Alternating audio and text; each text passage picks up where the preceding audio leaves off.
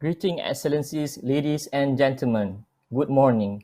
Today, in day two of the International Hydrogen Economy Forum and Strategic Lab, we shall witness two important exchanges and of memorandum documents that involve Malaysian Green Technology and Climate Change Center (MGTC) and esteemed collaboration partners. These memorandum documents exchange ceremony mark a significant intent and drive for collaborative effort towards sustainable economy and green growth in Malaysia, fueled by low-carbon hydrogen technologies. These two memorandums will set the target in driving the hydrogen economy forward, advancing development and deployment of hydrogen technologies, and introduce collaboration programs in areas relevant to the hydrogen economy. In light of the COVID-19 pandemic, the memorandum parties have decided and agreed to hold the Memorandum of Cooperation MOC document exchange ceremony virtually, with the hope that the spread of the disease can be constrained and economic activities can still be carried out and be further driven through different means, such as we have today.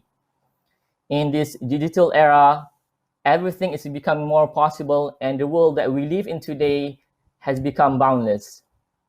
First off, to start, we shall witness the exchange of the Memorandum of Cooperation (MOC) between Nano Malaysia Berhad and MGTC by Dr. Rizal Khairi bin Ahmad, the Chief Executive Officer of Nano Malaysia, and technologist Shamsul Baha bin Muhammad Noor, the Chief Executive Officer of MGTC.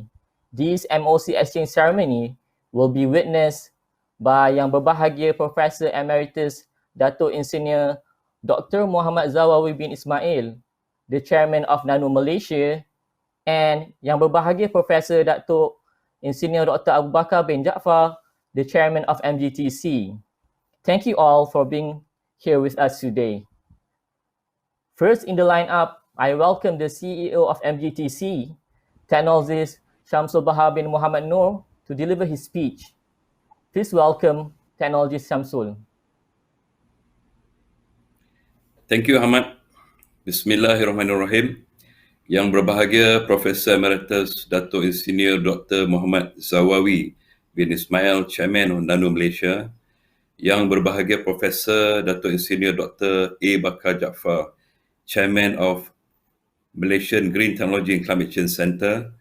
Yang berusaha Dr. Rizal Khairi bin Ahmad, CEO of Nano Malaysia. Senior Management of MGTC and Nano Malaysia, members of the media, ladies, gentlemen, and friends. Assalamualaikum and a very good morning.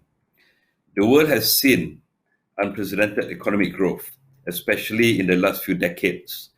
This growth is fueled by the increase of productivity, rise of the numbers of skilled and knowledgeable workers, greater adoption of advanced technologies, and expansion of service economy.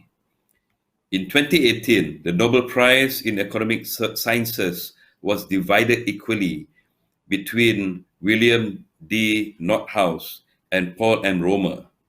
Romer won the prize by proposing that theory that the main factor that drives economic growth is technological innovation, and it is endogenously determined. This relates to how one nation needs to spend more on innovation, increase the number of registered patents or intellectual properties, pushing the impactful R&D projects and commercialization, and invest in great ideas.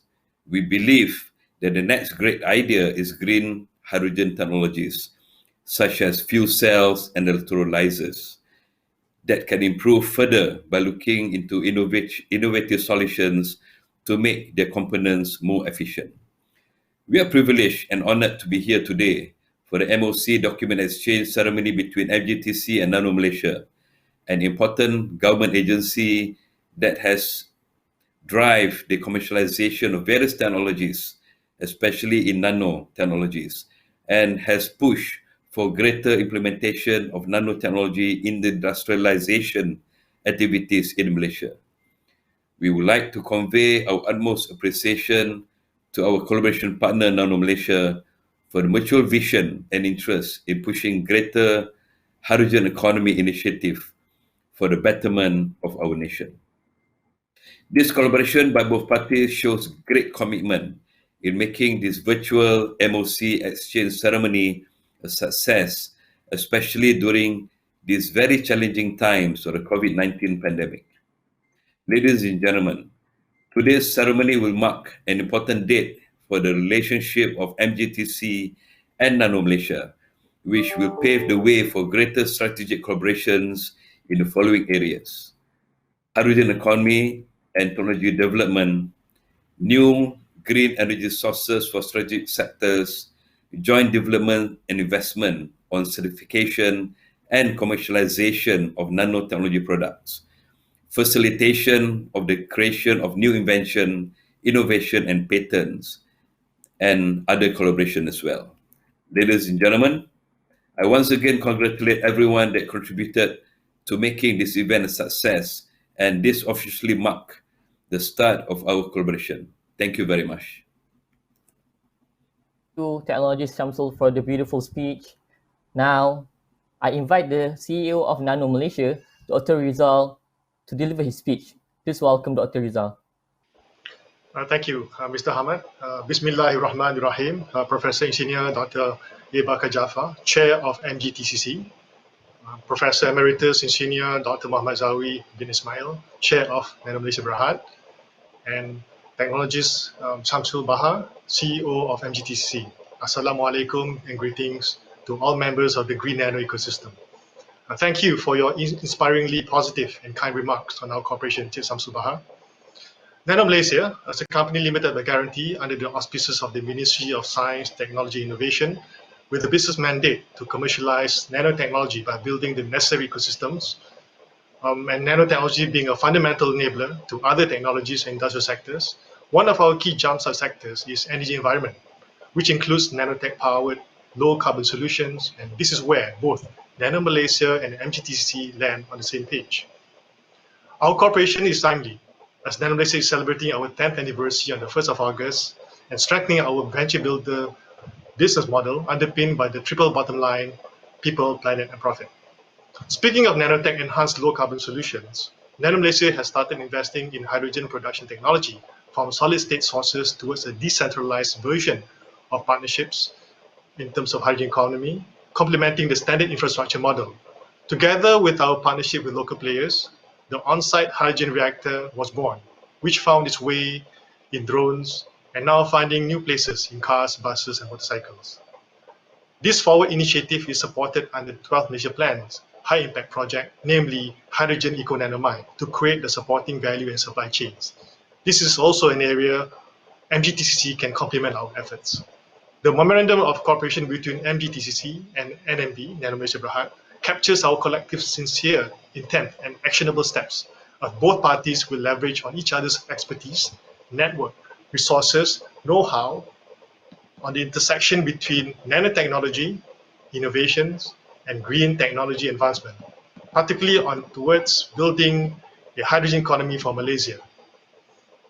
The International Renewable Energy Agency have projected that about $100 trillion economy can be created through investments in renewable energy for post-COVID-19 recovery. So our partnership is definitely timely. We shall put our words into action into establishing the aforementioned hydrogen economy for Malaysia with a focus on local development and production of improved hydrogen reactor and electrolyzer technologies, storage systems, and fuel cells, aligning to Malaysia's high-tech nation's goal of technological self-sufficiency. So congratulations to MGTC and of course to Malaysia as well. Thank you for standing shoulder to shoulder with us, Malaysian Green Tech Corporation and Climate Change Center. Thank you so much. Thank you, Dr. Rizal, for the brilliant insights and beautiful talking points. We hope from this collaboration between NMB and MGTC, more activities that relate to the hydrogen nanotechnology innovations and commercializations can be propelled and be further implemented in the future. Now, we are ready for the MOC exchange ceremony. So I request that each member of the ceremony be ready. So just a general housekeeping rules, make sure that you have the MOC document with you. Make sure that the distance between the document and the camera is well spaced. So everyone ready? So we'll be having two photo oppositions. First, we have the company representatives holding the document in front. So I think all of the company rep already set that up. Okay. So a beautiful smile, everyone. Even the witnesses. Okay, that's beautiful. Thank you. And then for the second one, without the document, and everyone give a big thumbs up. Okay, beautiful. Thank you, thank you. We are coming to an end for our first memorandum exchange. Thank you everyone for participating in this MOC ceremony and making it a success. We truly appreciate the effort made by Nano Malaysia and MGTC for this session and hope this set the pace for a greater collaboration in the future. Thank you. Now the member of the MOC exchange ceremony, you may excuse yourself and leave the vMix platform. Thank you. Now, ladies and gentlemen, let's get ready for the second exchange ceremony. Next, we shall witness the second and final MOC exchange of the day. This MOC exchange will be between the State Power Investment Corporation, SPIC Energy Malaysia Berhad, Biotech Dynamic Sdn Berhad, BDSB, and MGTC. The parties of the MOC will be represented by Yang Berbahagia Datuk Eddie Yap, the Managing Director of BDSB, and Technologist Syamsul Bahar bin Muhammad Nur, the Chief Executive Officer of MGTC. This MOC exchange ceremony will also be witnessed by Yang Berbahagia Professor Datuk Engineer Dr. Abu Bakar bin Jaafar, the Chairman of MGTC, and Mr. Goh Chen, the Director of SPIC Energy Malaysia Berhad. Thank you all for being here with us today. Now, I welcome the CEO of MGTC, Technologist Syamsul Bahar bin Muhammad Nur, to deliver his speech. Please welcome Technologist Syamsul. Thank you again, Hamad. Bismillahirrahmanirrahim. Yang berbahagia Profesor Datuk Insinyur Dr. A. Bakar Jaafar, Chairman MGTC.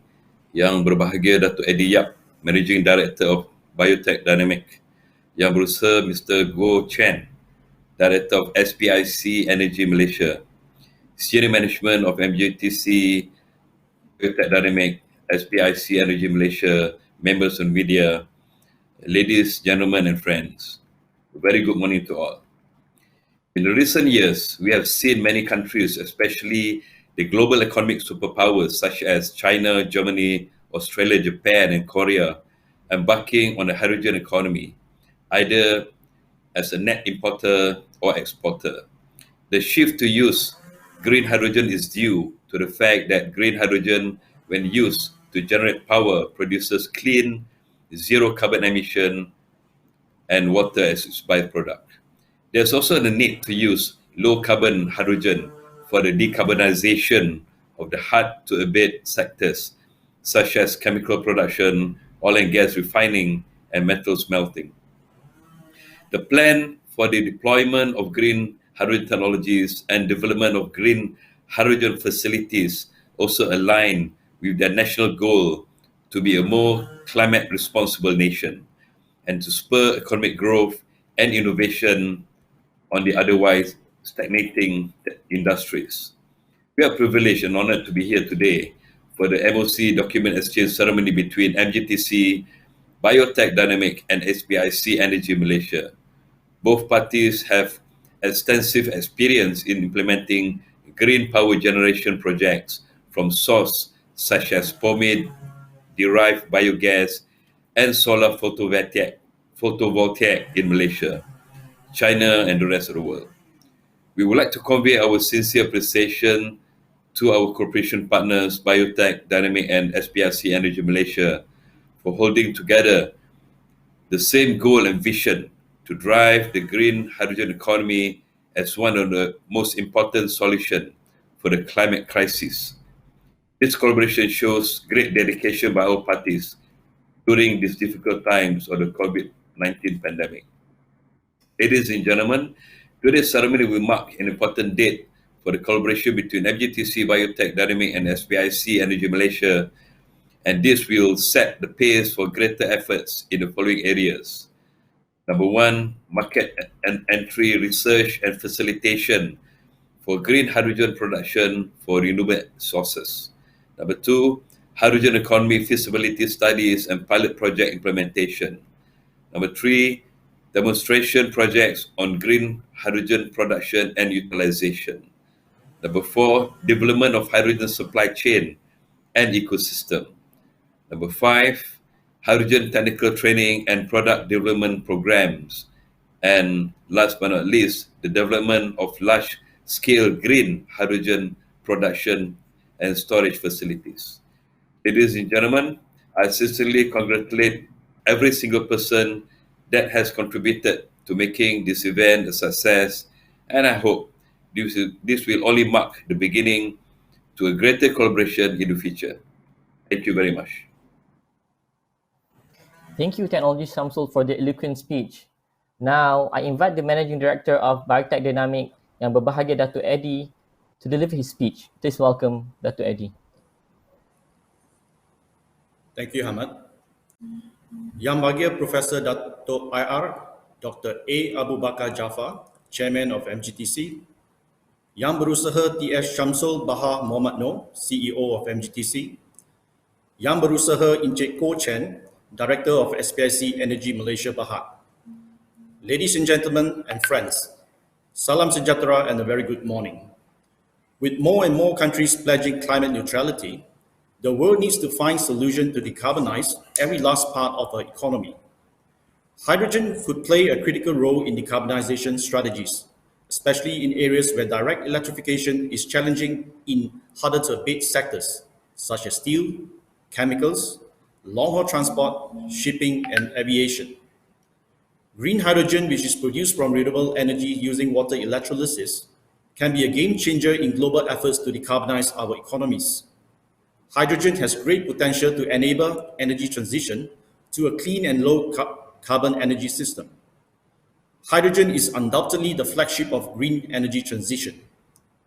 Located near the equator, Malaysia is blessed with plenty of sunlight and a thriving agriculture industry which produces abundant of biomass.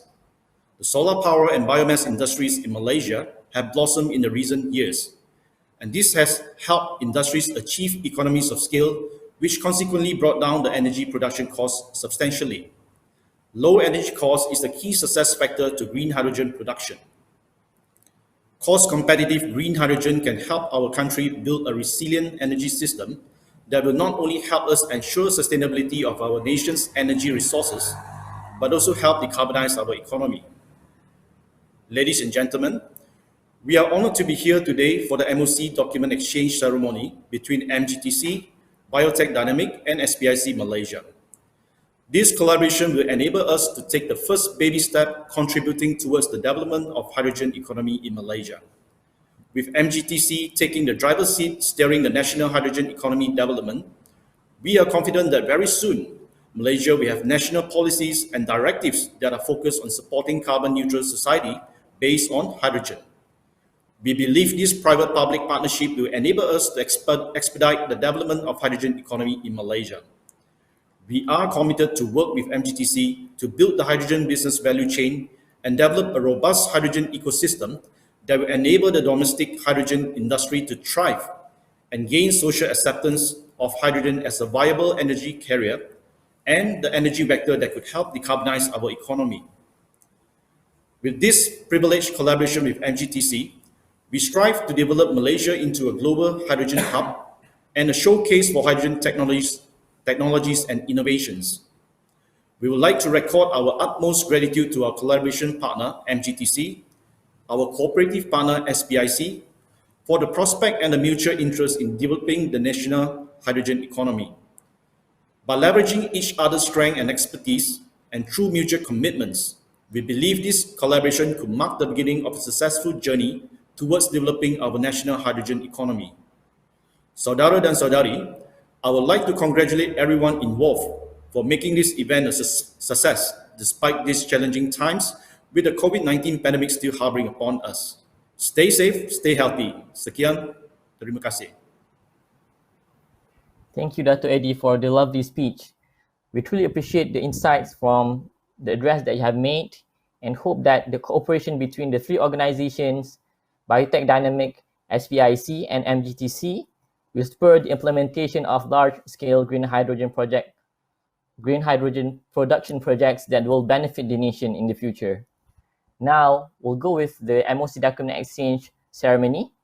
I request that each member of the ceremony be ready. So just a general housekeeping rules, make sure that you have the MOC document with you. Make sure that the distance between the document and the camera is well spaced. So everyone ready? For the first position, we'll be having the document centered in front of you. Everyone with the big smile. Big smile, everyone. Okay, thank you. For the second position, I ask all of the members of the ceremony, witnesses, and company representatives to give a big thumbs up. Okay, thank you, beautiful. That's it. We're coming to an end for our second memorandum exchange. Thank you everyone for participating in this MOC ceremony and making it a success. We truly appreciate the effort made by SPIC Energy Malaysia Berhad Biotech Dynamic and MGTC for the session and hope this set the pace to join implementation of low carbon economy initiatives, especially for green hydrogen production in the future. Thank you. Now, the member of the MOC exchange ceremony, you may excuse yourself and leave the vMix platform. Thank you.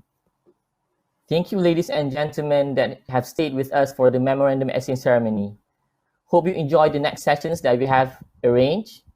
Next, we'll be having the third roundtable dialogue of our 4-day International Hydrogen Economy Forum and Strategic Lab event, which will start at 11 a.m. today. Everyone stay safe, take care, and thank you again for joining us.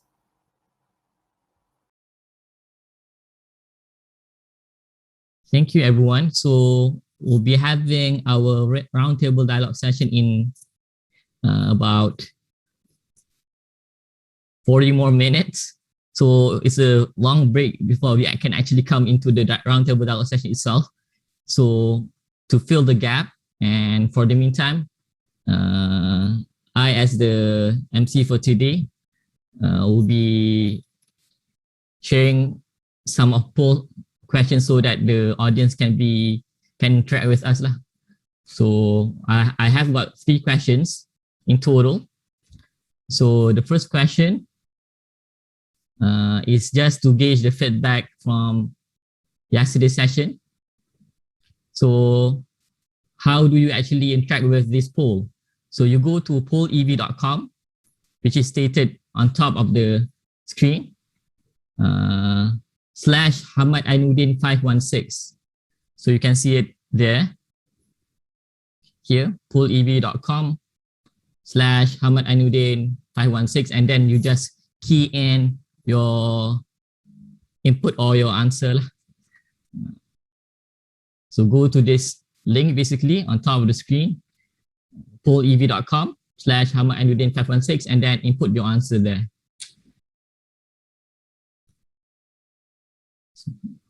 So we have a long break. So just to fill in the gap, we'll be having a poll session.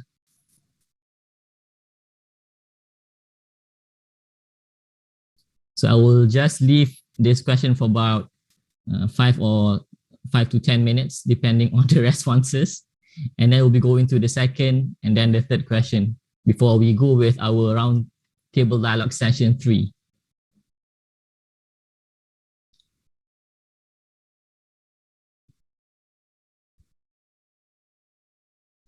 So one person actually answered in terms of the most interesting session for him or her is the opening ceremony.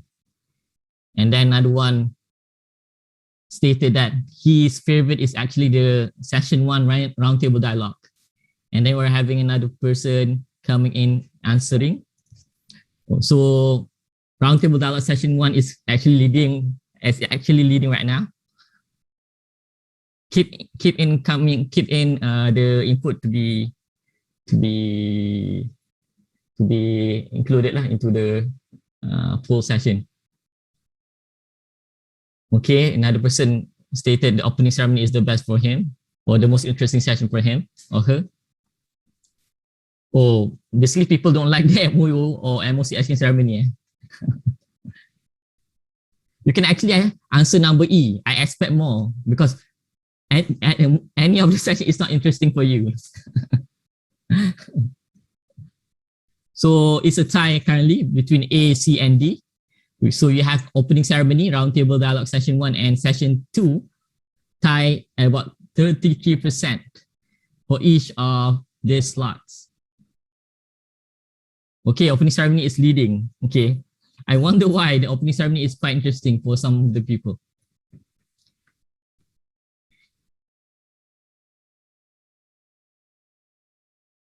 Okay, now we are having a roundtable dialogue session 2 to lead in terms of the most interesting session for the audience.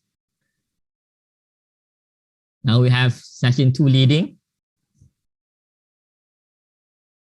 So I will just leave this for about 3 minutes, and then we will go to the second screen or question before we go to the third question. So this is just a poll to gauge the feedback and the responses in terms of what is the most interesting session for yesterday. So for the second screen and the third screen, or the second question or the third question, it's more of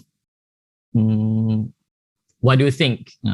Basically the emotions that you actually feel in terms of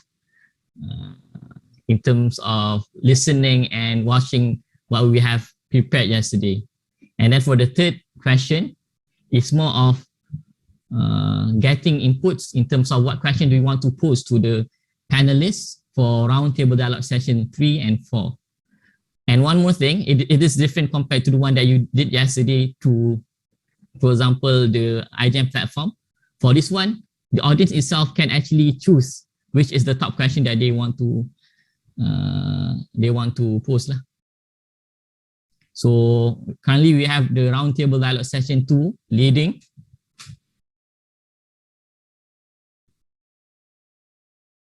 Followed closely by the opening ceremony.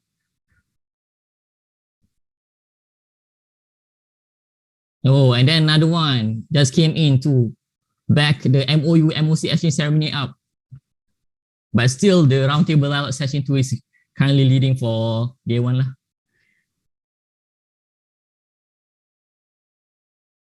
So another go to the second question.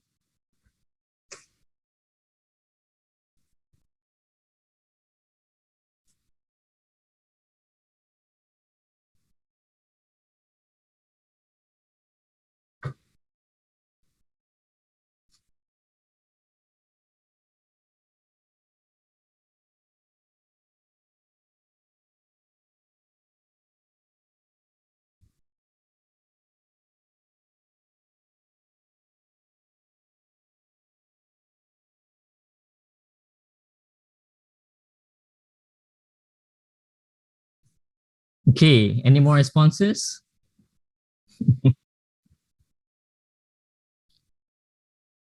So currently roundtable dialogue session is leading, and then we have another person coming to support the roundtable dialogue session 1 as his or her most interesting session for the day, for day 1.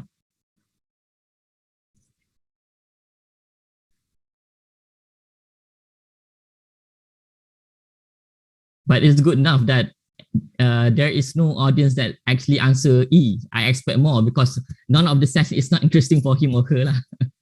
So it's a good thing that at least you have your interest, the most interesting session for you lah. Regardless it is the opening ceremony, MOU, MOC exchange, or the roundtable dialogue session 1 or 2.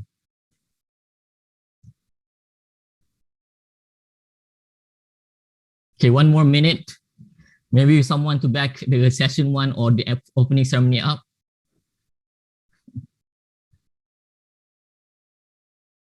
Oh, another person actually answered, I expect more.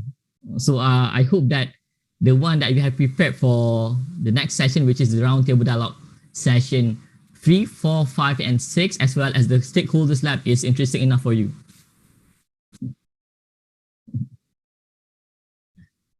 Because we have a long day ahead of us, and then this is a 4-day event. So it's quite long. For a normal conference, it will usually be around 3 days or 2 days at most. But for this particular International Hydrogen Economy Forum and Strategy Lab, we have it at 4 days.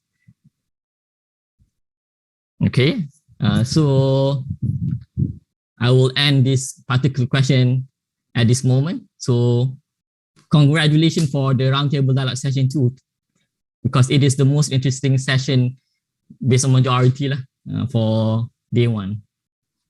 So we go to the next question.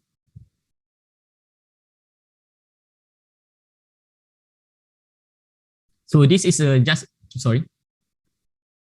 So this is the second question, which is what do you expect from today's session, which is from the MOU MOC exchange ceremony, as well as the Roundtable Dialogue Session 3, and then the Roundtable Dialogue Session 4 that we have prepared for you, the audience.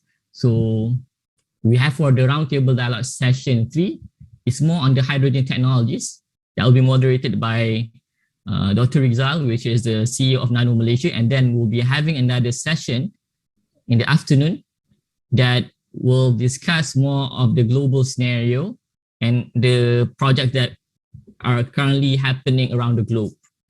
So, just to gauge and to manage the expectations of the stakeholders or the audience, so you can post your expectation as well as what do you expect from today's sessions. So this will be looking like a word cloud. So you can go in and just give any thought that you have. So you can actually give unlimited inputs for this question. So I will leave this for about 10 minutes, 10 or 13 minutes before we go with the last question.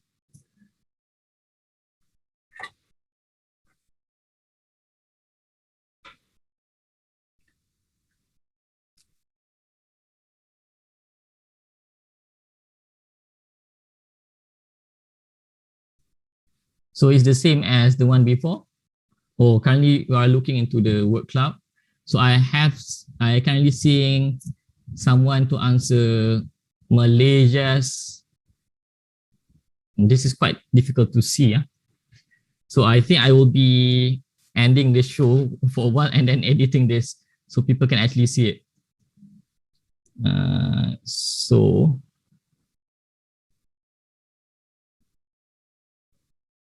wait for a while, because the word cloud is quite difficult to be seen. So I need to adjust the setting.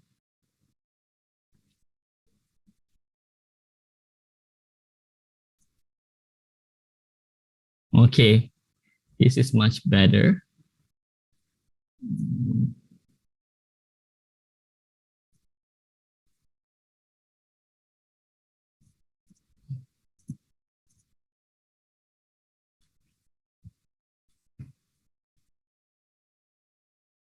So we have the first expectation, which is how hydrogen fits into Malaysia's overall carbon reduction goals or targets by 2030 or 2050. Okay, this is one of the expectation that one of the audience had for today's session. Okay, it's a bit big, isn't it? Okay, next one. More firm political will and concrete policy in national hydrogen agenda. So that is the second expectation. Because today's session is more on the technology side and the global landscape in terms of projects coming from Chiyoda, for example, on the Spera hydrogen, which is transported using a carrier basically So it binds the hydrogen with the MCH. And then we have other session, but it's more on technology, or project implementation at the other side of the globe. So I'm not sure whether this can be answered in terms of the session today, but maybe can be answered and be addressed in the last session in terms of what we have for day 4, which is the stakeholders lab. Okay. Keep in pushing your expectations into the pool. So we only have like 2 audience giving their inputs in terms of their expectations.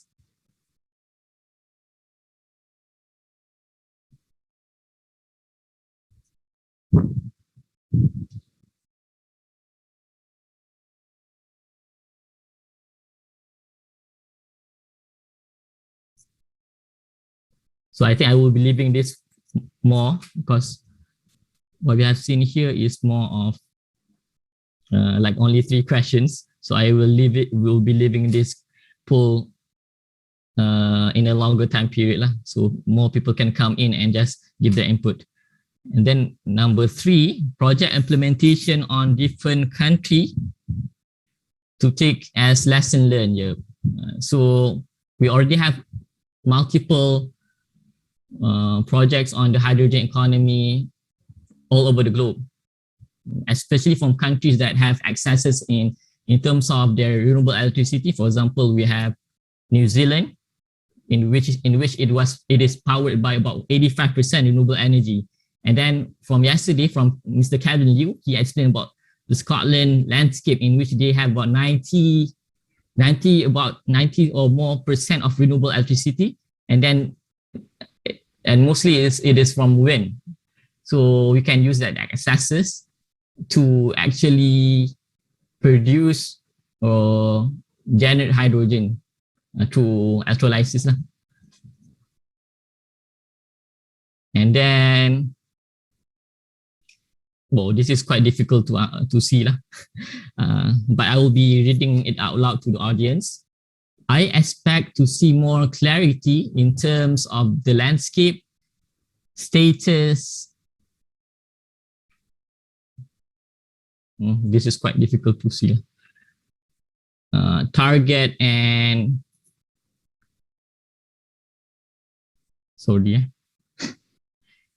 target and what? And action. Yeah. So that's the most difficult thing to do. We can have all sort of policy documents. We can have all sort of incentives. But the most important thing is to act upon the incentives, the policy that we have in place. That is the most difficult thing, actually. And then when we actually act upon the policy that we have to overcome the barrier, the most important thing is to make sure that the action that we do is the most efficient one. So we don't waste in terms of resources and in terms of costings.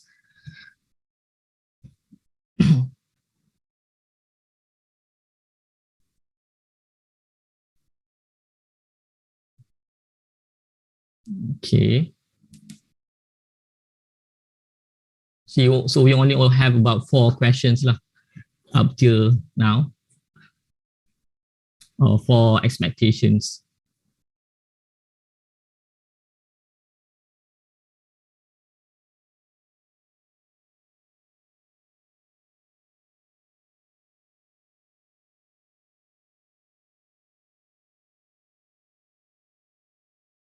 So any more expectations that you want to fill in and give to the organizer?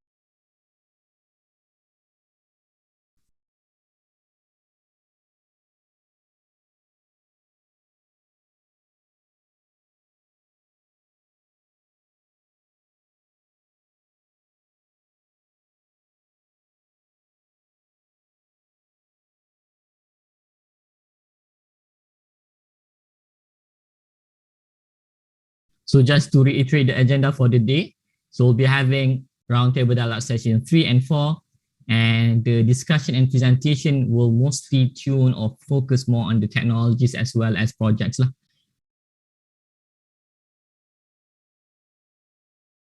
So another expectation that we have from the audience, what applied technology are meant to be applied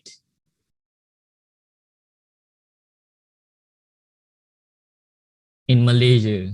Okay, so I think one of the, we also have Petronas, for example, as one of the panelists as well as the presenter for today. So I think Petronas is the one that has sort of an authority in terms of in charting the hydrogen path for Malaysia, especially in terms of blue hydrogen as well as turquoise hydrogen in the future.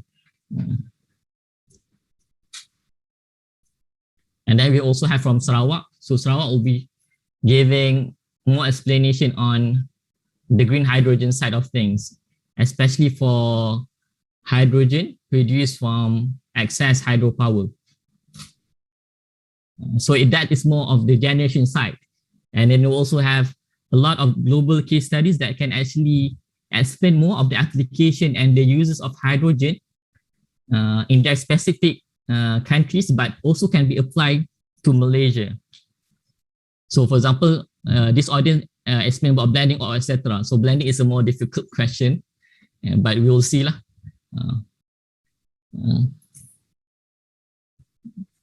Because blending has different percentage and so on. But I think some of the panelists may address and may answer to this particular concern lah, in terms of application, in terms of blending hydrogen with natural gas in the pipeline, for example.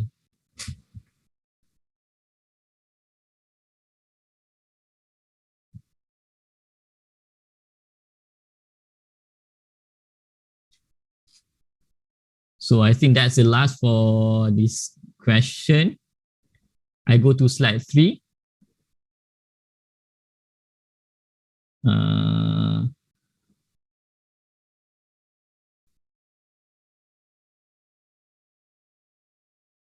So this is the question that you can pose. You can include your input, and then the audience can actually rate which question that they want to see up there to be answered by the panelists.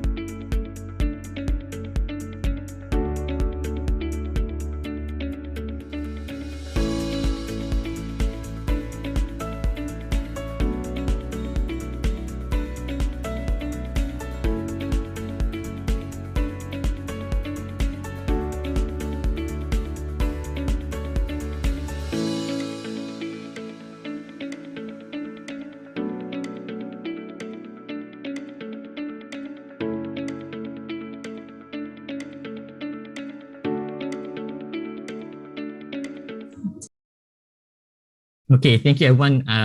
Technical things happening on the background.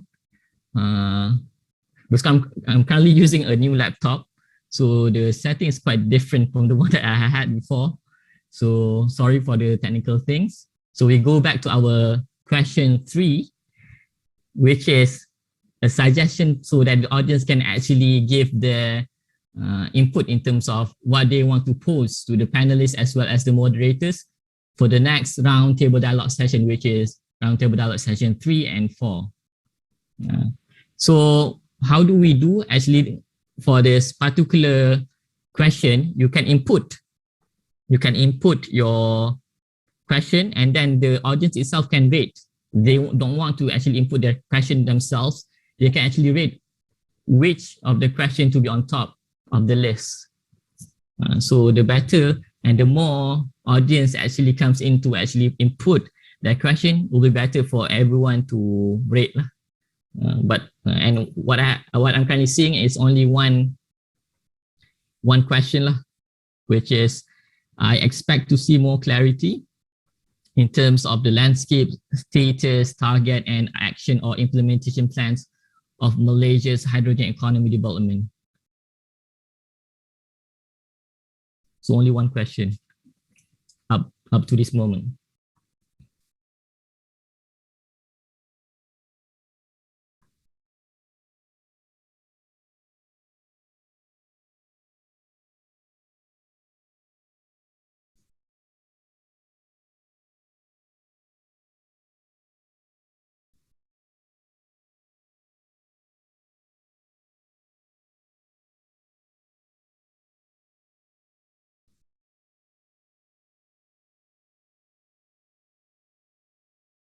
So more questions? So you can go to the poll.ev.com, Hamad Ainuddin 516. For the new participant, you can go to this website and then input your question as well as to rate the questions if you expect them to be on top of the list in terms of getting this question to be posed to the moderator and the speakers for sessions 3 and 4.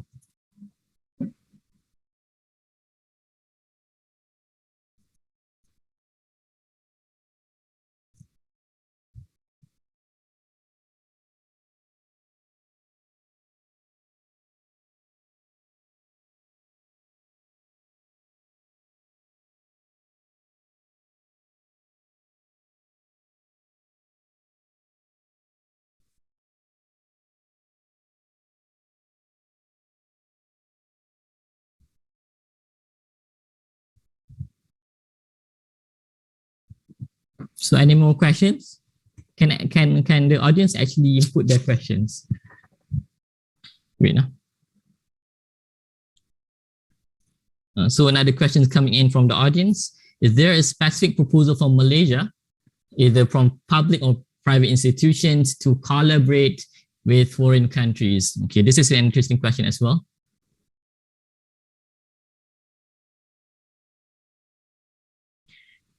So keep in giving your questions.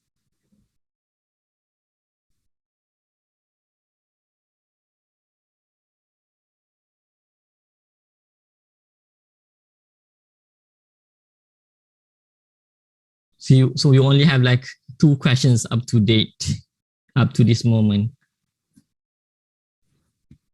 If I were to actually do this to a group of university students, they can actually give more questions.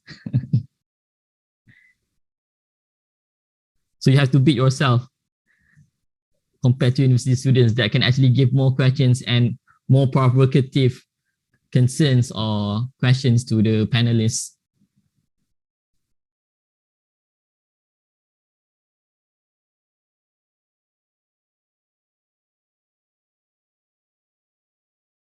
So only 2 up to date.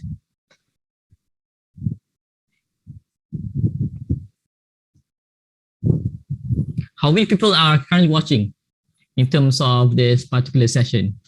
So I expect to have like every single one of the audience can actually give your question if possible. So the more question, the more merrier in terms of our next session. If not, it will be very boring with simpler questions and so on.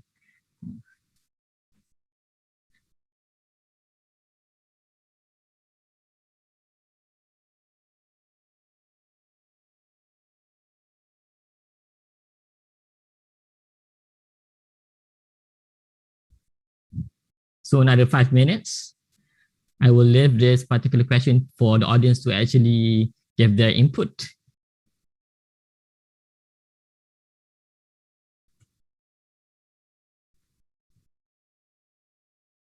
So for this particular, only 2 questions, and then only one person actually, or one of the audience actually rated for the first one. So we have another one. How would the hydrogen highway be considered in Malaysia? So this is another question.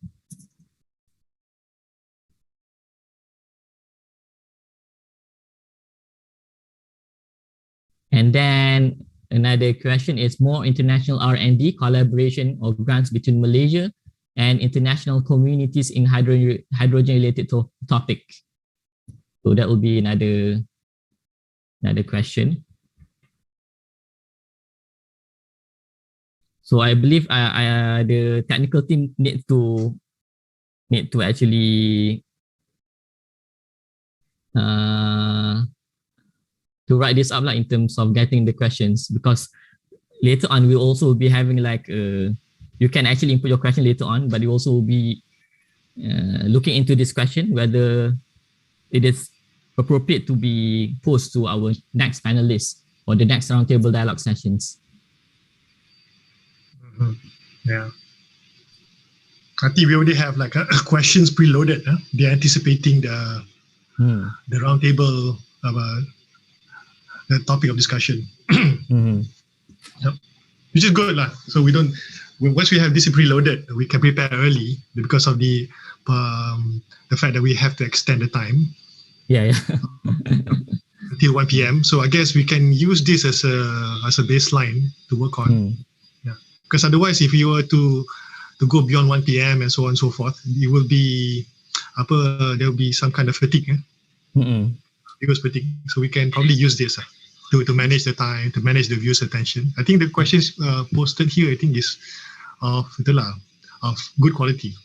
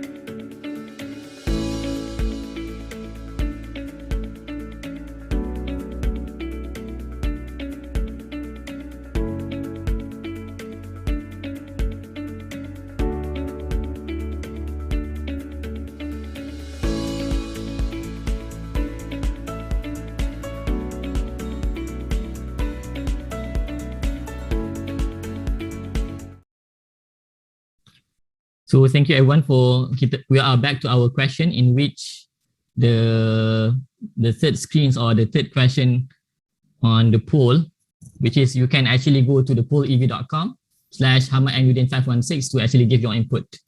So we already have about 7 or so questions to be used for our next roundtable dialogue sessions 3 and 4. So one of the questions that has been included by one of the audience is, when will the much awaited low carbon mobility blueprint be released for the public view? Will it actually cover the development of hydrogen fuel cell vehicles? So even though I know the answer, I cannot actually give any information on that. None of the speakers here, including myself, have the authority to speak on that, because we're not from KASA. Yeah. So I think we can preload those questions on the chat box. Then I will choose whichever is relevant in the context of the speaker's background. In the interest of time, because Having 7 questions, I think is already more than enough for us to conclude the session at the end of it. Yep. Yeah, more than enough. So I think that's it for the poll questions. Thank you everyone for participating in the polling session. Just to fill in the gap in between the exchange ceremony and then the roundtable dialogue session. So we actually will be meeting again at 11 a.m. Thank you.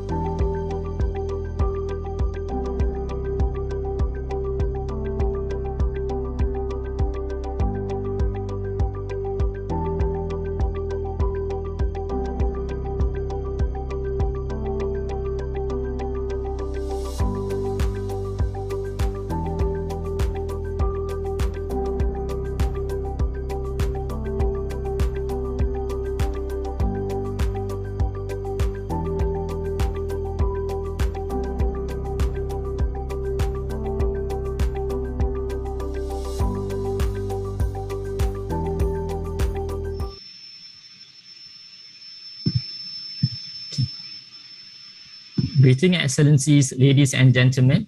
Good morning. Now we are ready for our next agenda of the day, which is the Roundtable Dialogue Session 3.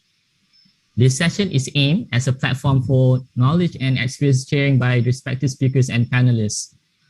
The session will be starting with a series of presentations by the speakers, followed by a live Q&A session moderated by our moderator, which is Dr. Rizal Khairi Ahmad.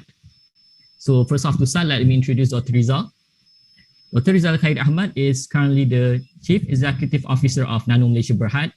He holds a PhD in nanotechnology, electronic electrical engineering from the London Centre for Nanotechnology, located at the University College London as the first, and he was the first KASA PhD scholar for 2007-2010. He was, in 2014, he was instrumental in crafting out Malaysia's National Graphene Action Plan 2020, and he co-authored chapters pertaining to innovation under the 11th and 12th Malaysia Plan. He's also the architect of the nanotechnology commercialization ecosystem in Malaysia. In 2017, he was listed as one of Malaysia's key business influencers by International Business Review, and since 2019, he is Malaysia's top 100 LinkedIn icon. So he's also active in social media, as you can see.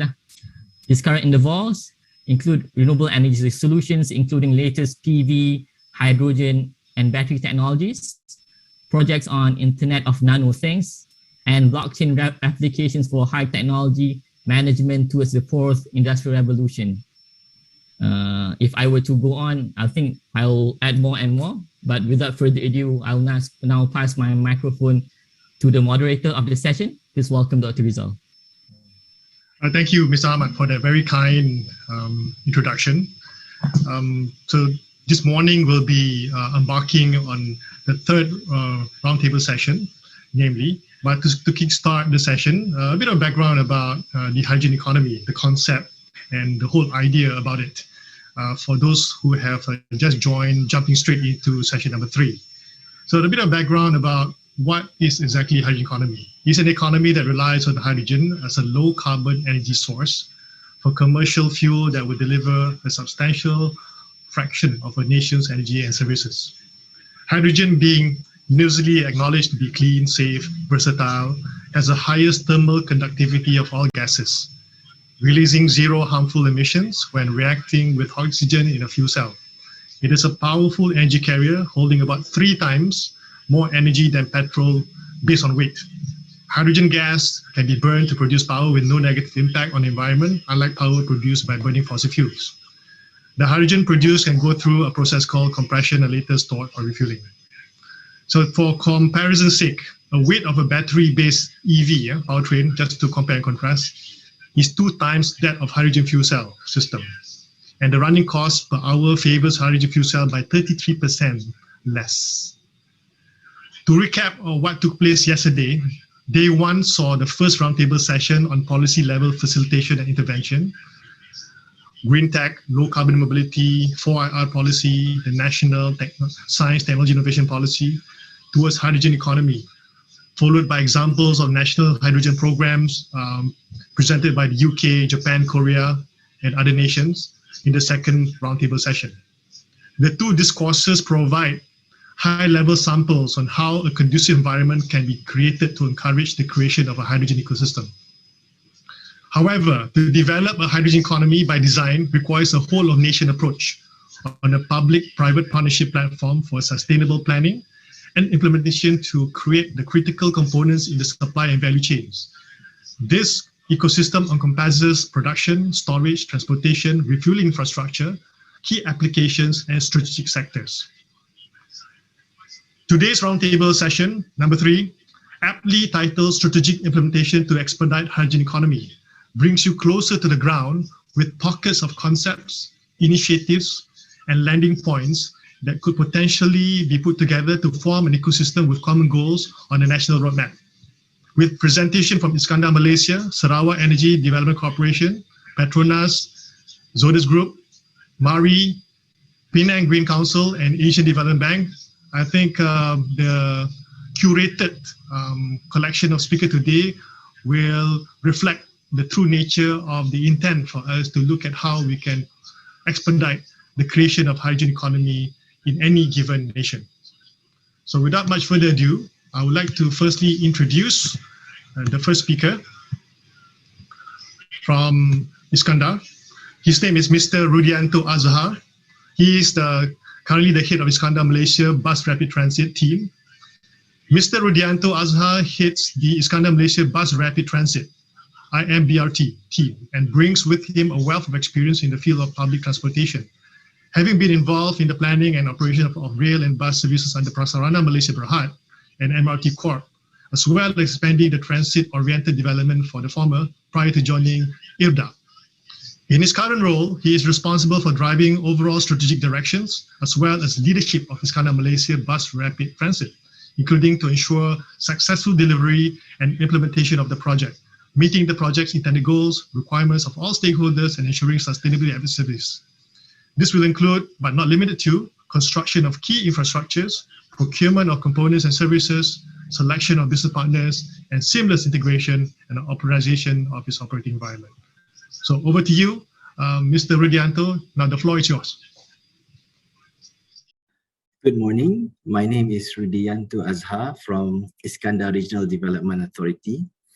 And first of all, let me thank Kementerian Alam Sekitar dan Air, as well as Green Tech Malaysia, for giving us the opportunity to share the prospect of using clean hydrogen for Iskandar urban transportation system. Now, if you can see the slide, we are now going through a background of Iskandar Malaysia. Then I will take a little bit more time to discuss the low carbon society blueprint that we have in Iskandar Malaysia, and looking at the integrated green transportation that Iskandar Malaysia Bus Rapid Transit will present. And lastly, looking at the opportunities of adopting the clean hydrogen. Now, Iskandar Malaysia is essentially an economic region. We are at the tip of Semenanjung Malaysia. The peninsula in the state of Johor comprises of 5 local authorities. We have currently about 2 million population, targeted to reach 3 million by 2025. As an economic region, we are focusing on 9 promoted economic sectors. You can see the services ranging from financial, logistics, education to healthcare, and we have quite a number of manufacturing areas, for example, the E&Es, petrochemical, oil and gas, and food and agro. Now, since 2006, we have been generating wealth for the region, and our target investment is 383 billion ringgit by 2025. To date, the total cumulative investment up until June 2021 is 341 billion, and out of those, 61% of them has been realized, and we are proud to note that the growth for the region has been ranging from 6 to 8% annually. That was before COVID-19.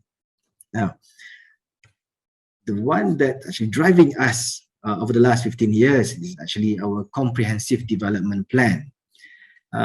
This plan outlines our goal towards having a sustainable growth, looking into this circle of sustainability.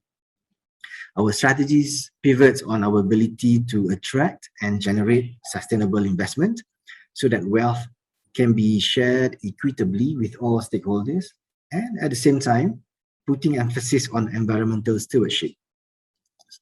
So one of our major environmental agenda in our low carbon society blueprint has been on the target to see reduction in greenhouse gas emission by 58% in 2025. So there are lists of action items within this low carbon society, and we have seen some numbers coming in. Although in 2017, our numbers is still still in the development stage. We have recorded about 13% reduction, but we can see that slightly more than 30% of the emission contributed from transportation. So we need to do something about it. This transportation, for example, from public transport, private transport, and cargo and freight, this is quite alarming, yeah, because within Iskandar Malaysia itself, we have 3 international ports, we have 1 inland port, and there are more than 100 managed industrial parks within Iskandar Malaysia. And to make it worse, there are about 350,000 people crossing borders to Singapore on a daily basis. That was the number before COVID-19. And plus the cargo freights crossing to Singapore, supporting the Singapore economy and all that, that contributes to the increase in GHG. Well, on that note, the government in 2017, the federal government has approved a budget of 1 billion ringgit to construct Iskandar Malaysia Bus Rapid Transit.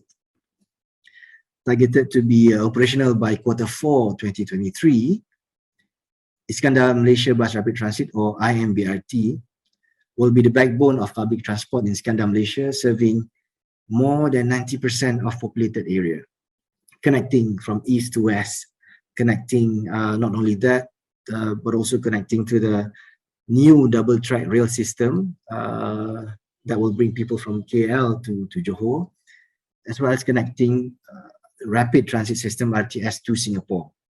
Now, this IMBRT will be operated by 3 different types of services. We have trunk services. If you see the diagrams on the right, the trunk services will be using mostly high capacity buses and supported by direct services as well as feeder services. Direct services will be using 10 to 12 meter buses. It could be some of those green energy buses that you can see here, as well as smaller buses, 6 to 8 meter for feeder buses. Yeah. Now, with that in mind, as an authority who will look into managing all the resources for public transportation, we have considered quite a number of alternative green energy options for those buses. We have looked at B100, bio-CNG, we have looked at electric buses, and as well as hydrogen. For the hydrogen supplies within Johor itself, you can see here that we have a lot of potential supplies, whether from the industries or from the palm oil plantation that can generate biomethane to help produce hydrogen. Now, however, for us to look into the suitable energy for public transportation, there are areas. These are the 2 areas that we have to really consider. Yeah. Number 1, we have to look at the mobility pattern within the region itself. The mobility pattern will help determine not only the appropriate fuel type to be used, but also the size of the vehicle that will in turn tell us on the frequency, refueling, recharging locations, etc., etc. So if you can see the diagram on the left, you can see about 60% of the movement within Iskandar Malaysia is done between adjacent districts. Therefore, the average trip per person is between 6 to 8 kilometers. Quite short distance, yeah, because this is how the development within Iskandar Malaysia is currently being developed over the last 15 years.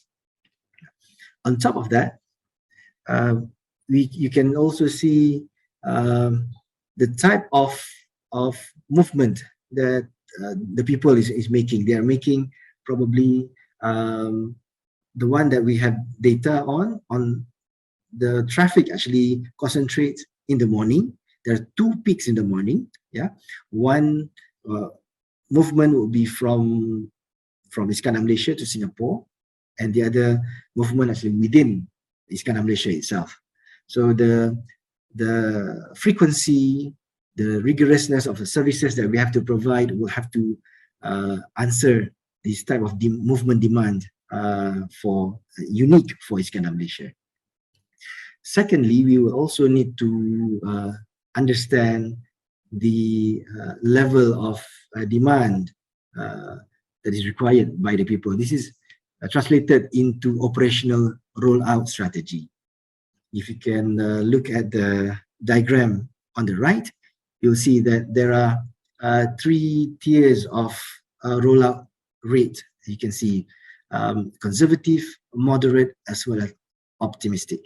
Now, conservative means that how much coverage can we do within a period of time, or how fast do we want to cover this 90% of Iskandar Malaysia. Conservative means we are doing it really, really slowly. Moderate means that we are taking between 3 to 5 years to cover the 90% of Iskandar Malaysia. And optimistic means that we should be doing it within the first 3 years of operation. Yeah. So how fast that we need to acquire new buses, for example, to cover all these areas. And that is also translated into how much green buses that we need to operate within those different time frame that's given.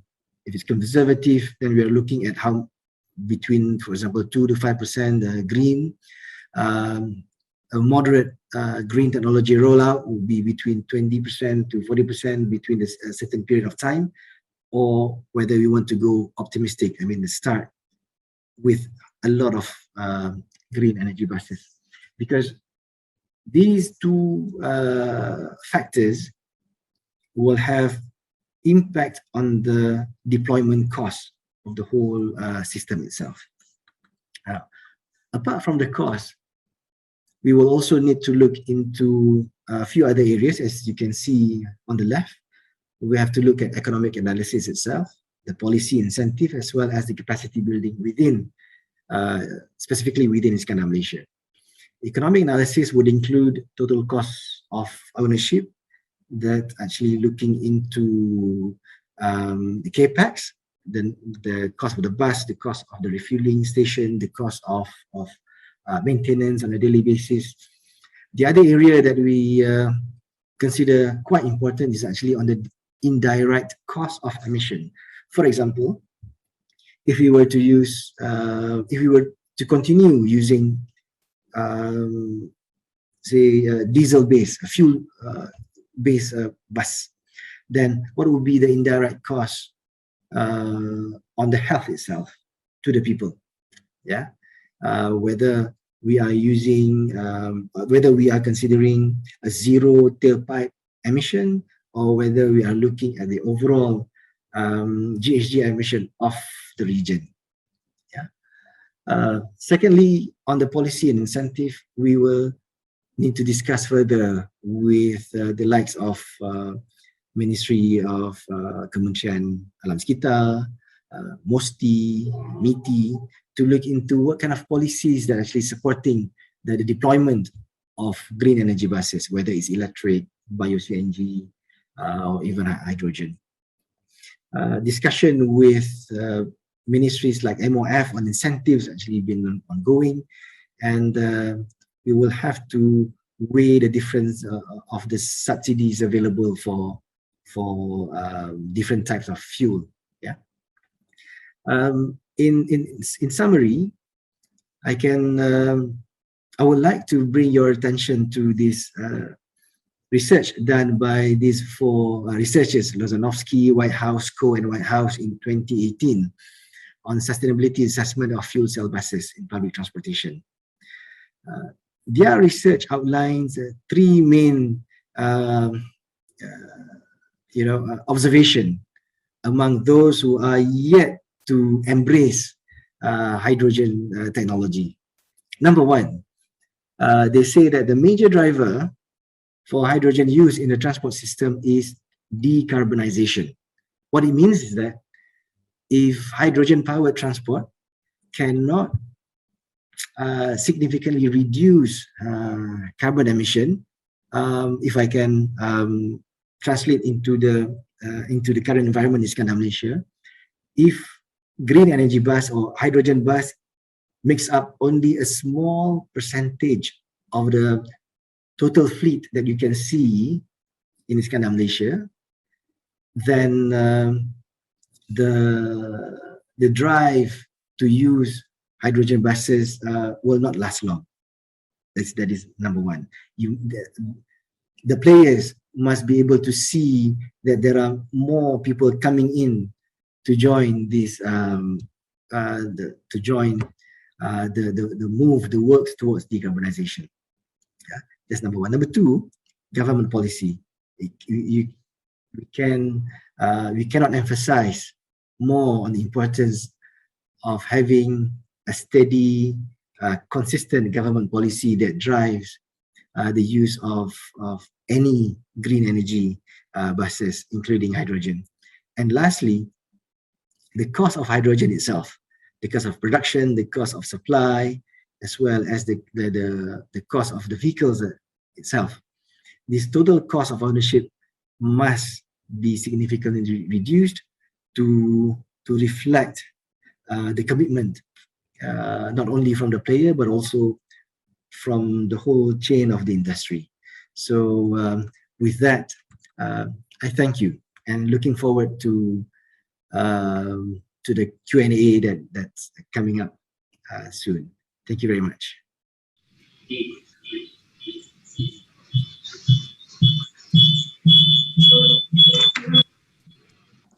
Okay, thank you for that presentation, Mr. Rudy. Brilliant presentation, very refreshing. I would say very hydrogenating, to put in a pun intended. The whole presentation encapsulated the need statement presented by Iskandar, Malaysia, and of course it states the business case for people to consider in deploying hydrogen as a green fuel for decarbonization.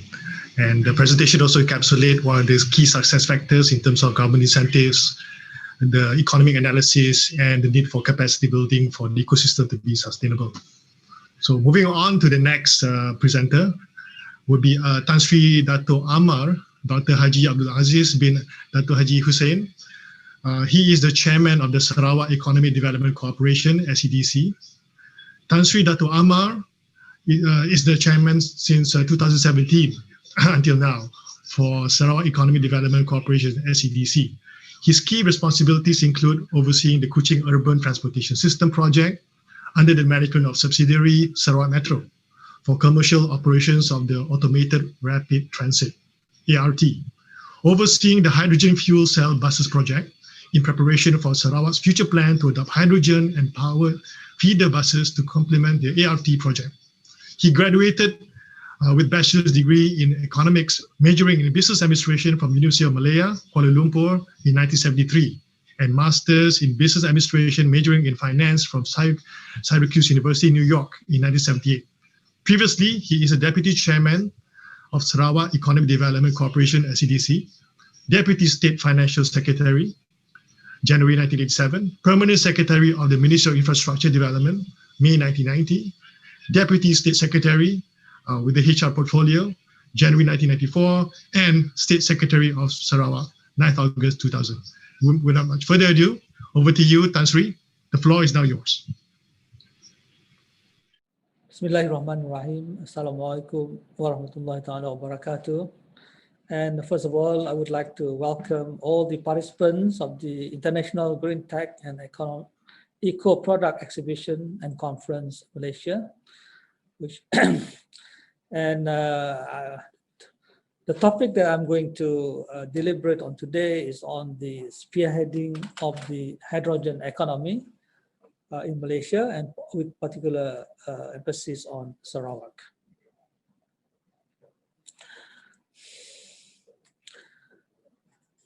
So the agenda that I will be touching on will be on the Sarawak hydrogen economy vision, our mission statement, and the hydrogen economy framework. and fourthly, the hydrogen economy roadmap, followed by an overview of the project Hornbill that we have in Sarawak, and of course, upcoming hydrogen-related projects which will be undertaken in the state. Okay, now we look at the Sarawak's hydrogen economy vision, where we are looking at Sarawak as the forefront or as a forerunner for the green hydrogen economy in this region. I think hydrogen economy is actually an economy that relies on hydrogen as the commercial fuel that would deliver substantial fraction of our energy and services.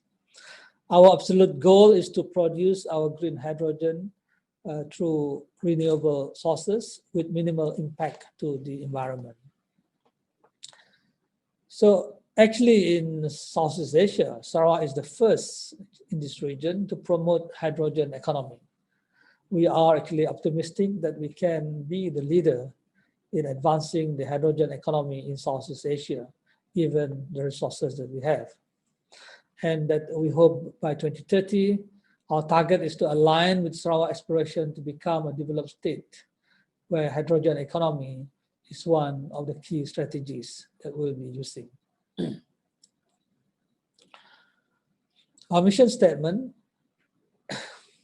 actually is to reduce petroleum use, greenhouse gas emissions, and air pollution, and to contribute to a more diverse and efficient energy infrastructure by enabling the widespread usage and commercialization of hydrogen and fuel cell technologies.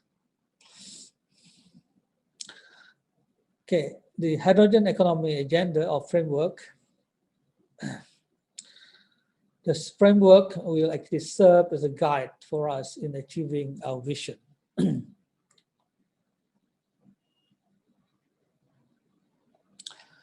Okay, as a front runner, Sarawak will be the front runner for green hydrogen economy in Southeast Asia region by 2030. And with that, we reduce the use of petroleum, greenhouse gas emission, and of course, to reduce air pollution, contributing to more diverse and efficient energy infrastructure, enabling the widespread commercialization of hydrogen and fuel cell technologies and uses in the state. Okay, we have 5 strategic pillars in order to realize this. First is on the production, and storage. We're producing hydrogen via renewable energy sources and with competitive costs. Secondly, on the transportation, the optimizing of the cost of transportation of hydrogen for domestic use and also for export market. Thirdly, commercialization, where we explore potential market for green hydrogen in the region and of course to other parts of Southeast Asia, Asia and beyond. Fourthly, application on the upscaling of green hydrogen and hydrogen fuel cell in the transportation sector and other industry. And lastly, research and development by increasing R&D efforts to improve the efficiency of hydrogen-related equipment, such as fuel cell, electrolyzer, etc., and of the costs of optimization for a green hydrogen economy.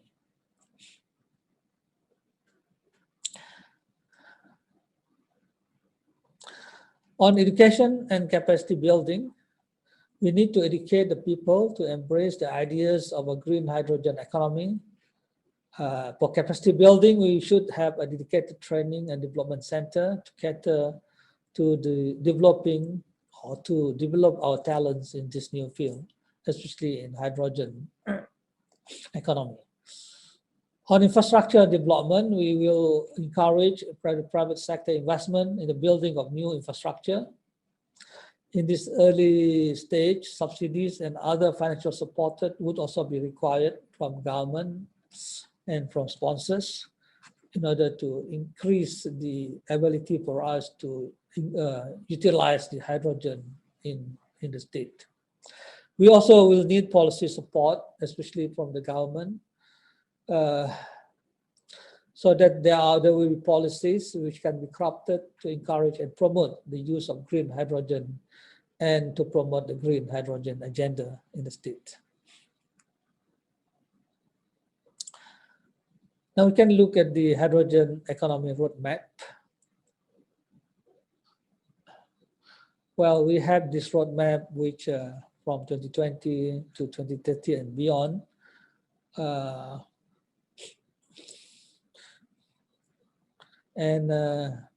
We have also our agenda, an overview of the Sarawak Leads Hydrogen Project.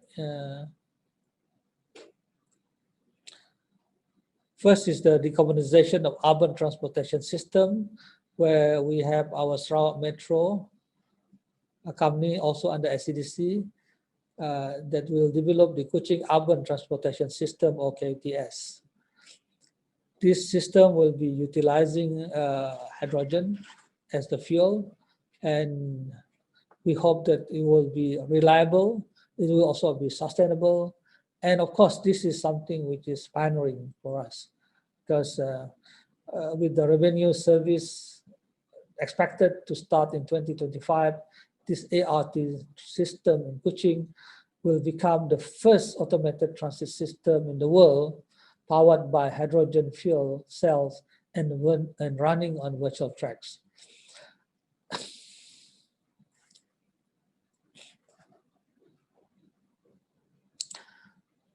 So this is our path to zero emission using hydrogen fuel cell, where we can actually, where the refueling time is much less if compared to using batteries. It has a longer range than batteries, or even compared to fuel. And we can be customized our power output. And of course, we will be looking at increased availability of the hydrogen for the use of more and more vehicles that will be using the fuel cell system. One of the interesting projects coming up is the collaboration between Malaysia and Japan on this project ONBIL. This green energy project is actually a proposal to put up a plant in Bintulu, Sarawak. And Sumitomo Corporation and Sarawak Economic Development Corporation have entered actually a memorandum of understanding in this November 2019 to initiate a feasibility study to jointly develop a commercial scale green hydrogen plant in the SCDC Petrochemical Park in Bintulu. This will be done together with UNOS, which also joined our consortium, because UNOS is one of the biggest user of fuel, who will actually be converting their fuel to hydrogen in the near future. So this project will be carried out in our Bintulu Park, or SADC Petrochemical Park. And we have actually earmarked this project to be scaled up to 700 megawatt, or about 100,000 tons per year capacity of hydrogen. This project ONBIL targets to be commercial operation of a 25 megawatt or 3,000 tons per year capacity plant by 2023, and to scale up to 75 megawatt or 10,000 tons per year by the year 2025.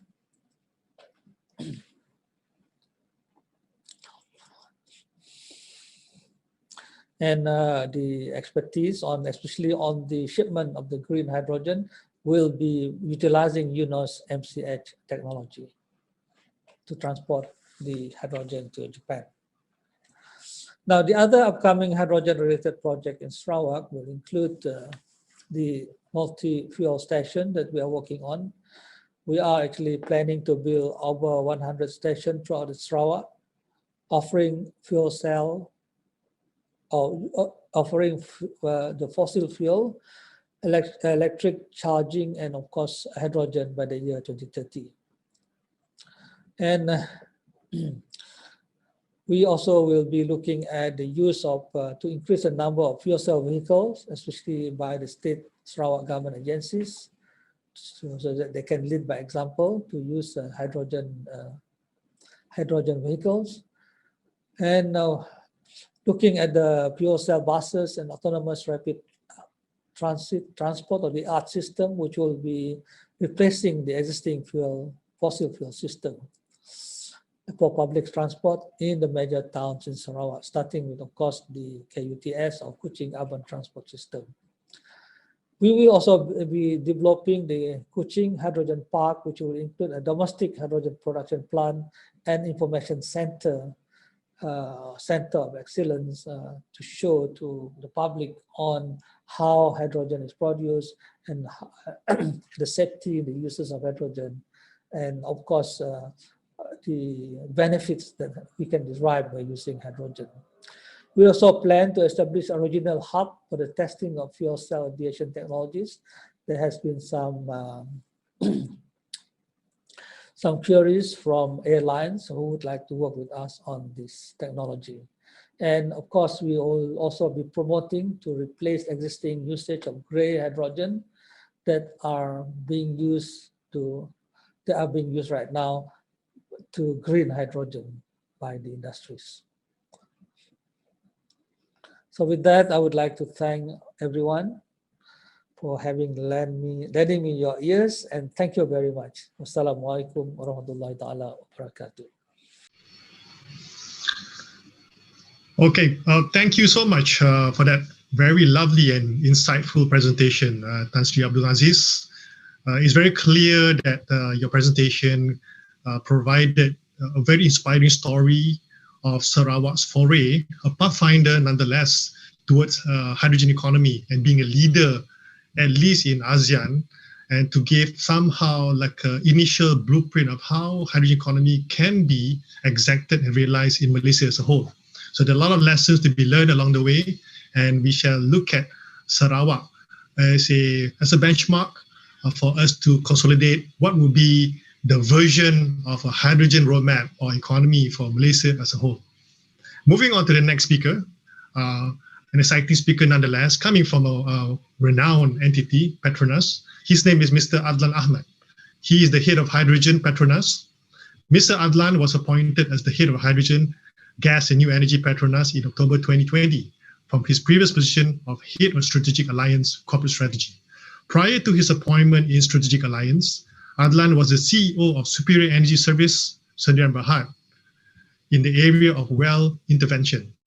Leading up to the SESKL post, Adlan was the Executive Vice President of Investment for Agensi Inovasi Malaysia, AIM, a new government agency to spearhead wealth creation through innovation. Adlan was also the Chief Operating Officer for Iskandar Investment Berhad, a Khazanah subsidiary that was responsible for the development of the Iskandar Development Region. Before that, he holds an MBA from the Massachusetts Institute of Technology, MIT, with a Bachelor's of Science degree in Natural Gas Engineering from Texas A&M University at Kingsville, and he was also a scholar at Petronas. So over to you. The virtual mic is yours, Mr. Adlan. Please proceed.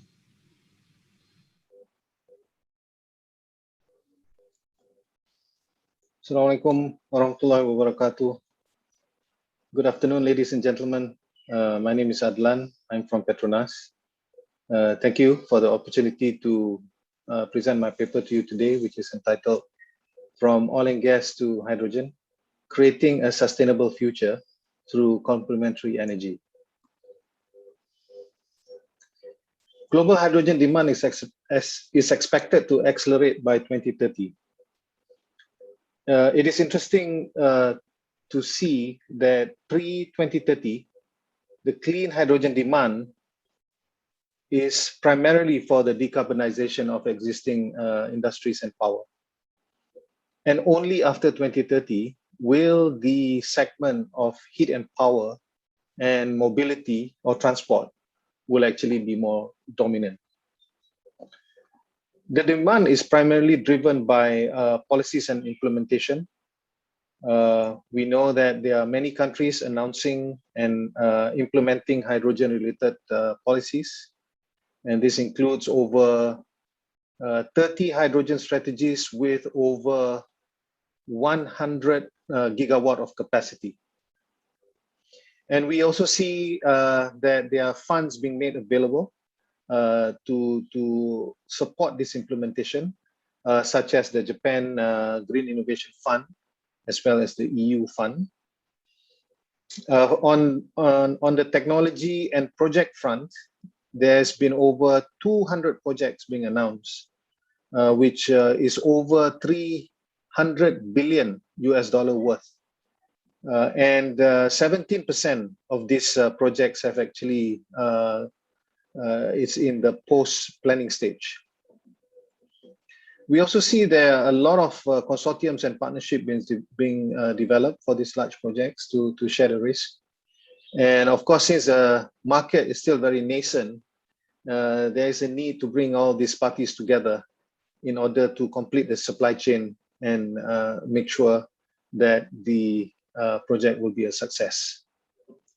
We also see that there are many of these countries have started to implement hydrogen-ready equipment and technology to ensure that their systems are ready to convert from using the normal fuel to the low-carbon fuel.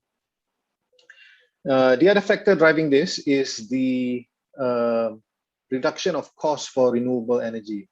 I'm sure you know that the cost of solar panels, for example, have dropped significantly. The cost of electrolyzer has also dropped significantly. And all this contributes to many of these projects now being considered for serious implementation. Over and above all this, we also see countries implementing carbon tax more seriously. And what happens is it makes hydrogen, which is very expensive, to be more competitive with the other alternatives that emit carbon dioxide. I'm sure you are very familiar with the different colors of hydrogen that includes pink, yellow, turquoise, white. But I would like to recap just three of the main ones that we'll be talking about today. Gray and blue hydrogen is from natural gas through a process called steam methane reforming. The difference is with gray, the carbon dioxide that is emitted during the process is released to the environment, and this is considered unacceptable today. Whereas blue, this carbon dioxide is actually captured and sequestered in a depleted reservoir, for example, or is utilized for other chemical processes. But the ultimate is green, that is actually produced from renewable electricity through electrolysis of water, where the molecule is separated into hydrogen and oxygen. So this is considered the best because there is zero carbon emission during the process. But of course, it is also the most expensive. Just to give you a feel for what it costs, for gray hydrogen, it's approximately $1.50 US per kilogram. Whereas blue is double that, it is about $3 US per kilogram. And for green, it's double that, it's about $6 USD per kilogram. But this is just to give you a feel for the magnitude in the difference of cost between these three types of hydrogen. The reality is the cost of blue hydrogen really depends on the cost of carbon capture and sequestration, which is cheaper in the Middle East, for example, because it's done onshore, and more expensive in Norway or even Malaysia, because we have to do it offshore.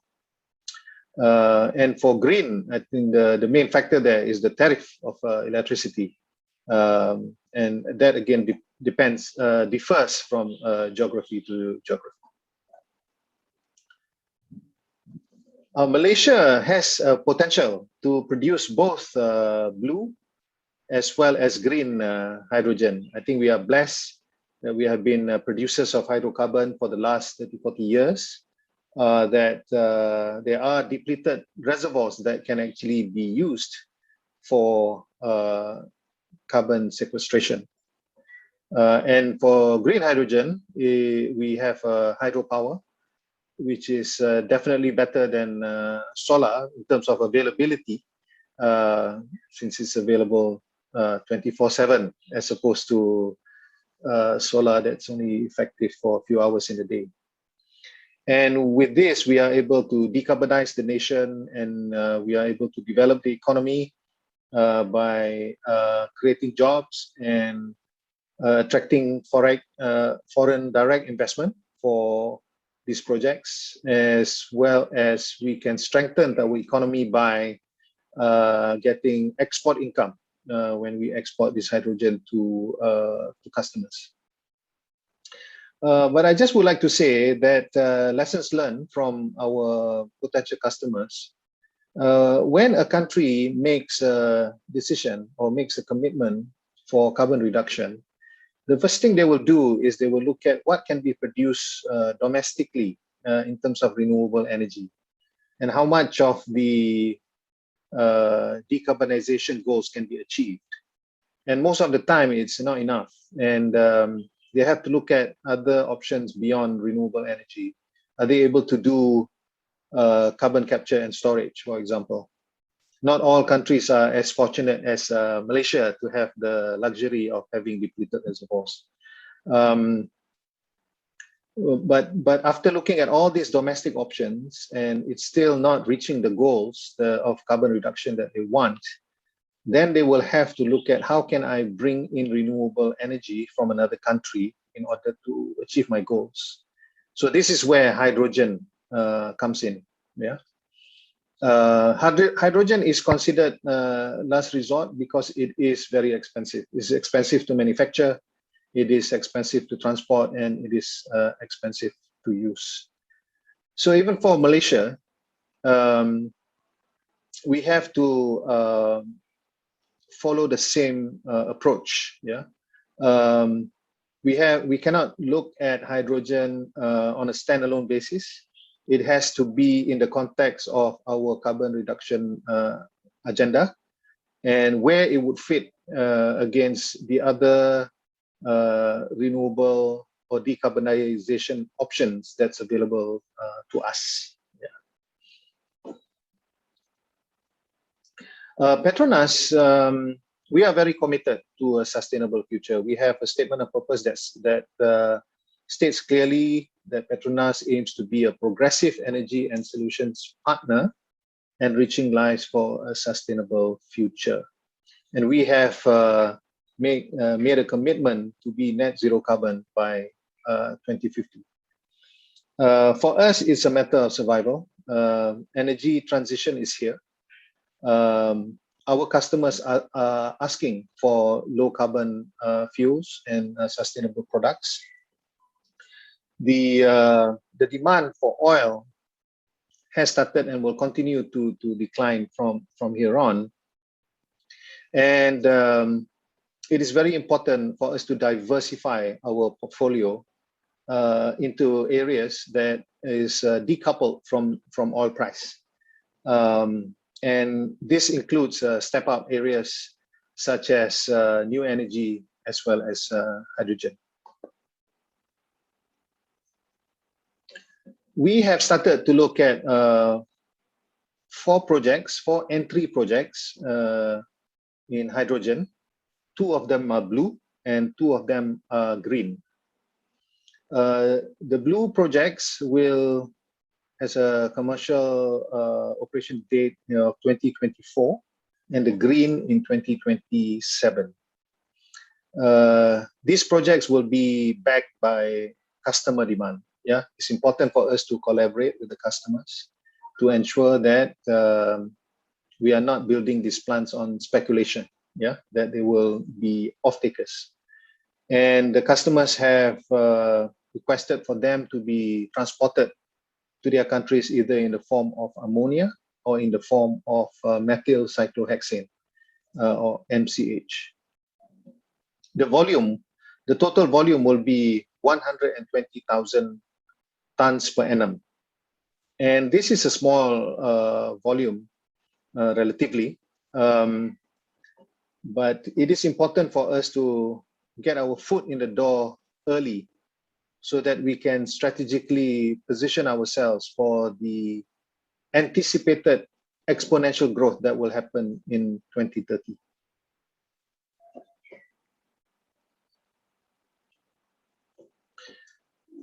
We are planning to play to win by leveraging on our inherent capabilities. Yeah,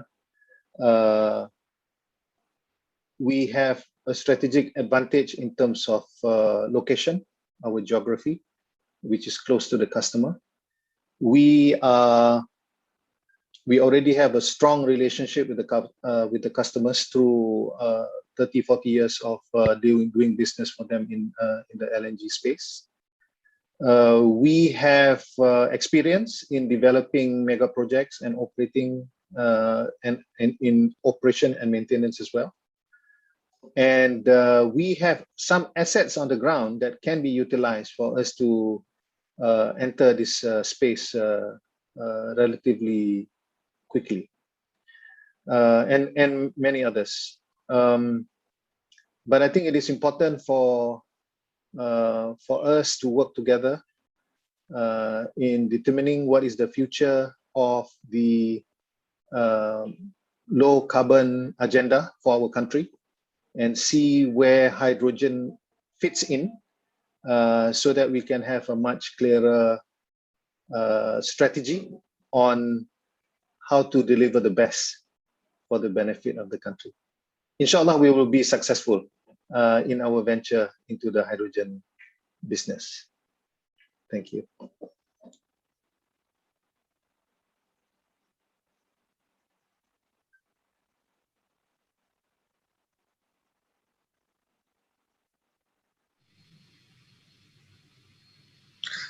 Thank you for that presentation, Mr. Adlan. It's very, well, I'm very happy to hear the fact that Petronas has embarked on this hydrogen transition even before this platform that allows us to encourage you to consider hydrogen as an alternative fuel for the country. And the fact that Petronas is considering both the concept of potential of blue and green, having it done concomitantly, I think is very pertinent to know that it can be part of the economic game plan for the country to endeavor, part of the hydrogen roadmap, part of the macroeconomic target for Malaysia. And moving on to the next presenter, I would like to introduce you to Mr. Martin Stewart. He's the Principal Consultant of Energy Development, Zodas Group, Private Limited. Martin has over 35 years of engineering experience in the energy industry, with a strong emphasis on front-end design and development planning, process and facilities engineering, and safety studies.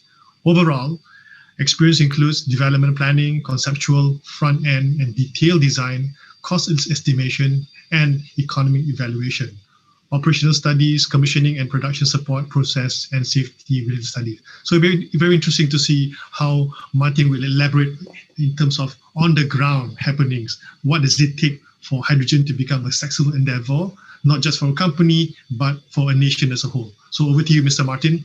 The floor is now yours.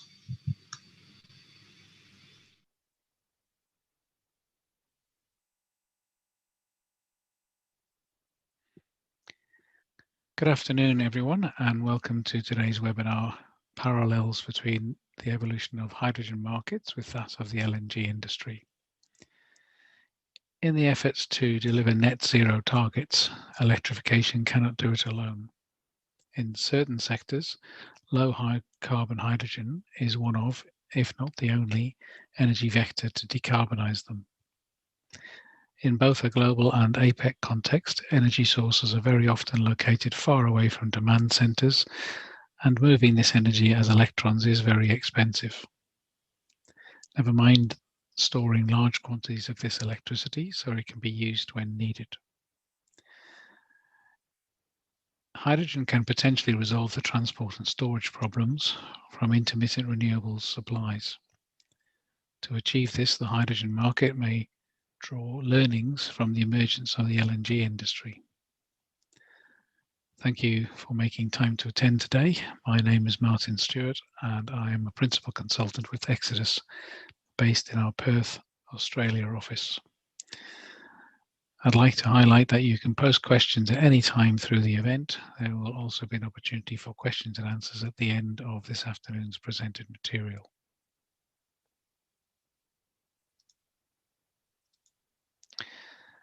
Before I begin, who is Exodus and what do we do? Exodus is a leading global energy consultancy and we aim to make the energy transition investable for our clients. We provide an integrated approach across many energy sectors to help our clients overcome challenges, add value to opportunities and maximize their return on investment responsibly. The use of that last word, responsibly, is very important to us. We recognize that there is a tremendous challenge ahead to help our clients across the energy sector and beyond to decarbonize, reduce emissions, and meet the goals of the 2015 Paris Agreement. How do we do this successfully?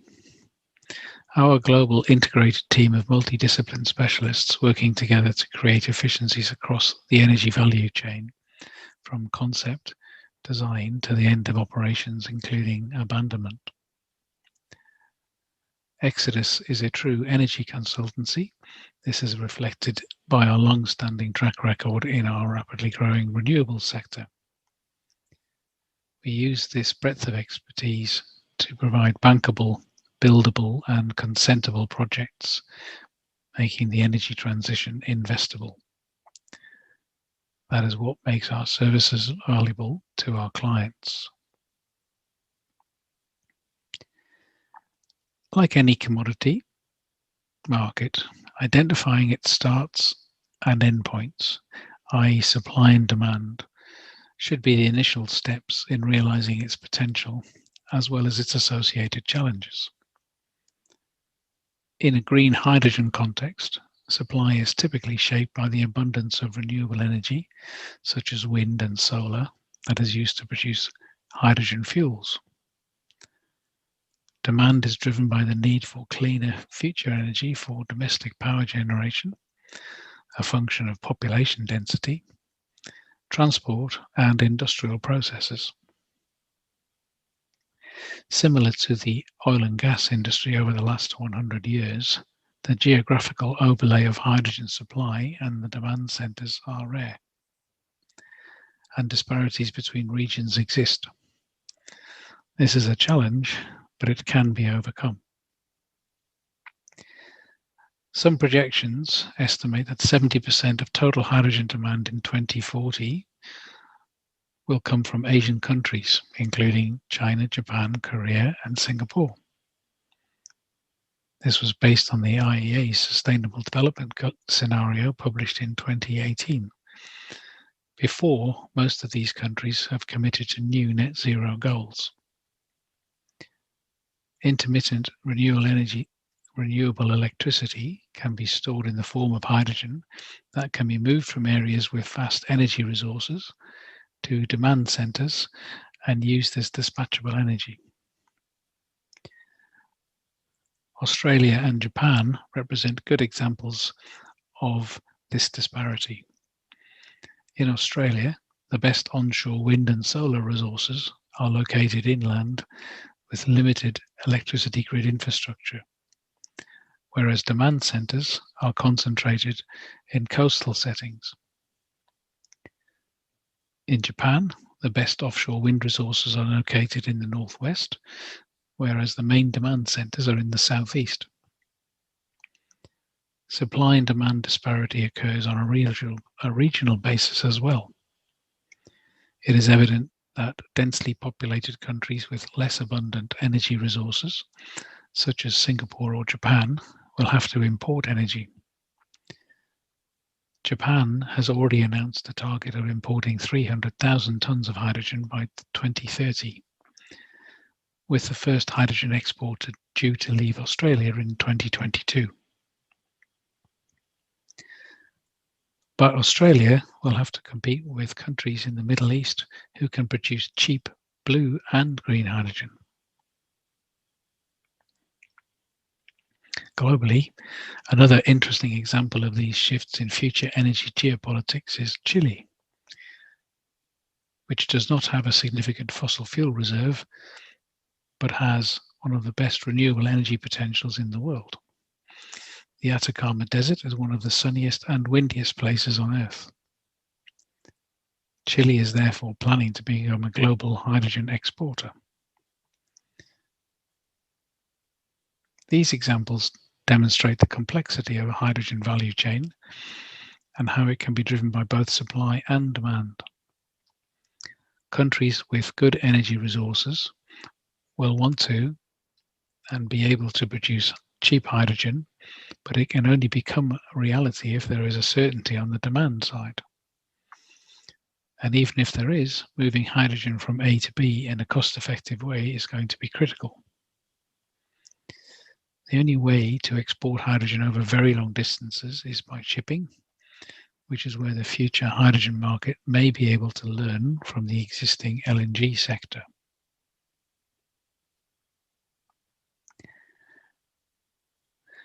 How may the hydrogen market develop? As I mentioned, there are parallels we can draw from the LNG market. Similar to hydrogen, the market was and still is technology driven and commenced with marginal economics. It was only attractive in specific locations and at scale, and this was primarily due to the high cost of development, in excess of $10 billion in today's money. LNG was only produced where huge stranded gas reserves existed, generally above 10 trillion cubic feet, thereby allowing the monetization of stranded assets. The market was created by underpinning long-term supply and demand contracts to allow significant finance to be provided. Eventually, this developed into today's LNG market, where liquefaction plants, LNG tankers and gas regasification terminals are now developed relatively independently, responding to global trends.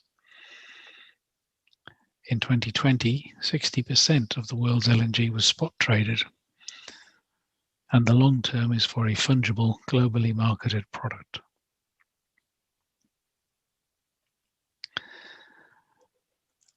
Like LNG, location is also key for hydrogen production.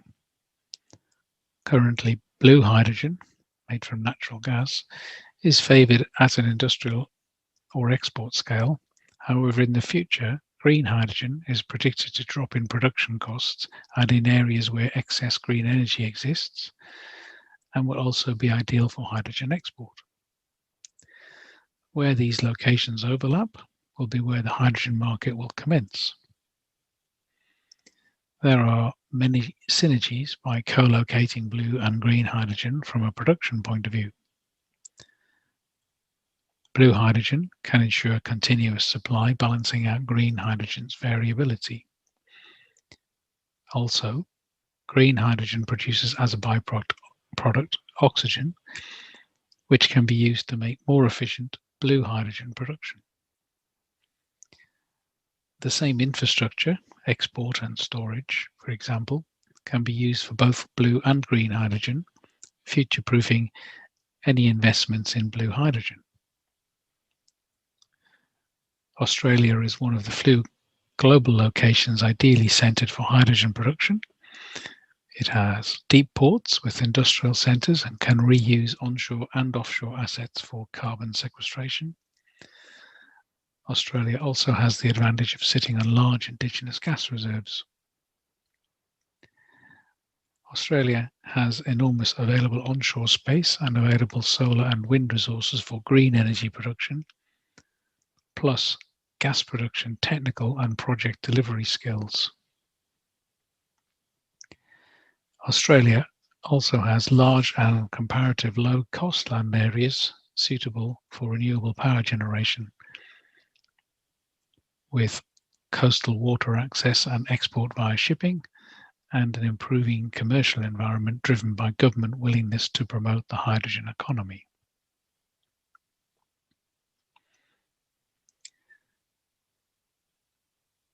The last few years have seen a proliferation of proposed Australian hydrogen business opportunities.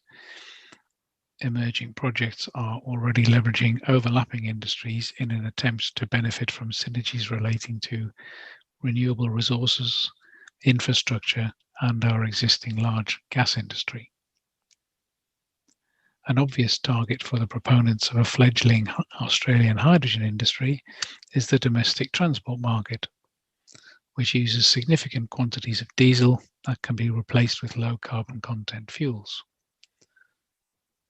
Key concentrated parts of this industry include a world-class mining industry in WA, long-haul trucking, and accessing these markets generally requires producing hydrogen in remote geographies. One example of this is the Arrowsmith Green Hydrogen Project. This has a transport market focus based on multi-stage solar and wind-powered electrolysis. It is situated on the major north-south highway in Western Australia and is proximate to the main WA domestic gas transmission pipeline.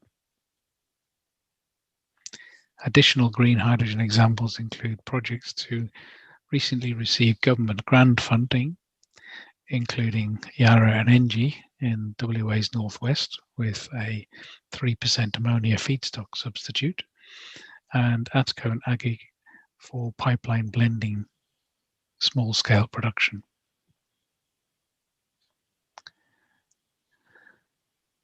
That's all well and good, but who is going to develop on the demand side? National initiatives are being developed in Asia Pacific, such as those shown for Japan and China. They're targeted at developing internal home markets, focusing on both easier and hard to decarbonize industrial sectors. Developing APAC countries looking to decarbonize are starting their energy transition process from coal to gas via LNG. Such countries don't have extensive existing gas infrastructure, and we're advising these countries' projects to future-proof their investments by allocating space and appropriate material selection, for instance, which will equate to very minor pre-investments, but will enable these same facilities and gas networks to use hydrogen in the future. We hope that you are doing the same if you're investing in such ventures.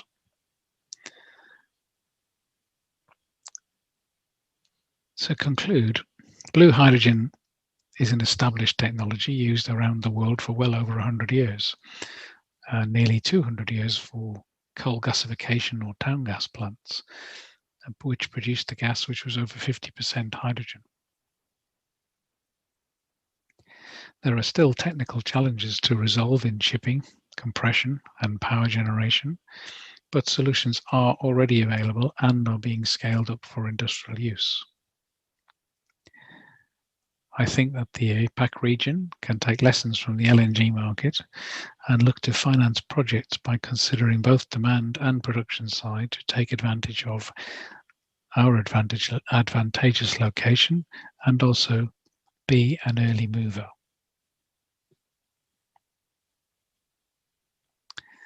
Thank you for your time today.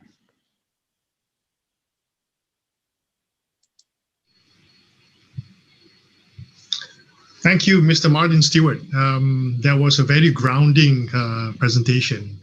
It gives you the engineering feel about how to properly deploy any hydrogen project and moving towards the bigger picture of establishing a hydrogen ecosystem with the end game of creating a sustainable hydrogen economy in any given location, be it in a state, country, or region, or any parts in the world. So that provides a bit of a glimpse of insight towards what are the key success factors, failure factors, the balancing between supply and demand. So it's very, very refreshing to see a much more grounded information for us to digest moving towards how we can exact a hydrogen agenda for any given nation. So thank you for that presentation. Moving on to the next presenter, I would like to present you someone from MARI, the Malaysian's Automotive Robotic IoT Institute. His name is Mr. Muhammad Shahrul Nizam bin Sarip. He is the Chief Technology Officer of MARI. Muhammad Shahrul Nizam is working as a CTO of MARI with 14 years experience in the automotive sector, especially in the area of vehicle construction, standards regulation, testing, road vehicle acts and policy. He acquired his master degree of engineering from University Putra Malaysia, bachelor degree in electrical electronics and system engineering from Saitama University, Japan, and certificate of excellence in data science and analytics from University of California, Berkeley, United States of America. He is currently in charge for 3 main divisions in MARI, which are manufacturing, Aftermarket and National Emission Testing Center, NETC. He has vast experience in vehicle standards and regulations and also representing Malaysia as automotive experts in ASEAN Consultative Committee for Standards Quality, International Standards Organization, ISO, and World Forum for Harmonization of Vehicle Regulation, WP29. So he will speak from the lens of the national automotive policy on how we can realize a hydrogen economy in the context of Malaysia. So I'll pass the virtual mic to Mr. Muhammad Shahrul Nizam for his presentation. Assalamualaikum warahmatullahi wabarakatuh. Good day to everyone. First of all, I would like to express my sincere appreciation to the organizing committee for inviting Malaysia Automotive Robotics and IoT Institute, which is an agency under Ministry of International Trade and Industry, to share a little bit progress on the next generation vehicle development in Malaysia.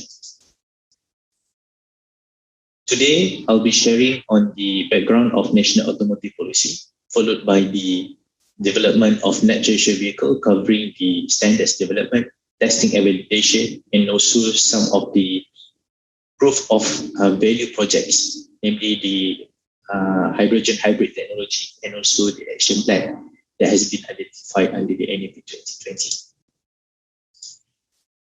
NAP, National Automotive Policy, was firstly introduced in year 2006, focused on the supply chain integration.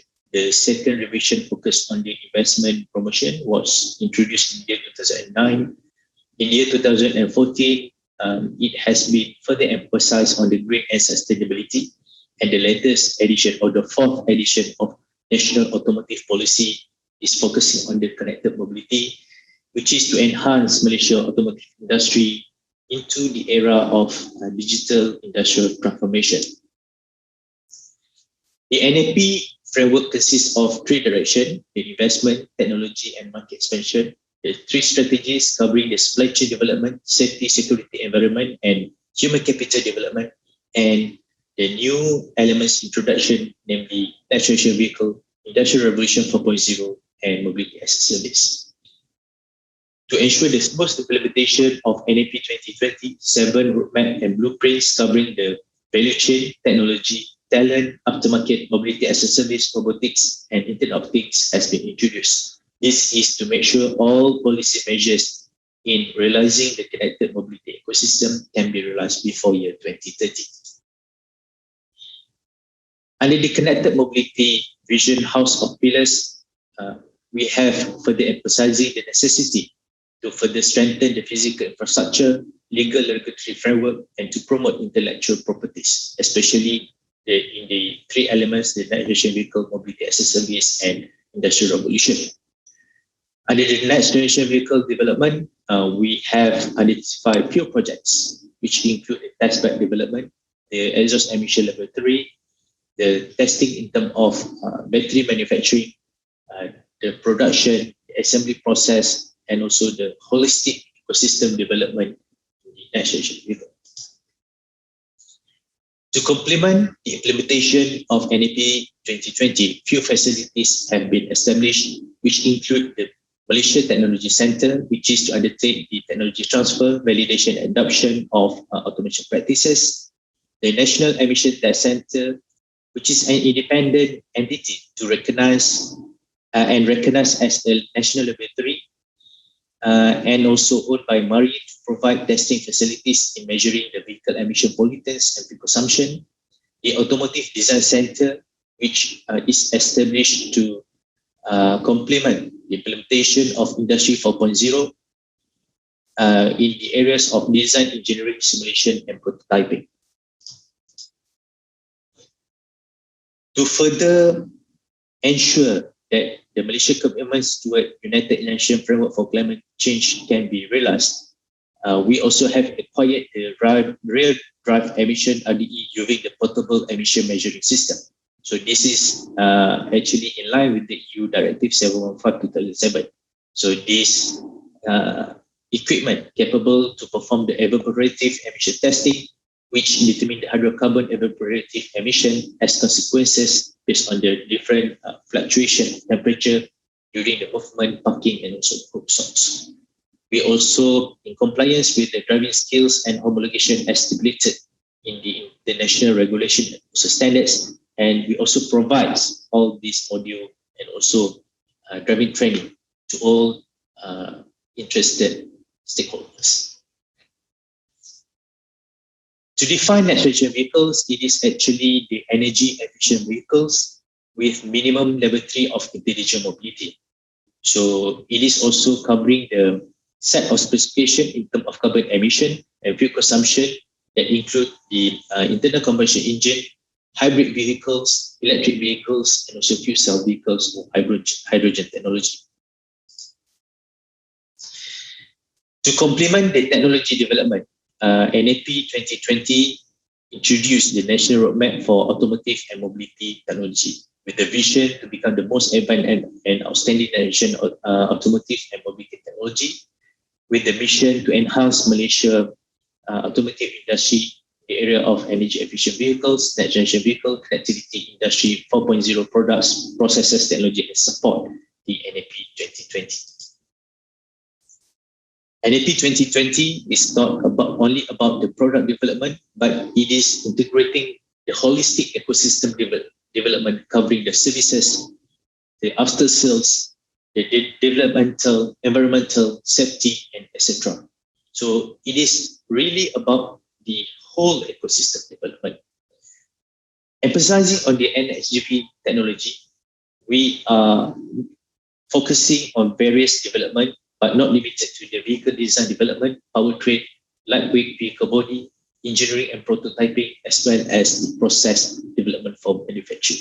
So all the elements here will be integrated each other under the NAP 2020 in ensuring deliverable in terms of the connected mobility ecosystem by year 2030.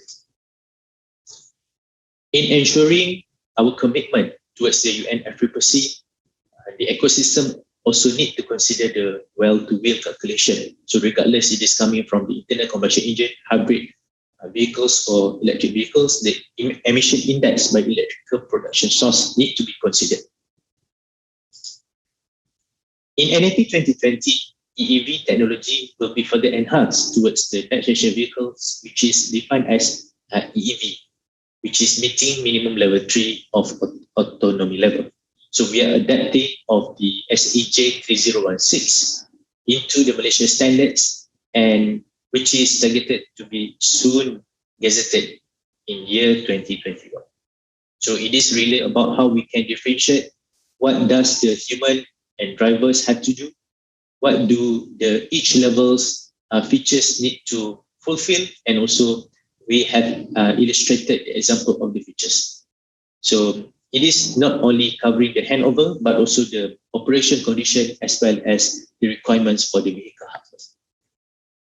The next generation vehicles are actually covering the future autonomous vehicle platform, the future sensor fusion solution, the data storage and computing, as well as the testing and validation. NXGV is targeted to dominating the market starting from year 2025. So as you can see, the powertrain system will be integrated with the automated driving function and leveraging on the mobility as a service and also connectivity technology. So in this regard, the communication, especially the 5G technology and beyond, is vital and critical in ensuring that the next generation vehicle technology can be implemented smoothly according to this timeline. Amongst the segregation of technology that has been identified, I include of the digitalization, conversion, and automation. In other words, the online offline system, the third-party legacy system need to be integrated with the hardware, vision, and software technology, and optimizing the process of data analytics, process integration, as well as the system integration. So actually, this is covering the software automation, hardware automation, and also how we can optimize the integration based on the three different segmentation technology. To make sure that the vehicles can be communicated with the infrastructure and also environment, the telematics solution become the key focus. So there are few solutions, regardless coming from the embedded independent smartphone portable, but the telematics solution is expected can increase the safety level, can optimize the fleet, can expand in terms of the utilization to the services, and also increase the productivity of vehicle movement. The IoT sensors can be integrated into one solution, and the telematics will be responsible to transmit or transfer the data to the cloud for the purpose of data processing. So there are various critical components that need to be developed in Malaysia, which include the development of electronic control units, the lighting systems, engine transmission, ECU, etc. So this become the key focus of technology that this already mentioned in the NAP 2020. And then the technology also need to be integrated with the high definition mapping, how we can determine the location of the vehicles, to resolve the perception of the vehicles, to perform the prediction, the planning, and also to control the movement of the vehicle from point to point. So all hardware integration, software and also software integration is crucial, and the onboard computing will play a vital role in ensuring that sensing, auxiliary, communication, computing command units, and mechanical units can be centralized in one center. In ensuring the safety and also environmental protection, we also have strategized to develop the testing and validation center, namely the Center of Excellence for Future Industry. As of now, we have allowed the utilization of public roads to test the next generation vehicles, and it will be further enhanced to control environment once the control facilities is established within the next 3 to 5 years. This will be the overview of the testbed that is expected to be established, covering the smart city zone, charging facilities, urban, suburban area, rural area, and also dynamic platform. Amongst the key projects related to the hybrid hydrogen technology is the hybrid hydrogen technology that we have installed in Maru trucks. The reason why we choose the hydrogen is that the source availability, the hydrogen source availability, the energy security, in terms of the eco-friendly, the clean fuel, as this environmental friendly fuel and clean at use by utilizing the hydrogen, can become from various sources, and also the high energy yield, which is hydrogen can produce a very high energy output. And this proof of value project is expected to reduce 70% of smoke, 50% of NOx, and 25% of fuel saving. So this system is actually to inject the hydrogen technology into the combustion chamber to enhance the combustion. So the flow will be coming from the intake, and then we have the canister to store the hydrogen, and then the control unit which determine how much volume of hydrogen need to be injected into the combustion chamber, and based on this flow, the only byproduct of creating electricity in our vehicles can be controlled. So we are working with Neutrinos Engineering in delivering these proof of value projects. And this is based on meter hybrid technology, plug and play. embedding the telemetric technology, and we have transferred the data into the cloud for the purpose of data analytics. And this assessment will is not requiring the infrastructure, no fleet displacement, no modification, and no tuning. And then the plug-and-play solution actually converts the ordinary diesel engine into the hybrid hydrogen energy efficient vehicles. And with the retrofitted system, it can analyze, diagnose, and also performing the hydrogen therapy to the vehicles in ensuring that the engine combustion area is clean, confirmed engine health condition, and the canister actually is only necessary to be refueled after 10,000 kilometer usage.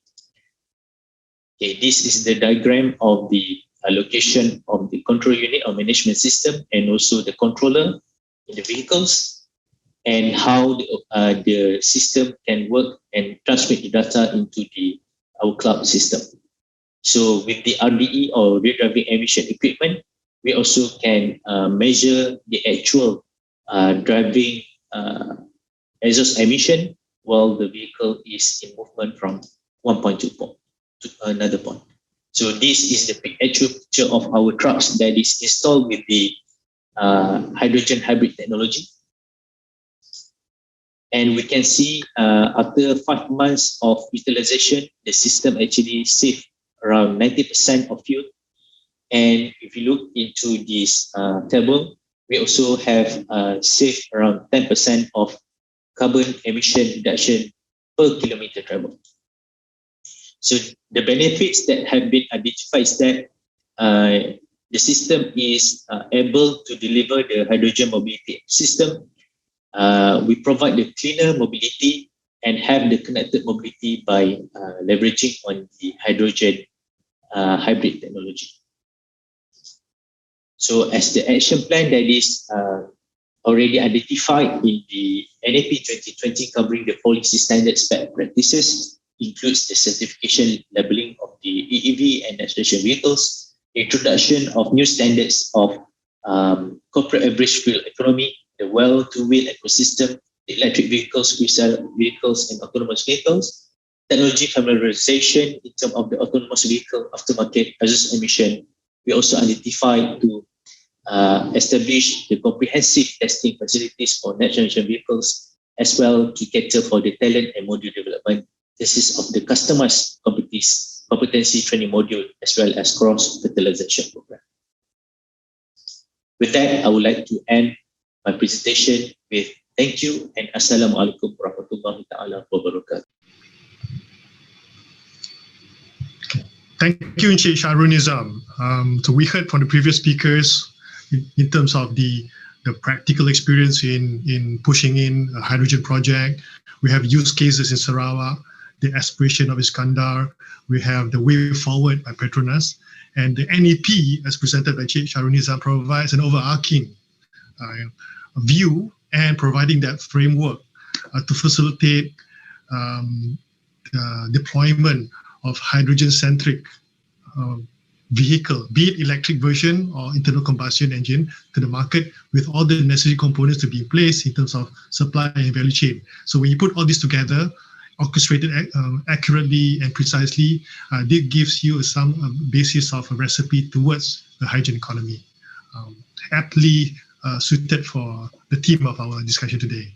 And moving forward, from the perspective of a smaller state, from Penang, which is represented by Ms. Josephine Tan, coming from Penang Green Council. She's the general manager, a true born and bred Penangite. Josephine received her secondary education in Penang Girls High School and graduated from the University Tunku Abdul Rahman, Uttar, as a bachelor degree in mass communication in the creative industry faculty. She reported to office as the PGC's new general manager in April 2019. Previously, for the past 6 years, she has been serving as the special officer in charge of environmental portfolio under the Penang state government. Her vast experience also comes from her active involvement in environmental-related issues, policy making, educational awareness, and in international networking platforms such as UNEP, CCAC, ICLEI, GEC, JICA, ISWA, and UN Habitat. She is currently the co-lead for Circular Economy Club Penang chapter and advisory board in Sustainability Council, Mazil Kelestarian University, MKU, in University of Science Malaysia, USM since 2020. So from the Penang Green Council perspective, we will hear the potential of hydrogen economy in the context of the Penang state. So over to you, Mr. Josephine. Thank you very much, our moderator of today. Good morning, good afternoon, and good day to all of the participants with us today in this International Hydrogen Economy Forum and Strategic Lab.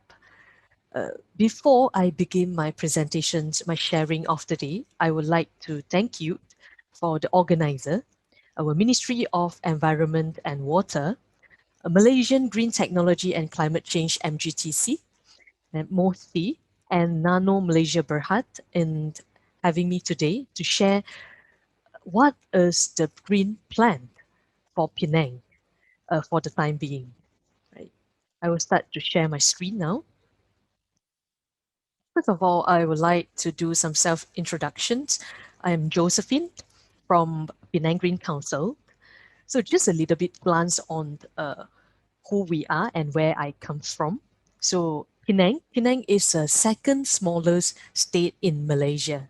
So we have the populations on 1.79 million, and Penang has hit the highest recycling rate among the nation. So the record that we have for 2019, we have managed to reach 44% of recycling rate, which is the highest in Malaysia. So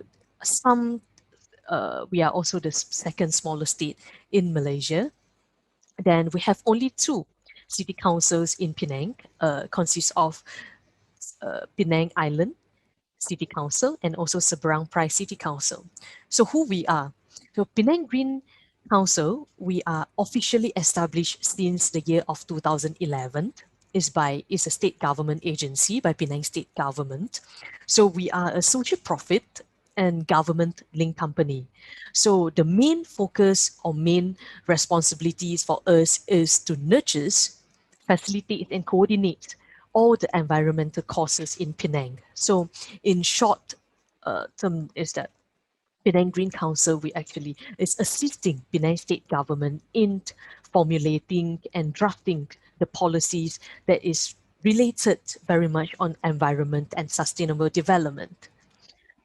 So these are the vision and mission of Penang Green Council. So PGC, we call ourselves as PGC, PGC as a central hub harnessing green technologies, and we support holistic green initiative in order to achieve a sustainable and resilient Penang. So in order to reach this, to achieve our vision, so we have a mission to enable, empower, and enrich all the stakeholders to influence them how to practice the sustainable developments, and of course, to protect the environment and to enhance the quality of life. So in the whole Penang Green Council, we are functions and uphold within the 3 main themes. First, circularity. So we focus very much on waste. So this is about circular economy that currently is a hot topic in waste resources. So we eliminate waste through keeping our valuable resources. So we are assist in design in maximize our reusability of our raw materials, and of course to cut down or minimize the value destructions towards our environment. Secondly, we focus very much on climate crisis and adaptations. So in terms of preserving our environment, we have designed a series of education and awareness, especially to the ground. So we have a lot of activities, engagement. We designed to engage with different age range of people. So begin with kindy, we have green kindy, so green school, and then we have youth engagement with universities, and of course with our local communities, with adults.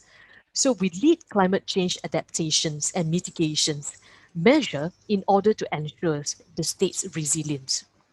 So thirdly, we uphold very much on sustainable development. So we, in terms of no damage, we have to ensure no damage on the economy. Of course, in terms of protecting our environment and also social values. So we all the programs and activities or policies that we crafted is to ensure the livability for Penang State, for current and also for our future generations. So I will give a little bit on what Penang Green Initiative or key sustainable initiative that all the while for the past 12 years, what have we done and then what have Penang State government take for this initiative.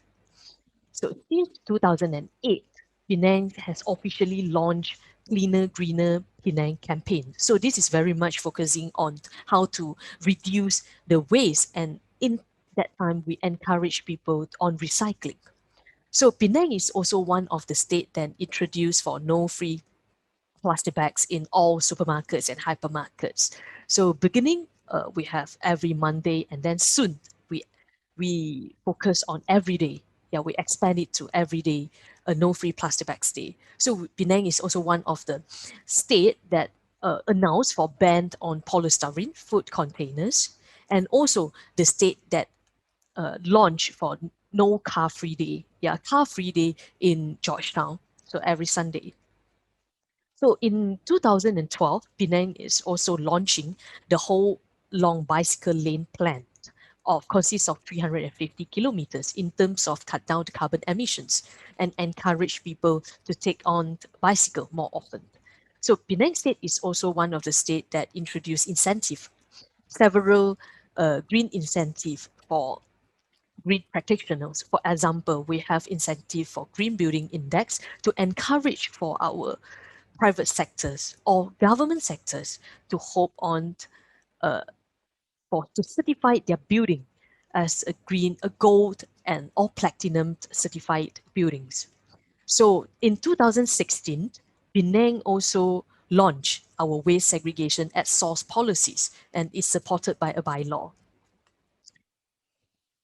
So moving forward in energy reduction part, Penang State government is also looking at converting the conventional street lights to LED form. So officially in 2017, under Penang Green Council, we have introduced Penang Green Agenda.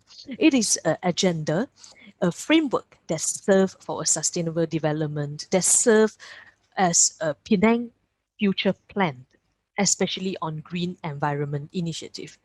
So in 2018, Penang has officially launched of no single-use plastic campaign, and also on the same year, our Penang Chief Minister has announced Penang new vision. We call it as Penang 2030. The tagline for Penang 2030 is a family-focused, green and smart state that inspires the nation. It is a framework and serve as a guidelines, the main documents that especially for all the policymakers and all the government departments and all the stakeholders, private sectors, NGOs, academicians, it serves as a guidelines for us that it is the way forward for Penang State, that we are going to moving forward. It is a vision that all government officers that have to uphold and to achieve for that target. So in terms for 2019 and also moving towards 2020, Penang State governments also take a big leap in reducing the plastic waste. So we have officially announced that no plastic bag for every Monday to Wednesday at all participating outlets, and also we are charging RM1 per plastic bag. So another good initiative that Penang State government in terms of reducing carbon emissions is Penang government is actually subsidized a cat bridge bus service that connecting our mainland and Penang Island is provide another alternative transportation for the public, for the local public in Penang. So falls under Penang Green Council, we have a think tank and policies division that with these divisions, we focus very much on setting the agenda and initiating the conversations, including identify and then provide suggestions to the state government in terms of solving the issues. So officially, since this year, Penang Green Council has officially launched Penang Green Agenda. It is a shared vision together with Penang 2030, the Chief Minister's vision in that to support in green sectors. So we have great visions on that. So we pledge that by 2030, Penang aspire to be the greenest state in Malaysia, driven by the green economy, innovative governments with 4Ps partnership, and also we are looking very much towards sustainability-led development agenda. So we also hope that by the year of 2050, we aiming to achieve Penang as a high income, caring, low carbon and resilient state, right? That emphasize all the integrity of our people and environment. So of course, Penang Green Agenda identifies all related sustainable development goals, right, related to Penang. And this framework, we have curated a roadmap for Penang to adapt and transform towards the journey as the sustainable development in Penang. So Penang Green Agenda basically is a multi-level, is a bottoms-up approach framework. We take on a lot of technical experts and scientists' advice and suggestions, and then we engage all different levels of stakeholders from the Penang. So it consists of NGOs, academicians, scientists, politicians, right, our leaders, NGOs, right, and universities. We engage every different experts in different working groups. So we have Penang Green Agenda is consists of 10 working groups and discussing different topics in that. So it is a framework to formulate and propose strategies, the related and relevant strategies, and in developing a sustainable and green Penang by the year of 2030. So these are the 10 main key issues that discuss in Penang Green Agenda. So consists of land use and planning, disaster risk reduction and management. One of that very related to today, our discussion point is sustainable mobility and connectivity and also green economy. So in terms of renewable energy and energy efficiency task force, Penang state government has officially set up a RE and EE task force. Okay, in addition, the Malaysia government since the 2019, we have adopted a renewable energy target of 20% by 2025 for the whole countries. So in addition, the Sustainable Energy Development Authority, which we know as SEDA, also introduced a series of renewable energy programs to promote our renewable uptake in Malaysia, which is including a new energy metering, NEM, or feed-in tariff. So apart from conventional renewable energy, for example, solar and biomass, so MGTC, Malaysia Green Technology Corporate, Malaysia also started to look into hydrogen roadmap for Malaysia. That is why we are here today to share some of the thoughts, to listen on some of the experts from our speakers today. So in terms of energy efficiency, the National Energy Efficiency Action Plan, right, projects 8% reductions of electricity demand growth by the year of 2025 compared to business as usual if the plan is successfully implemented. So being a state falls under Malaysia, so we think that it's time for Penang also needs to do more to support our national efforts on renewable energy and energy efficiency. This is also very much in line with the vision of Penang 2030 that has highlighted the needs for stakeholders to work together to invest in renewable energy. So that's why in June last year, our Penang State Minister for Infrastructure and Transport has officially formed the Penang Renewable Energy and Energy Efficiency Task Force, managed by Penang Green Council, to look into ways to substantially increase the uptake of RE and EE projects in Penang by the year of 2030. So this framework, or this task force, is aimed to introduce a framework that will consist of effective implementations framework, includes necessary laws. What do we need a bylaws to or regulations on that? Then we are looking into incentive and assistance package or industrial sectoral policies in order to encourage people or encourage more private sectors or public sectors or our different stakeholders to buy in on using renewable energy and energy efficiency technologies. So there are several reasons for this initiative. First, of course, climate change. Everyone knows that climate change has presented a real threat to human civilizations, and its impacts on societies around the world have been well documented.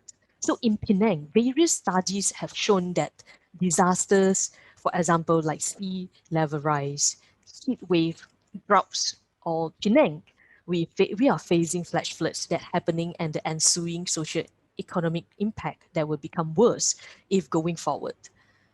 So around 73% of global CO2 emissions come from a broader energy sector. So including electricity, heating, cooling, and transport. So in Penang, we think that reducing CO2 emissions from the energy sector is one of the most urgent and also the most promising tasks for us in order to mitigate climate change. And secondly, is to promote on green economy. So globally, countries are trying and hope on the transitions towards a green economy or growth in order to achieve a more sustainable development. So this is reflected to EU countries, which has introduced and launched a new Green Deal. And of course, China's ecological civilization. So these countries have seen the benefits of turning climate and environmental challenge into opportunities that probably will create new jobs and industry. So Penang is also looking towards the possibilities to hope on or to kick off for this green economy transition. The Malaysia is one of the major hubs of solar PV manufacturers in the world, and Penang is also host to several big solar players or manufacturers, solar PV makers in Penang. So the federal government is also introduced a range of favorable policies and incentive packages to promote RE and EE, including a lot of tax allowance, so tax exemptions and green technologies financial scheme. So Penang is also looking very much on converting or hope on for this adopting RE and EE technologies. So in terms of energy security and energy poverty, of course, electricity in Malaysia comes mainly from fossil fuel resources, for example, coal and natural gas. So Malaysia imports nearly 98% of its coal. So the overwhelming reliance on imported fuels in Malaysia not only increases the cost of energy, but also energy insecurity. So some of the recommendations from this task force, Penang has officially stated that a statewide renewable energy target by 25% by the year of 2030. Secondly, we are looking at all public buildings to be assessed for sustainability for renewable energy and energy efficiency technologies by the year of 2023. This is because we believe that public building or government has to take the lead in order to uphold or to adopt the RE and EE technologies. So thirdly, update we are looking into update our uniform building bylaws to ensure the MS 1525 requirements are applicable to all new buildings, including residential building, right? And of course, we are aiming to launch a Penang Building Energy Rating Scheme. So in terms of electric vehicles, PGC has set a target falls under renewable energy and energy efficiency task force. We are looking to have 50% of total motorcycles are electric powered. So this task force has falls under the same, our Penang State Exco for Infrastructures and Transport, to looking into adoptions of EV in Penang. So we are currently in the discussion on the barriers on how many charging stations that we need, operating costs, environment awareness, and do we need any regulations or bylaws to support. So e-bikes, currently we are looking into the possibility on adopting e-bikes to collaborate together with the food deliveries services sector or food deliveries service provider. So in terms of EV, we are looking very much to start off with any pilot projects that is suitable to Penang. So we are upholding open door policies and welcome all of the Penang pilots, all investors or any interested parties to join us for this vision. Thirdly, we are looking into green industries in Penang. So a research paper by Willard has described that water toxicity, global warming, and resource depletions is portrayed as a major environmental concern in semiconductor back-end production sites. So it is we have the need to address the resource use, the energy consumptions, and waste management and emissions in our industries. So the low-hanging fruit that we are looking into to start off with green industries pilot projects will be E&E hub, so electrical and electronics hub. So we looking into contributes to approximately 8% of the global back-end semiconductor output. So we are looking into adoption of circular economy practices by our local SMEs. So by meeting the market demands for sustainability, SMEs gain a competitive advantage and become more attractive to investors. So apart from reducing environmental impacts, sustainable businesses could also improve financial and operation performance. So of course, as well as to improve relationships with stakeholders. So PGC is considering to set up few projects and programs to encourage partnership between large enterprise and our local SMEs. So in order to promote circular economy practices, Penang will need to implement strategies and instruments that complements existing good practices. So policies and regulations, information-based instruments is needed for us in this journey. So figure shows that Malaysia is still at the mid-lower end of the value chain. So this is categorized by labor-intensive operations that focusing very much on serving the foreign market. So hence, such position will affect the state's productivity and long-term. It will portray as a competitiveness between the market. So, well, towards circular manufacturing, it is very important for us to practice circular economy, especially for E&E sector, because Penang consists of most of that is E&E sectors. So objective is to reduce the usage of raw materials, right, and generation of waste. Of course, we have to thinking how to maximize our resource useful. And secondly, to deliver a more competitive economy. Then thirdly, of course, is to reduce the environmental impacts. Thirdly, the way forward for Penang State falls under Penang Green Council, we are also looking very much to having our own carbon inventory framework.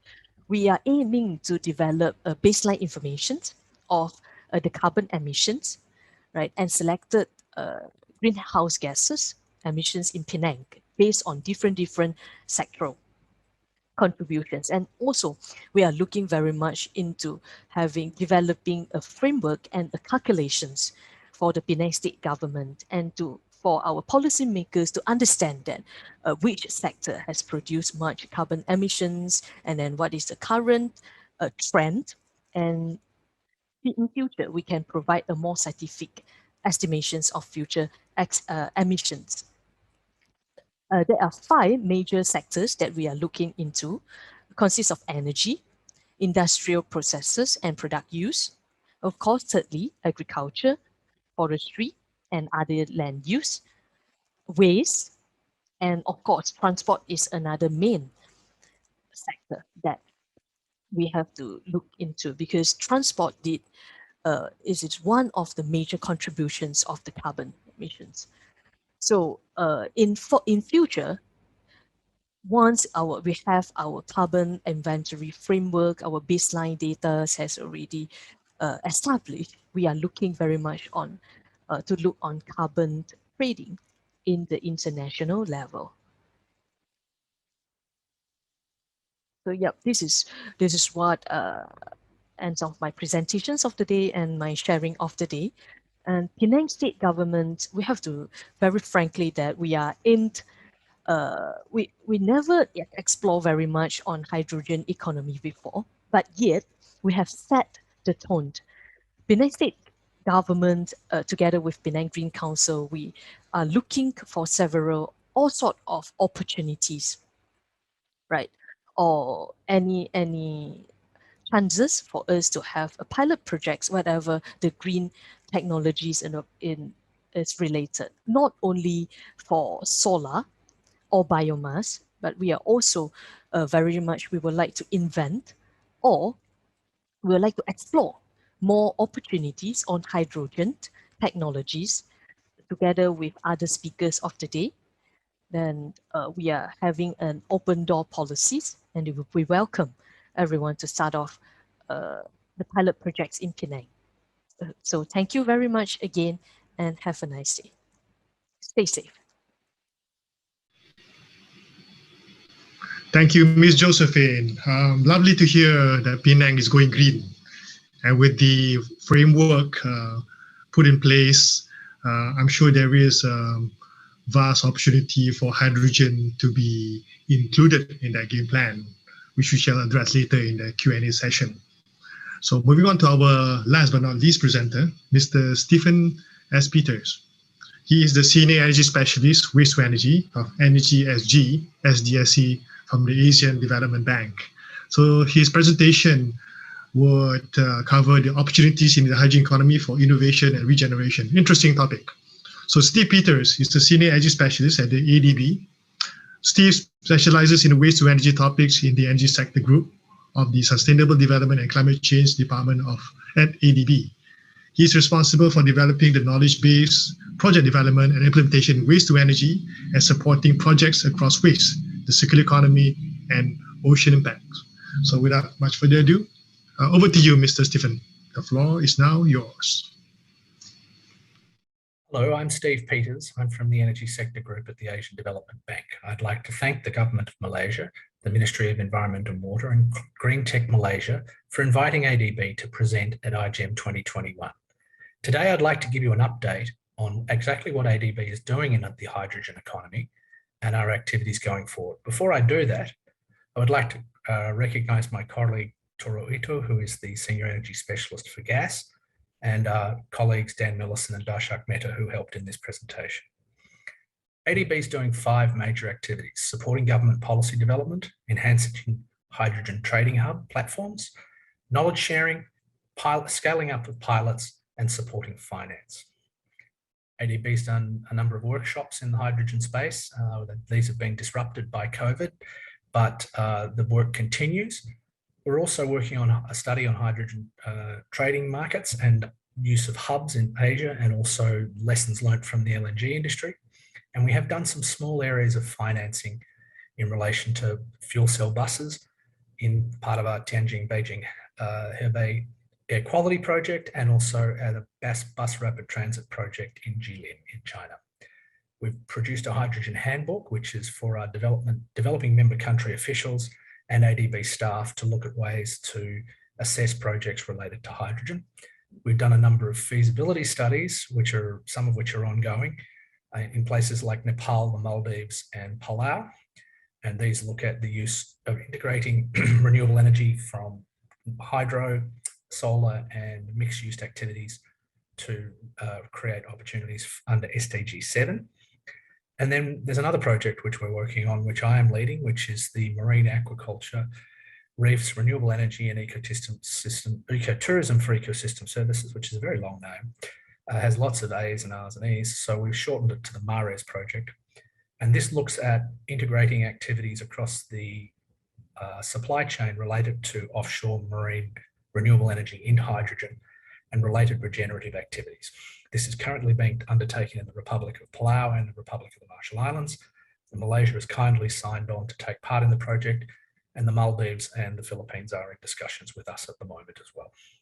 So what is the MARES project? It's really looking at taking marine renewable energy, converting it to hydrogen, and then looking at alternative fuels, whether they be ammonia, methanol, or ethanol, looking at ways that we can scale up the export of that hydrogen excess, and also the use of fuels locally for transport and industry, but also teaming that up with regenerative activities which support the overall development of the above activities, which includes marine aquaculture and other regenerative activities, including nature-based defences, and that will in turn attract high-value tourism. So here's a kind of summary of what we're looking at doing, and on the top left-hand corner, you'll see the renewable energy sources going through electrolysis. Obviously, there will be desalination there until such technology is available that we can make hydrogen from seawater, which is still a way off. Export markets and local use of hydrogen, looking at marine aquaculture, cultivated reefs, and then ecotourism. Going down to the bottom right-hand corner, which is the key activity, which is regeneration. How do we create a regenerative brand of energy? So from an energy point of view, this hydrogen economy has been done for quite a while. The Orkneys have been very successful in developing this technology and creating a platform for energy using hydrogen and marine energy. Denmark is doing offshore wind to provide heating through Ørsted. And Siemens and Total and a number of other companies have released information about energy islands and more use of hydrogen as from the marine environment. So what is the market for marine hydrogen, or marine renewable energy to hydrogen, I should say? Well, let's just look at a number of ADB's developing member countries and assume that we take 1% of those, the exclusive economic zones, and the government puts solar on that 1%. That will provide enough energy output for the world's entire electrical usage. Now, obviously, we won't be able to get it to the world, and that then requires us to think about ways that we can convert it into a discrete fuel that we can then transport. And obviously, hydrogen's a possibility for that. If we did that, we could displace 40% of the world's natural gas supply. Again, there's significant investments and activities involved in changing infrastructure, but again, it's a market. The best thing, though, is that we can avoid 5 billion tonnes of CO2 emissions a year, which is a huge number. It's about 20% of the shortfall that we currently have every year. And we could create an industry worth $1 trillion a year, assuming we reach that golden number of US $2 a kilo, which we're hoping to meet mid-20s, late 20s. So it's a significant market, and it's an opportunity for a lot of developing countries that they hadn't thought about. So the model looks, to explain the model and how we would roll it out. On the bottom left-hand corner, we have the sources of renewable energy, creating electricity that can then go into electrolysis and then can go into make alternative fuels. The use cases are very well established. We're not taking any technology which has not been done before. Some of them have lower technology readiness levels, TRL levels, but they're still able to be rolled out. The objective, though, from scaling up the research we're doing under the TA is to get advanced market commitments for buyers for producing regenerative green hydrogen. We need to get the people to buy it, and we need to set a price so that then the investments can come in to create that supply to meet the demand. So this is what the research project's looking at, and so we're about a third of the way through, and we will have a high-level investor conference sometime next year, which hopefully many of you will come to. But what's the objective with regeneration? What do we mean by regeneration? Well, currently we have extractive industries in the sea, whether it's pulling fish out of the sea or doing offshore drilling for oil and extracting activities. What if we could look at creating activities that were not extractive, but were regenerative? In other words, we could use the processes and co-locate other processes with them that would allow us to remove carbon from the sea and also look at increasing biodiversity and marine biomass. That currently hasn't really been a focus for most people in oil and gas. It will be very interesting to see how new energy majors develop. I know that there are some companies, third-tier energy companies in the region, who are looking at doing a number of these activities. I was quite surprised when we did some of the research. It's an emerging field.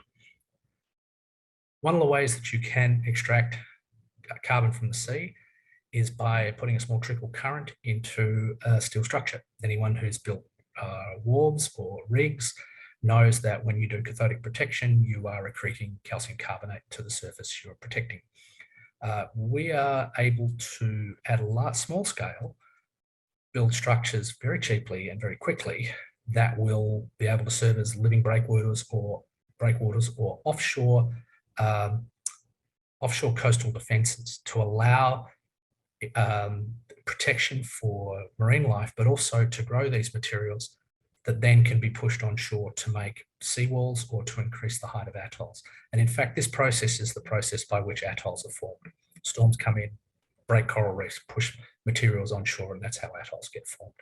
So the driver for this, though, is to remove CO2 from the sea, or CO3 from the sea, to stop acidification, because acidification is a huge problem in our oceans.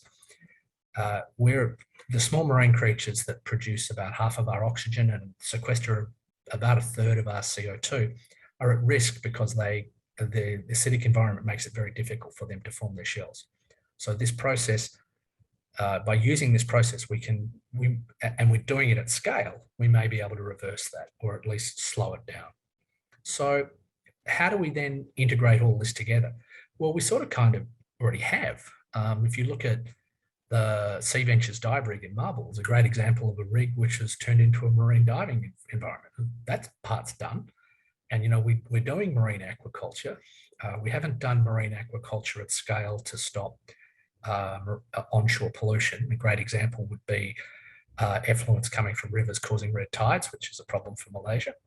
That may be an opportunity, and that's one of the areas we're going to focus on in Malaysia. But also looking at ways that we can increase marine biomass, and we can create new industries for fisheries and for ornamental fish, which traditionally has been an extractive and very dangerous industry. We can change that paradigm to make that an industry that can actually put more back than it takes out and can protect species. So again, it's a way of looking at things differently.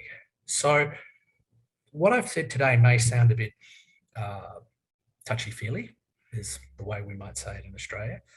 But I would invite you to have a look at this and to think about this, ways that instead of saying, oh, we can comply with ESG, looking at ways that we can say we can make our business about ESG.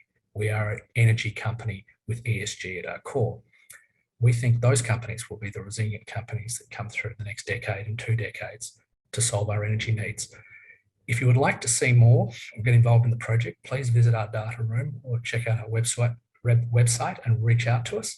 We'd be delighted to hear from you. Thank you so much for your time, and wish you all very well, and take care. Bye-bye.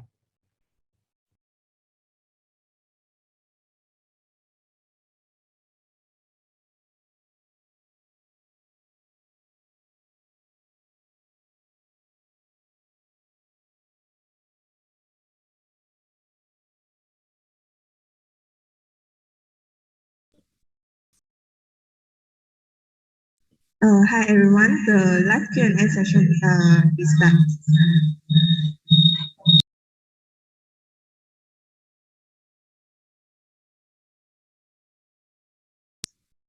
Dr. Riza, your mic is mute.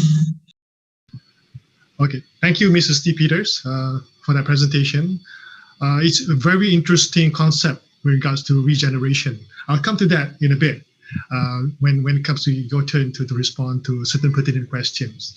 So to summarize in terms of the whole value chain, in terms of expediting the hydrogen economy, the whole session has been carefully and accurately curated from Sarawak's endeavor. We have the Johor case, the Penang Green Agenda.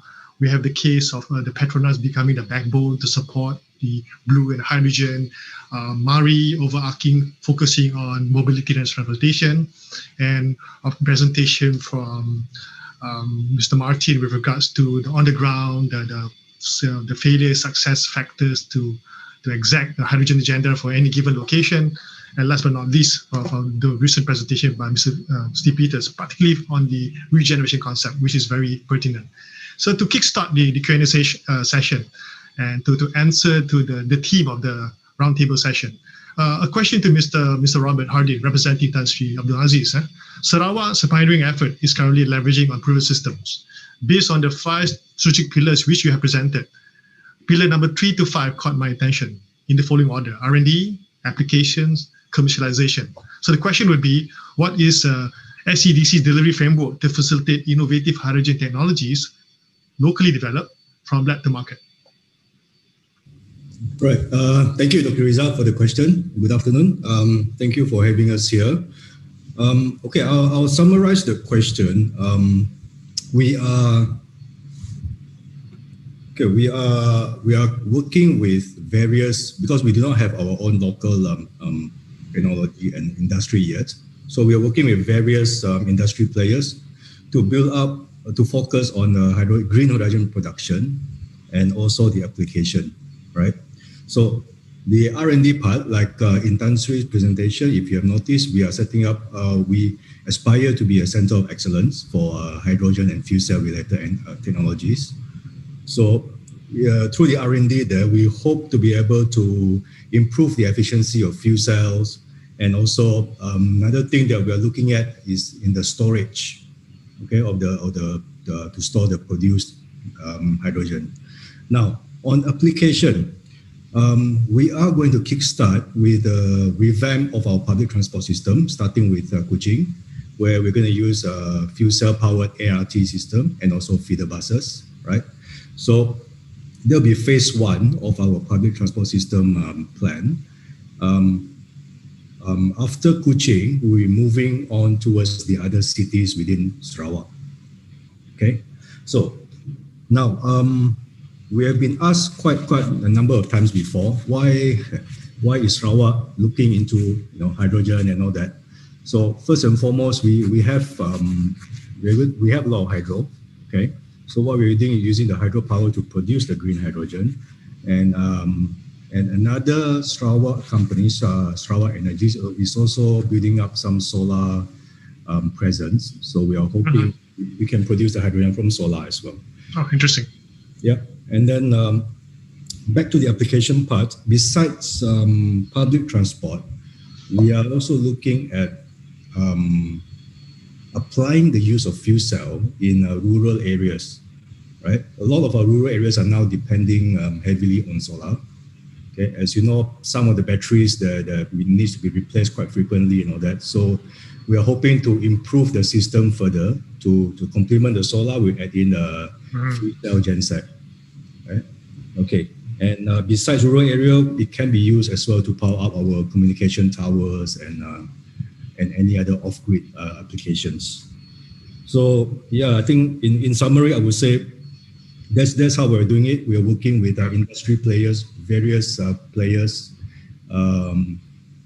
These first 5 years, we are really just trying to build the whole industry up. We understand that the cost is still high. We foresee cost to start coming down after 5 years. Yeah. So by then, hopefully, we'll be quite advanced in our hydrogen economy in Sarawak. Thank you. Yeah, which does make sense. So thank you, Mr. Robert, for that response. Because in order to start something new, more often than not, the highest authority, state level, national level, have to take the first jab to kickstart, to set the wheel in motion. Then eventually everyone will come and create the inertia and momentum accordingly as such. You have to create the market, and the investment will come, the economic factors will come, and the key outcomes and outputs will appear naturally. You have to basically plan future by design, not by chance. So thank you so much for that. Thank you, Dr. Rizal. Yeah. So moving on to the next state level case study will be Iskandar for Mr. Rudy. The question would be, how would you position Iskandar region to be a market validation platform for locally developed and manufactured hydrogen fuel cell buses? You can see my angle here because we like to champion local innovation here. So there's an agenda for us to be a technology producer nation as opposed to just user. So, Mr. Rudy, how do you respond to that? Thank you, Dr. Rizal. Well, learning from various presentations that we've heard today, perhaps there are two major components that may determine Iskandar Malaysia's position in hydrogen fuel cell bus industry as market validation platform. Firstly, for the local bus assemblers, the industry itself, the local bus assemblers have been been recognized in the region as a global standard of assembler of foreign chassis, and there are a few in Iskandar Malaysia as well as in Malaysia. They have been assembling for foreign markets for like Singapore, Hong Kong, Australia, New Zealand. So they have been they started off with diesel buses, and just over the last less than 5 years, they have started to assemble electric buses from foreign chassis. Yeah. So given that background, we have the capabilities among the local assemblers on a short-term basis. Therefore, with a focused transfer of technology program, perhaps on the pretext of market access, either regional access to Indonesia, the Philippines, Australia, and all that, or on the pretext of right-hand drive market penetration. The buses in Europe actually left-hand, so they need us to enter into right-hand drive. Therefore, we have ready market assemblers for that. That is number one. Number two, on top of that, echoing what MOSTI is doing, we need to create a living test bed or sandbox. Correct. Yeah. So, and to top it off, Iskandar Malaysia as an economic region, that we have been developed into 5 growth flagship areas. We have Western Gate development around Johor Port, Pasir Gudang, and we have the one on the east close to Tanjung Pelepas, and the others like Iskandar Puteri, Johor Bahru, and Senai. These are 5 flagship areas. It will provide a good mix of test cases. So if we have sandboxes or test beds and all that, these different combination of between industries and residential can demonstrate a full circle of value chain or supply chain of hydrogen from production, supply to use cases. So yes, looking forward for Iskandar Malaysia to be that market validation platform. However, we cannot discount the importance of government policies and the rest, as mentioned by other speakers as well. Dr. Rizal, back to you. So, in a way, Sarawak provides a case study for mature technology, but also they do have a long-term plan towards innovation, whereas Iskandar could be repackaged, repurposed as a sandbox. So we have this complementary, state-level initiative, which is, I think, will be good towards how we move forward as a nation in terms of crafting the whole hydrogen agenda. This will brings us to the backbone of the nation with regards to the supply chain. Over to Mr. Adlan. The question is, when it comes to the post-coronavirus, when we have to recover from the economic so-called downturn, the slump, energy transition seems to be the bus. And it can create new job opportunities. So what will be Petronas' position, game plan to couple, hydrogen, even OTEC, ocean thermal electricity conversion, especially in Petronas's core business, deep water offshore development. That's question number one. Question number two would be obviously blue and green is essentially your game plan. Blue because you have a wealth of hydrocarbon, green long-term plan. What is your, the details of your technical and commercial game plan for that to be realized? And of course, what is the future of Petronas Hydrogen's identity? And recently I noticed there is an Edge article covering your successful project endeavor with UKM on electrolyzer technology. A lot of people are very curious about it. Encik Adlan, please. Very difficult question, Doctor. Okay, I'll try to be brief. I think on the first one regarding our offshore efforts, I think a lot of renewable IoT as well as carbon reduction initiatives have either taken place or in the process of taking place. Obviously, we're trying to reduce flaring, and we're trying to look at replacing renewable energy, for the power supply offshore. We're looking at low-speed wind turbine, and also trying to use more robotics so that we can be less. The platforms can be less manned. Yeah. So I think, but on ocean technology, I have to say, Doctor, kita belum look at it that seriously. Yeah, okay. I know there's potential there. Mm-hmm. I think we've been more focused on solar, wind, hydrogen. Yeah.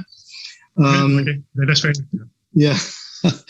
So for CCUS, kita punya blue hydrogen, it's definitely one of the key technologies that we need to put in place.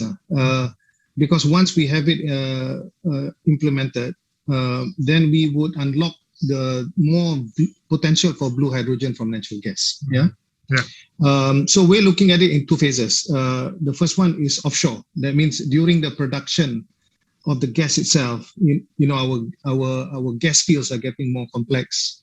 There's a lot of carbon dioxide that comes with production. Mm-hmm. So step number one is just to address that carbon dioxide offshore first, right? Mm-hmm.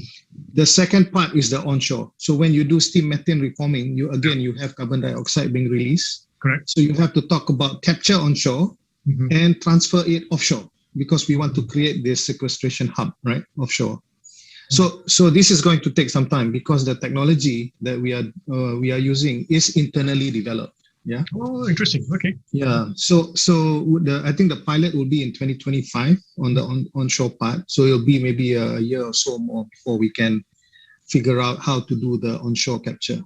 Mm-hmm. But the plan is for us to offer this carbon sequestration services beyond just oil and gas industry.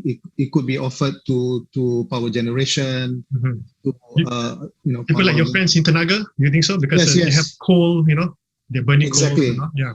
Exactly. So if hydrogen proves to be, is quite costly, is carbon capture and storage offshore a more viable option? So it's something that we have to study on the economics level as well. Okay.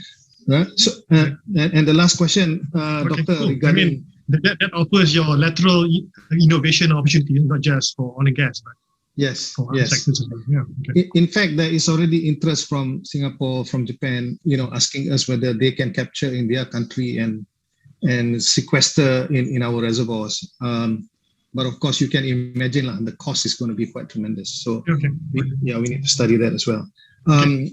So your last question on the technology for green electrolyzer. Yes, it's moving in the right direction. Mm-hmm. The space is quite crowded, Doctor. As you know, a lot of companies are looking at electrolyzers. They are already market leaders and moving very fast, right? Yeah. So there's a little bit of work left for us to do to make sure that our secret sauce mm-hmm. is really special, right? Yeah. Yeah. Because if we were to commercialize, we are exploring all options, whether we introduce a new product into the market and try to compete head on with the existing players, or is collaborating with them a much better approach. So these are the things that we're trying to figure out now. But definitely some interesting potential there. Thank you, Doctor. Thank Okay, you. I mean, we can also facilitate as a government agency in Malaysia, because I'm sure Yes, you use of a lot of course. advanced material solution. Yes, And definitely. since Robert has left, but I think Sarawak also can provide a validation platform as well for electrolyzer, just That's to have right. a particular unit to test out. Yeah, That's right. interesting. Thank you, Mr. Adlan. Thank you. Thank you. Okay, over to you, Mr. Martin. Okay, there's a question from the public with regards to making the how can we make hydrogen project feasible, just like the LNG project, and what are the challenges to overcome when it comes to, and what are the options to grab? And also, you mentioned in your presentation, size and scale to be one of the key success factors for hydrogen. So, how are they still applicable in decentralized hydrogen solution?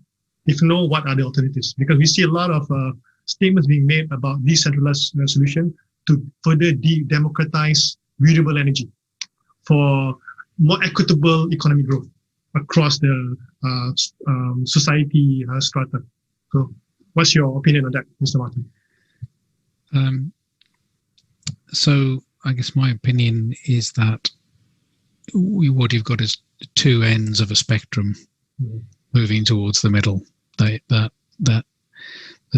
renewable energy and energy transition space in general has got a plethora of potentially available solutions, and there are lots of niches for the markets associated with those solutions, and certainly the ability to make a decentralized small-scale hydrogen production from green energy is out there. The examples I gave in my presentation related to some that already exist. Small-scale blending into pipelines. There's already a small fuel cell vehicle market. The Aerosmith project, which is basically trying to sit at a confluence point on two major highways so we can use available space, generate hydrogen, and then be there to provide trucking fuel. Those things are an evolutionary process in decentralized energy production, absolutely. What they all need is energy. And the first of my slides, the one that showed basically the picture of the world with hydrogen flowing around all over the world, is a mechanism of connecting huge amounts of available energy with sinks for the product. And hydrogen is really just a mechanism to transport that energy. So if you can imagine the world's energy demand being produced by decentralized green hydrogen, that relies upon there being electricity to produce that hydrogen. Or if you look at the world's demand at the minute, said something like 80 million tons per annum of hydrogen is produced.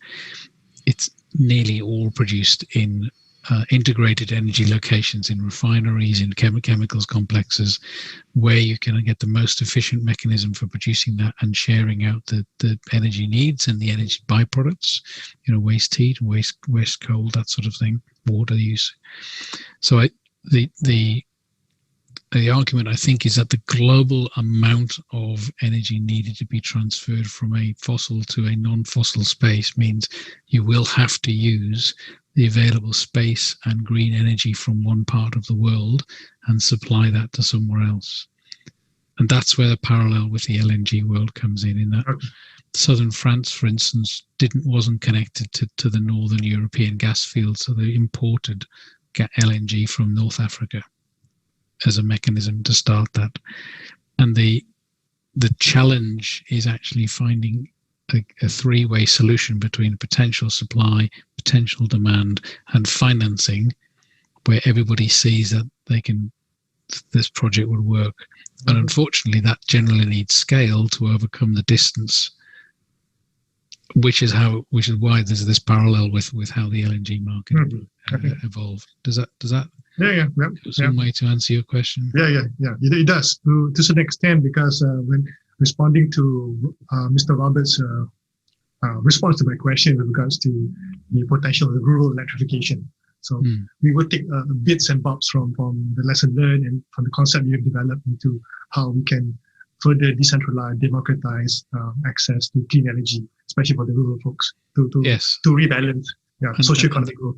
And that's a challenge in countries that haven't got massive amounts of available space and places that are both windy and sunny. We're just in the last 2 weeks, we've had a proponent say they want to build I think it's something outrageous like 90 gigawatt solar and wind system on the south coast of Western Australia. We've got a tiny population. 90 gigawatts of power is an enormous amount of power. It has to go into something exportable. Okay. Yeah, thanks for that, Mr. Mani. Okay. Now we're zooming in from the bigger picture to a very focused in terms of the mobility sector. This is where Mr. Sharul Nizam will be able to respond. In terms of, we always witness this issue about chicken and egg, especially when we introduce new technology, especially EV. But in the case of fuel cell EV, how the NAP can break the chicken and egg situation in Malaysia? And is there a comprehensive plan towards establishment, development of the national infrastructure to roll out EV, FCEV in West Malaysia? Okay, thank you, Dr. Reza, for the very interesting question. Actually, the National Automotive Policy complement the development of low carbon mobility blueprint that is under supervision of Ministry of Environment and Water, KASA, or Malaysian Green Corporation. So it is really about industry development, while the target for the infrastructure development to roll out with the low carbon mobility is fall under the LCMB, or the low carbon mobility blueprint. So the NAP policy actually play an important role to attract more investors or industry players to participate in the hydrogen programs in Malaysia by providing various packages which include the investment tax allowance, the pioneer status, industrial linkages program, as well as the customer incentives. So by increasing the demand of hydrogen vehicles, OEMs or vehicle producers will be attracted to increase the volume of hydrogen vehicles and to support the government to establish more hydrogen infrastructure. So government can only promote the development of hydrogen facilities to roll out with the technology implementation, but the hydrogen facilities need to be established via public-private cooperation. Government alone cannot, cater for whole holistic ecosystem development to cover wider coverage nationwide. Hence, the NAP actually, which is under supervision of MITI MRE, give full support to deliver all the infrastructure planning that have been elaborated under the LCMB by catalyzing the participation from automotive industry players. Apart from that, the NAP also support the development in terms of technology development, the R&D, research and development, value chain manufacturing, aftermarket, as well as talent development with regards to the hydrogen technology to ensure that this business can sustain in the long run. That will be my feedback, Dr. Reza. Back to you. Okay, good. It's about orchestrating the balance of supply. And you tilt it towards creating demand, the supply will come. And investment, policy, framework, talent, capacity will come. Yeah, it's definitely a good way to proactively create that hydrogen environment for all. So then, speaking of hydrogen environment, the Penang Green Agenda to Ms. Josephine. So you stated that Penang has this renewable energy and energy efficiency, EV initiative, green industry, carbon inventory framework. So how do you see hydrogen fitting in as a alternative green fuel into the mix? And how do you go about in facilitating collaborations to ensure that Penang can build this vertical? Thank you very much, Dr. Reza, and good afternoon, everyone. Frankly speaking, in the whole Penang markets, right, hydrogen economy, it sounds quite new. It's a totally fresh and new ideas to be adopted by the Penang state government or by the peoples of Penang. And however, for this year, Penang has officially built up a policy infrastructures, right, and serve as a way forward, including all the targets that Penang state government wish to achieve in terms of reducing carbon emissions. So hydrogen is one of the another fuel source for our vehicles and supply electricities, right, through the use of fuel cell. So in Penang, because public buses are currently Penang's main mode of public transport, because apart from, we don't have other like LRT, MRTs and all that, all we depends for public transport is only public buses. So the state government is looking for an effective business model that suits Penang, especially in pushing for large-scale use of alternative energy buses. For example, we can look for EV. Hydrogen is another big opportunity for us. So public buses will be stand a high possibility for the exercise of using hydrogens. And in Penang State, basically we welcome the pilot projects that happened in Penang. So for us, because currently although we have built up a renewable energies and energies efficiency task force on that, so the main focus point for us for time being is solar and biomass. So in future, hydrogen economy will serve as a way forward or other alternative for us to hope on. So there will be another good options for transportation and industries, because officially for this year, so we have introduced for green manufacturers, and we are having collaboration. They're starting our conversations with all the stakeholders and industrial players, including apart from addressing for materials or resources reuse, energy consumptions and emission is also one of our biggest concern part. So Penang Green Council is in planning to set up or kick off certain pilot projects together with those stakeholders or industrial players that share with a like mindset to encourage partnership between large enterprise and SMEs. So, well, for renewable energies or energy efficiency, perhaps I think P2X mechanism can be an option to tap on during the discussion together with our local partners. So power to gas, because we are now looking very actively on solar and biomass. So if it is good, if we can have this P2X mechanism, power to gas, that the process of converting from the gas by using our renewable energy. So I think in Penang, right, we are having an open door policies. So we welcome all sort of technologies related to economy, hydrogen economy, or any potential projects that can be worked in Penang. Thank you. Thank you, Ms. Josephine. I think Penang here provide a neat statement for various consumption of hydrogen. The electronic sector will consume hydrogen for their electronic processing. And we have this initiative going into solar, biomass, which is also rich in hydrogen potential as well. So Penang provide a use case for, I have this, hydrogen could be a solution for it. Yes. Right? Okay, great. And thank you for that. And last but not least, Mr. Steve Peters' presentation with regard to regeneration. It is very intriguing because it's the first time I'm exposed to that concept. So Mr. Steve, because Malaysia is rich in biomass. So we have a biomass national agenda moving forward. And the fact that Penang Green Agenda has thusly mentioned biomass to be one of the key initiatives. So how do you apply the regeneration approach to Malaysia's biomass aspiration? Okay, so when you talk about biomass, I assume you're talking mostly about forestry and palm-related biomass and recovery and circular economy. Let's cast the widest net possible. Biomass could be that, this, and that, municipal waste. Yeah, you name it. Yeah. So then what happens is you also have an enormous amount of biomass that you're perhaps not seeing.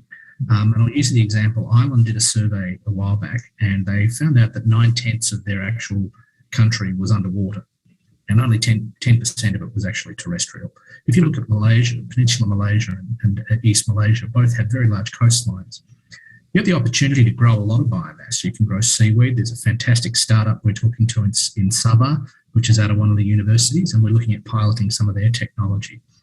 And the way that we're looking at is to say that, what if we could capture the infrastructural space that's created by offshore hydrogen, whether it's floating solar, fixed wind, or floating wind, all these other activities. And there's learning from that in the North Sea. A lot of the oil installations used offshore aquaculture to stop scouring and to stabilize operations. And Adlan talked a little bit about robotics and reducing cost. Well, there's another way of doing it is actually bringing people closer to where the market is to reduce your cost. I actually have a house, my family have a house in Leisure Farm in Iskandar. And I see a lot of firsthand about where there are opportunities around there. There's an enormous amount of resources, an enormous amount of technology. It's just tying it together and breaking that, well, we've built big oil fields and all we do is build big oil fields and everyone else needs to stay away. Maybe it's time to slaughter that thinking and say, okay, how can we bring people in and create more resources? I mean, seaweed is a very low value item, right? It has a huge impact in sequestering carbon and reducing acidification locally. So, these are industries where you can soak up employment. So you're not looking at, giving jobs to the top 30% of people who are highly educated. You're looking at providing jobs for the bottom 40% of people who maybe aren't that capable, but you find ways for them to get gainfully employed, it's got a huge social and economic impact.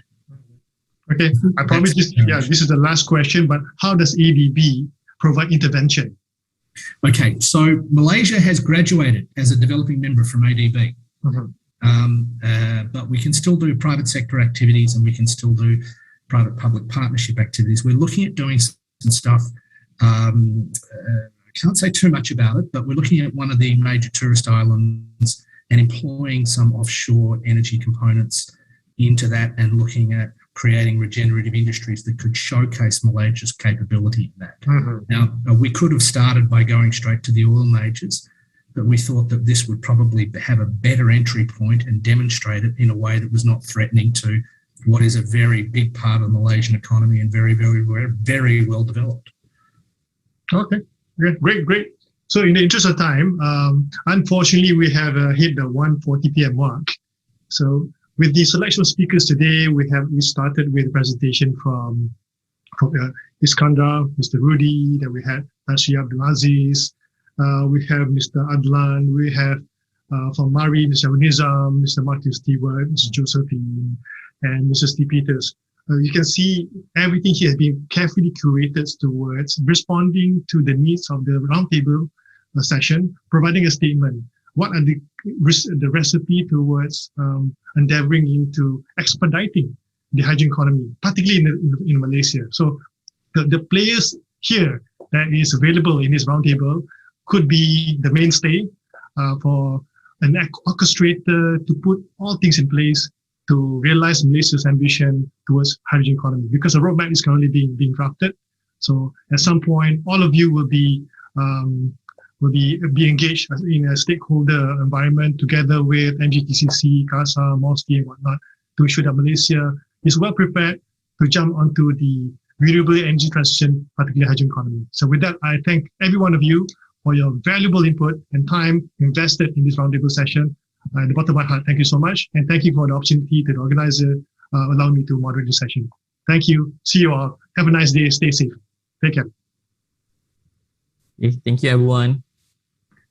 So we're coming to an end for our third roundtable dialogue session of the event. And it's not the last for day 2. We'll be having another roundtable dialogue session entitled Demonstration of Hydrogen Technologies, where we'll be having speakers and panelists akin to the dialogue session that we just had, sharing their set of experience on hydrogen economy from across the globe. So we'll be having a long break, and the next session will be starting at 3:30 p.m. Malaysia time, or GMT +8. Okay, everyone stay safe, take care, and thank you again for joining us.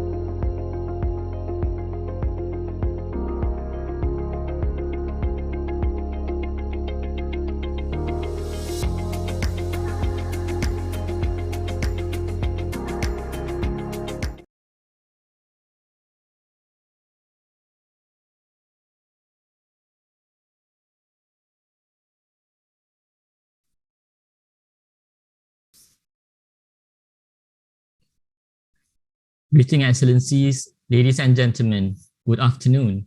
Now we are ready for our next agenda of the day, which is the Roundtable Dialogue Session 4, entitled Demonstration of Hydrogen Technologies. This session is aimed as a platform for knowledge and experience sharing by the respective speakers and panelists. The session will start with a series of presentations by the speakers, followed by a live Q&A session, moderated by our moderator yang berbahagia, Professor Dato' Dr. Mazlin Mokhtar. First off, to start, let me introduce Professor Mazlin.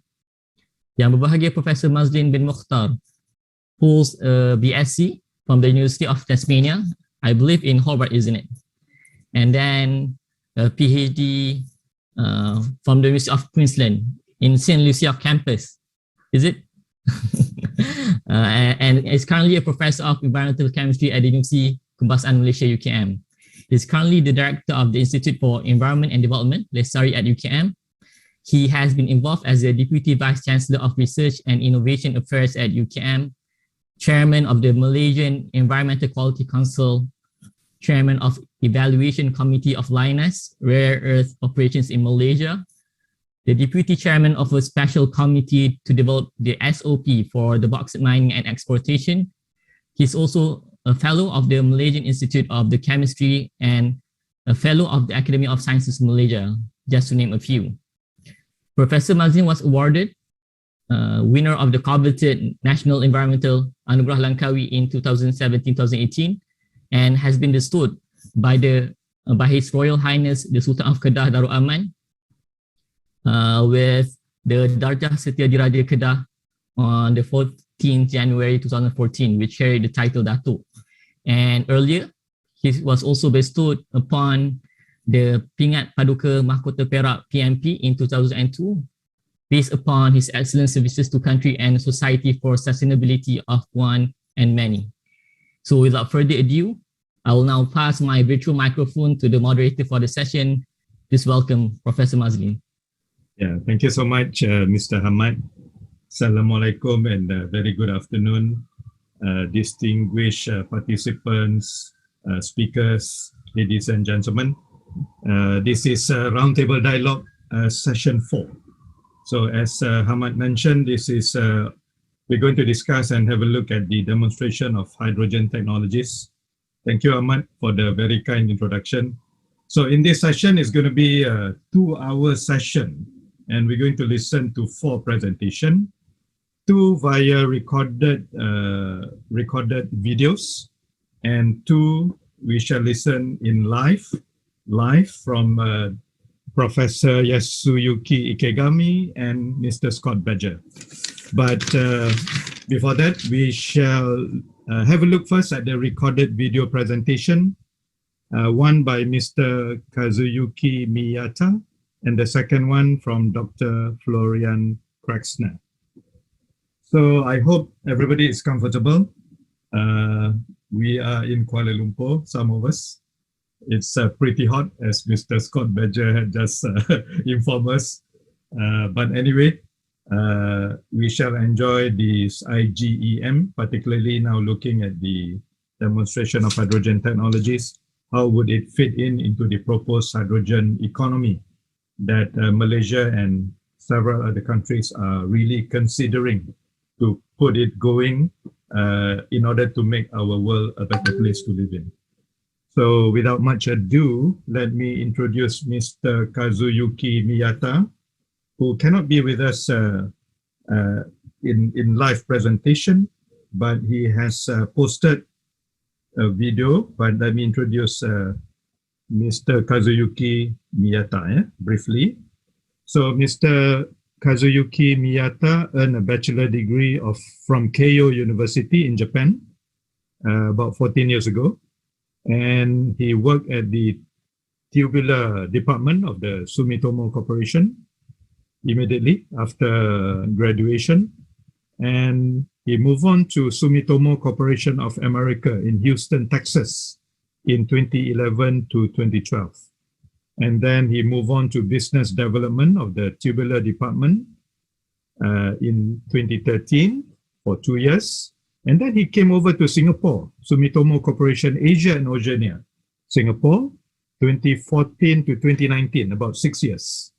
And then coming to Kuala Lumpur, Malaysia, 2019 to 2021, and now he's back into the hydrogen business department, Sumitomo Corporation. So he'll be presenting a video recording on the topic of hydrogen, of course. So can we request the Secretariat to share the video now? I think it's going to be about 11 minutes or 12 minutes. Please do enjoy.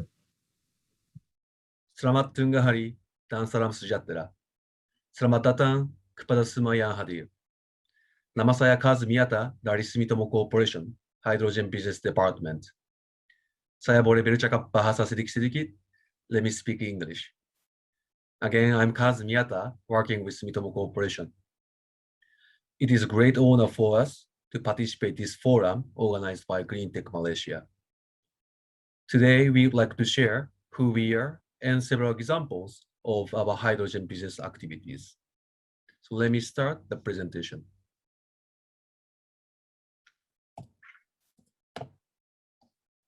This slide shows our company profile. Sumitomo Corporation is one of the largest integrated trading company in Japan, established in 1919. We conduct business activities in a wide range of industries on a global scale, and we are ranked in Fortune Global 500.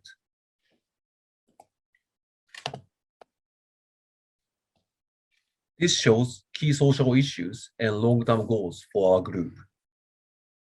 We conduct activities with the aim of being a global organization that constantly stays a step ahead in dealing with change, creates new value, and contribute broadly to society. To achieve sustainable growth together with society into the future, we have identified 6 material issues that we should address with priority, such as development of local society and economy, improvement of living standards, establishment of circular economy, and of course, mitigation of climate change. In this April, we established new organization in Tokyo, which is Energy Innovation Initiative, so-called EII. This aims to realize sustainable society by addressing key social issues as explained, and also create new generation business and develop future profit base. This is EII organization. As you can see right side of slide, several business departments and teams are belonging to EII, which includes hydrogen, battery, biomass, and thermal power. We are conducting discussions to create new business by collaboration within EII and with other divisions. From now, I would like to explain our activities in hydrogen space. We are currently pursuing opportunities in various areas globally with 3 key focus pillars. One is to establish local production and consumption. Second is to create large-scale value chain. Third is to invest to break through new technology. The projects shown in green are local production for local consumption. These projects aim to build distributed hydrogen supply chain that combines mobility, infrastructure, urban development, and so on. The project in blue color shows large value chain type project. In Asia Pacific, our main focus is on hydrogen production in Malaysia and Australia to export to overseas such as Japan. We are also considering the project in South America and Africa, assuming that they will be delivered to Europe and United States. Also shown in yellow are investment in new technologies, aiming at gaining access to breakthrough technologies and applying them to our project. I will elaborate more on several examples from next slides. This is one of the most important projects for us, hydrogen production by hydropower in Sarawak, Malaysia. Sarawak is one of the best places to produce green hydrogen with stable, abundant, and competitive hydropower generation. We signed an MOU with Sarawak Economic Development Corporation, SEDC, the Investment Institute of Sarawak State. We started pre-feasible study in November 2019, and ENEOS, a Japanese major energy company, decided to participate in this project as a partner in October last year. We are currently conducting a feasible study with several cases of annual capacity production, with the goal of starting production in 2023 at the earliest. The produced hydrogen will be utilized in Sarawak, and also it will be expanded further for overseas demand. We believe this project will contribute to create local production and consumption, and also to create large-scale value chain. This is one of our local hydrogen supply chain project from solar power in Gladstone, Queensland, Australia. Gladstone City, called Sunshine City, is blessed with a vast land and sunshine, which covers around 314 sunny days per year. Throughout our close relationship with government and the state council, we have led the feasible study from 2018 by engaging the key stakeholders, including government and industry partners. In phase 1, gradually replace the natural gas by hydrogen at local factory. And in phase 1-, we will promote the development of other local demand, such as mobility and gas pipeline injection. And in phase 2, we expand demand further, such as to forklift, mining heavy equipment, and FC ferry. This approach will be inevitable to prove the range of hydrogen price and production amount for export. Throughout the step-by-step approach, we aim to unlock the hydrogen ecosystem together with the government and the region. This is a social implementation project by Hydrogen Utilization Study Group in Chubu, formed in March 2020. Chubu is the name of the region in the middle part of mainland Japan, including Nagoya and Yokkaichi area.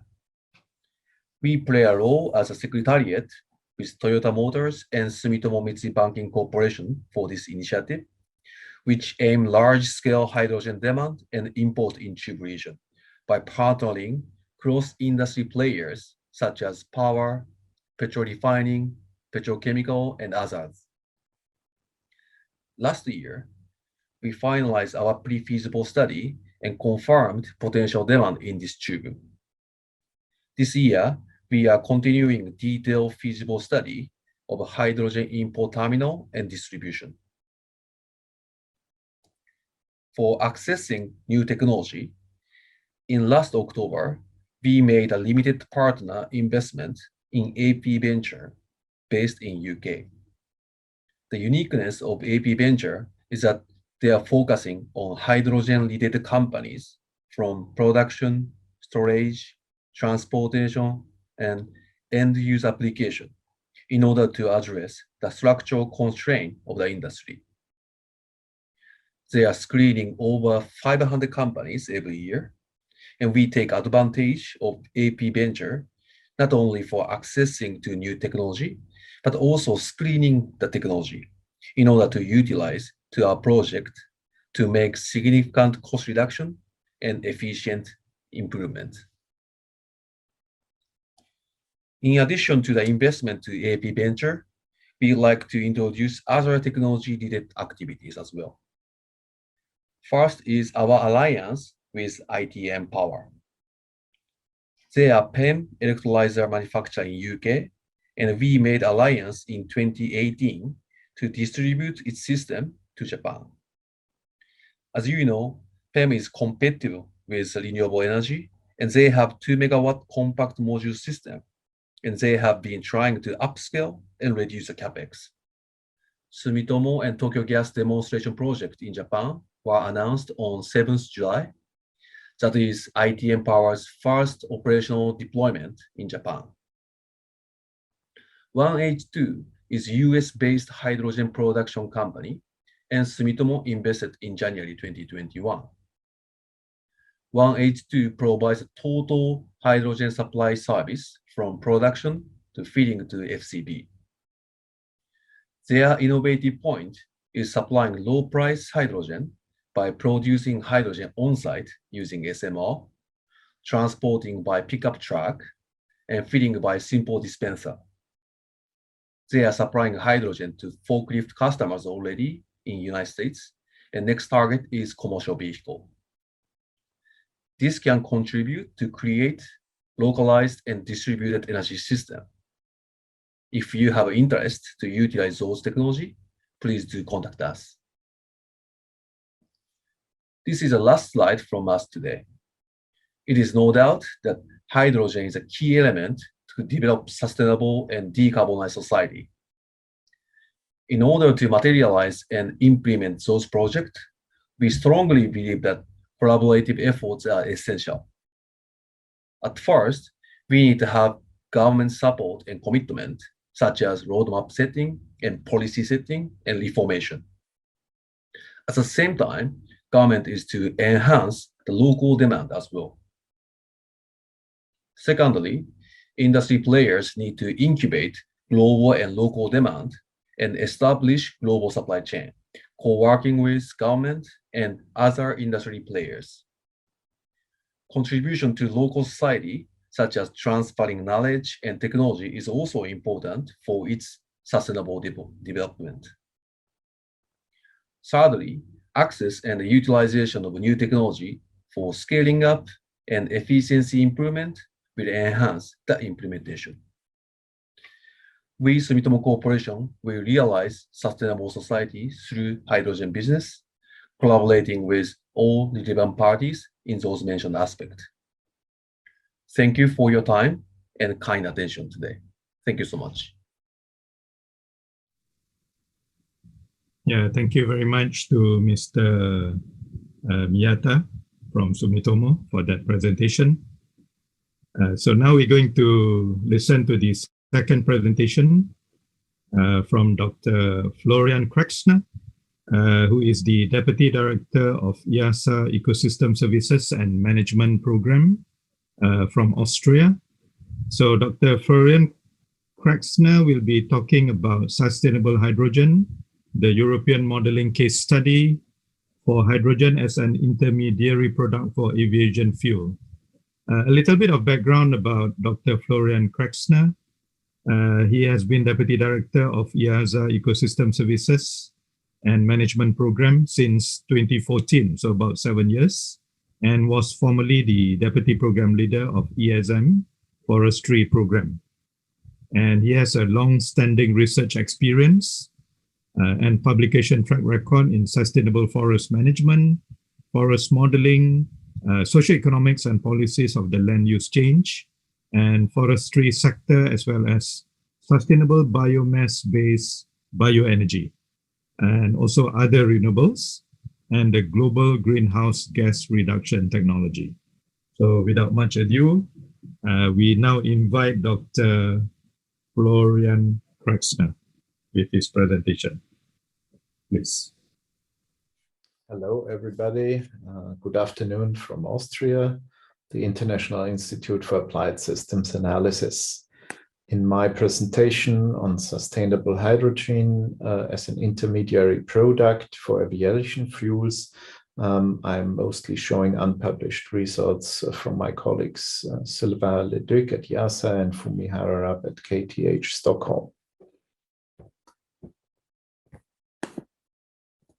The International Institute for Applied Systems Analysis is an international research institute that conducts multidisciplinary, transdisciplinary research to help policymakers finding long-term solutions to global and universal challenges.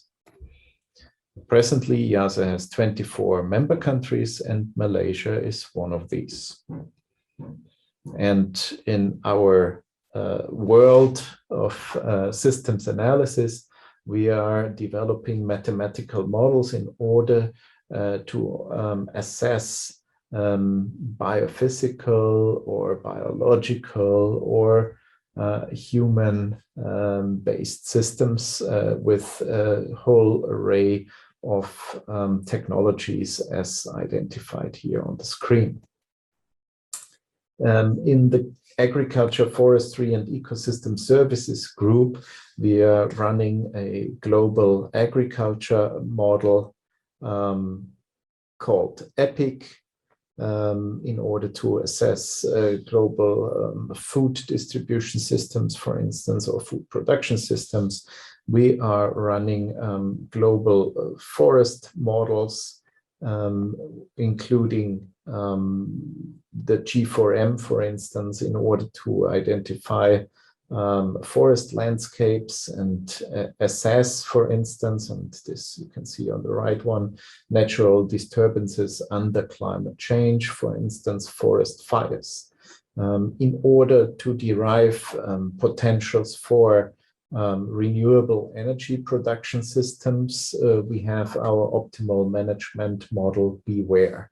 BEWARE is a very versatile model that has been applied and developed since over a decade on very different research questions, including, for instance, bioenergy, bio and synfuels, biochar, power, wind power, hydropower, and also negative emission technologies like BECCS. So the basic objective of this model is to identify the locations of new renewable energy conversion plants, for instance, bioenergy plant locations. For that, we need to know the primary energy resources. We need to know existing energy conversion technologies used. We need to know the energy demand of a region or a location, and is there, for instance, energy import or not. We need to know all kinds of logistical constraints and environmental constraints.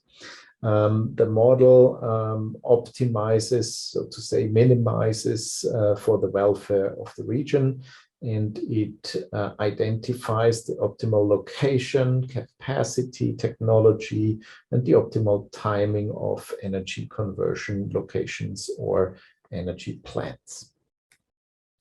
For that, we need a lot of input parameters with respect to, for instance, the distribution, road and train networks, but also power lines and power stations. We need to know about costs and emissions. We need to know about the reference fuel price, in this case, the fossil fuel price. We need to know about environmental constraints like protection.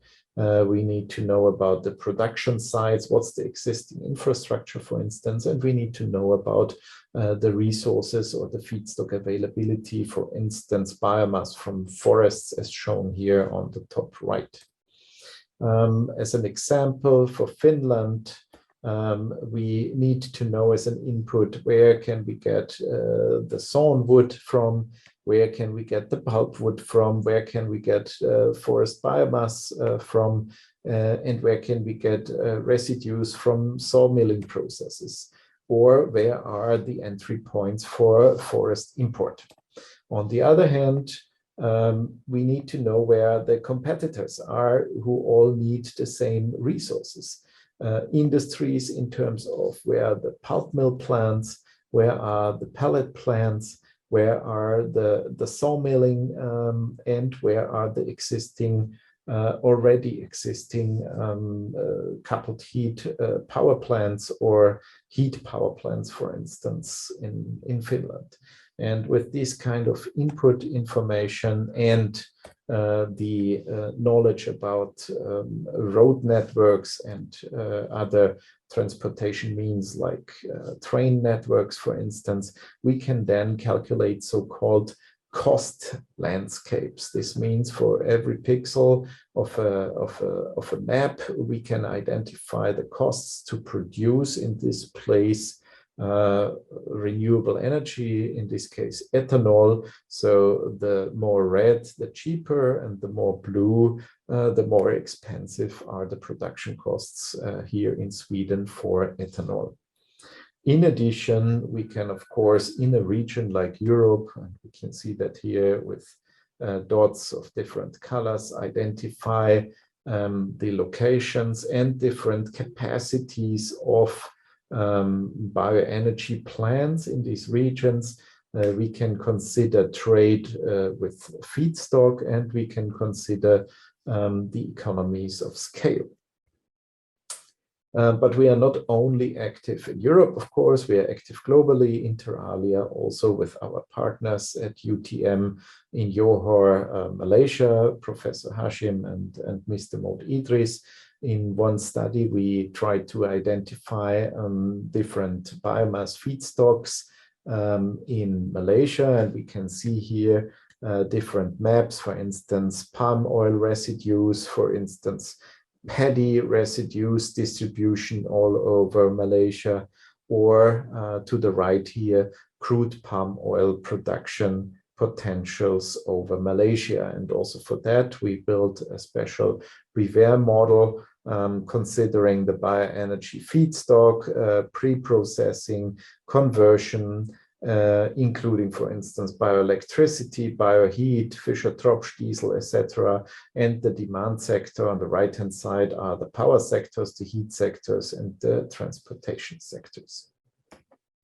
What we can now do is identify for each district in Malaysia the potential capacity of bioenergy production and the conversion technology or the feedstock, which is identified here by the pie charts with different sizes and colors over 5 different policy scenarios. And on the right-hand side, we see the same in bar charts, but over time from 2020s to the 2050s.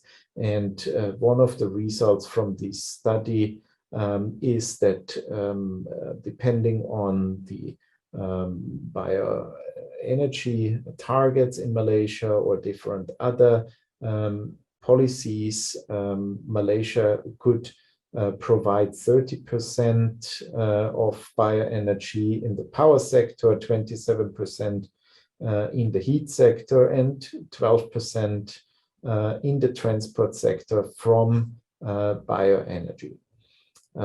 This has been published in the Applied Energy Journal and can be looked up there in more details. Coming now to the IEA projections for global hydrogen demand by 2070, and we see that synfuel and transportation are the largest share in 50 years for now. And this is also why we would like to look into that in more details in Europe. As I mentioned before, we do that through an analysis of the biofuel demand by the European aviation sector. We know in the meantime from the slides before that production of renewable road transport fuels is very much intertwined with the bioenergy sector, for instance, emissions reductions, land use, renewable feedstock, sustainable resources, and management of these are very much intertwined. On the other hand, we know that in the aviation sector, a large share of the global infrastructure, aka the airports themselves, are already established, and optimal renewable fuel production and distribution is now key to reduce its dependence from fossil fuel. So moving from fossil fuel kerosene to e-kerosene. And on this European map, you see about 350 dots, smaller ones and bigger ones, which are the locations of the largest airports of Europe. And these airports are featuring almost 9,000 routes of intra-extra EU passenger and freight transport. And all these airports together have a total fuel demand of 1.2 petajoule per year. 1.2 petajoule per year is difficult to explain. but we can at least show you what we need in order to produce these jet fuels from renewable resources. And we would need 500 million cubic meters of water, equivalent to 200,000 Olympic swimming pools in Tokyo. We need 2,000 petajoules of electricity. This is not less than 1/4 of the European annual electricity consumption, and we need 175 megatons of CO2, or the annual CO2 emissions from the entire European aviation sector. So now the question is, how and where can we optimally meet this demand in a sustainable way? And for that, again, we have developed a special BWare model where we can see the feedstock here on the left-hand side, consisting of water, electricity, atmospheric CO2, and CO2 from the industry. Then the intermediary conversion steps through electrolysis, direct air capture, and CO2 capture from the stack of industries, and the final conversion into hydrogen, or together with carbon oxide and Fischer-Tropsch synthesis into e-fuels like e-kerosene, e-diesel, etc. And the demand side is, of course, the European aviation sector. Most importantly, we need to provide sustainable resources in order to ensure a sustainable biofuel and synfuel production. One part is sustainable freshwater availability, indicated on the map to the right here. We need renewable electricity, which we assume to come from the grid, fed by excess energy from wind parks, and we need CO2 that is either captured through direct air capture from the atmosphere or from existing industries like steel mills directly at the stack. First results indicate that the key players in 2050 for e-kerosene production in Europe will be UK, France, and Germany. This leads me already to my takeaway messages. First of all, hydrogen production and other renewable biofuel productions are highly intertwined. We know that there's a very high resources demand for hydrogen production, and we need to act accordingly. It is very important to apply optimal siting and sustainable resource management.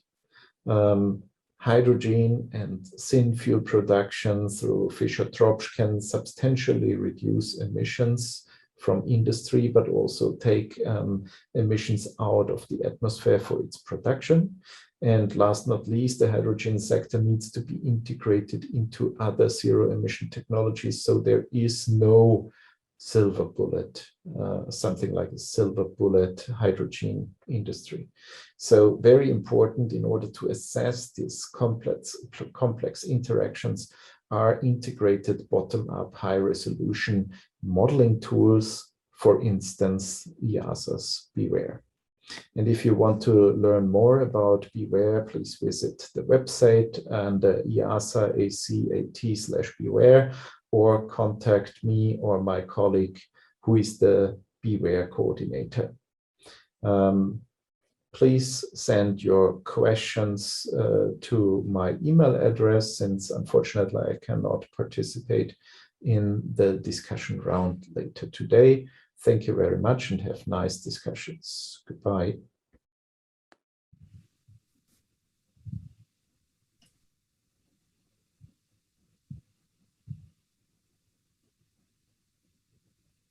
Can I start? Not yet. Let me introduce you, Professor. Yeah. Hang on. Yeah.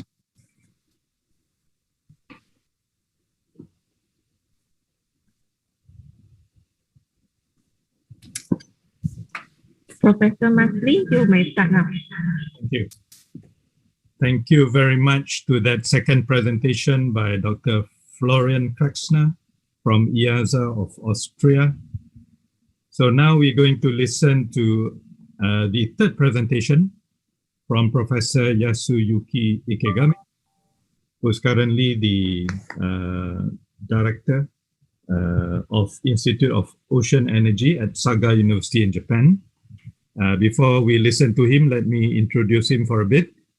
Professor Yasuyuki Ikegami was the ex-co-chair of the Japan Delegate of Ocean Thermal Energy Association, OTEA, Japan Delegate of the International Energy Agency Technology Collaboration Program on Ocean Energy Systems, and coordinator of the task on status of OTEC and the resource assessment in IEA OES. His main research is on the optimization of OTEC system, the heat exchanger for OTEC, and the byproduct of OTEC hydrogen production and desalination, among other things.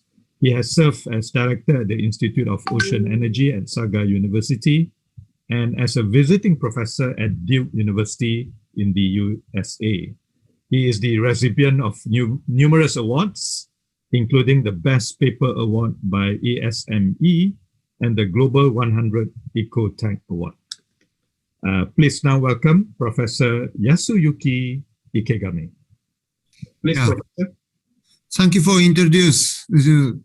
So I'm very honored to have these opportunities. I would like to explain our research achievement for the especially hydrogen production and OTEC. My title is Hydrogen Production Using Ocean Thermal Energy Conversion as a globally leading advanced system in Malaysia. So now Japan and Malaysia project, we will install the OTEC system in Malaysia using advanced system. So I'm very happy to introduce our project. So this picture shows United States Lockheed Martin as an image for the OTEC hydrogen production using OTEC, onshore hydrogen production. This is an OTEC system on floating type. And this is a hydrogen production. And then this concept will carry to the hydrogen to the land and ammonia production. So, and the water desalination module. So Malaysia has a huge potential in this concept realized. So this system now continuous operating OTEC system. This OTEC system is started the world first OTEC demonstration in the second boom. Already grid the private power grid, Okinawa Electric companies. Over 5 years of the continuous operation using actual seawater. So this is a OTEC patent application. So first boom is after oil crisis, OTEC is a first boom. But after that, oil price down, OTEC activity is very weak. Then recently, the second boom. So Japan is a high potential OTEC activities. Next, US and French. Recently, China and Korea is very promoted by government. So now in the world, OTEC many projects promoting in United States, Japan, French, India, Korea, and Netherlands, and also Malaysia. So this is a ongoing OTEC project by IEA OES, International Energy Agency Ocean Energy System. So shows OTEC activities. So 10 years ago, only Saga University installed OTEC, but recently many OTEC projects ongoing in the world. Also Malaysia. So this red color is a very high potential of the OTEC. So why now in OTEC in Malaysia and in the world? One reason is the technology improvement. Second reason, 24 stable energy. OTEC can be generated as a base load energy, and OTEC system no required battery. So OTEC system very similar to the fossil power plant. But OTEC is not to use the coal and oil, only ocean temperature difference, warm CO2 and cold CO2 temperature difference we needed for the generated power. So warm CO2 make vapor as ammonia. So this vapor go to the turbine, then generated electricity, then this vapor go to the condenser, condensed by cold CO2, return to the liquid. So liquid return to the evaporator. So this OTEC is only using this temperature difference. This is a temperature difference, warm CO2, cold CO2. We need at least 20 degrees centigrade, warm CO2, cold CO2. So this temperature difference very smaller than fossil power plant. So 30 years ago, many researchers, developers doubt this technology, but recently good achievement in the world. So then in the world, many OTEC projects now ongoing.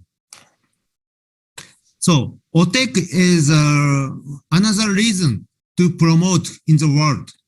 So byproduct of the hybrid OTEC system, not only electricity. So OTEC can be make fresh water, and then we can generate hydrogen. This fresh water not using osmosis, reverse osmosis. This is flash evaporation.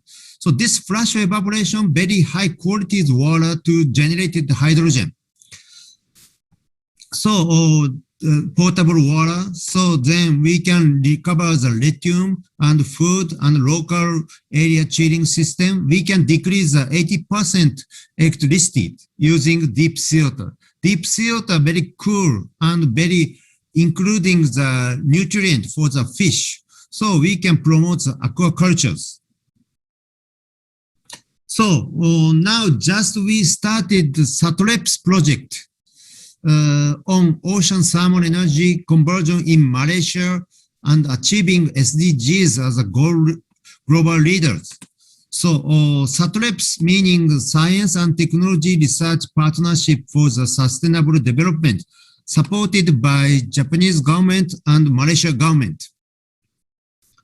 So this SATREPS focus to solve and achieve the SDGs goals.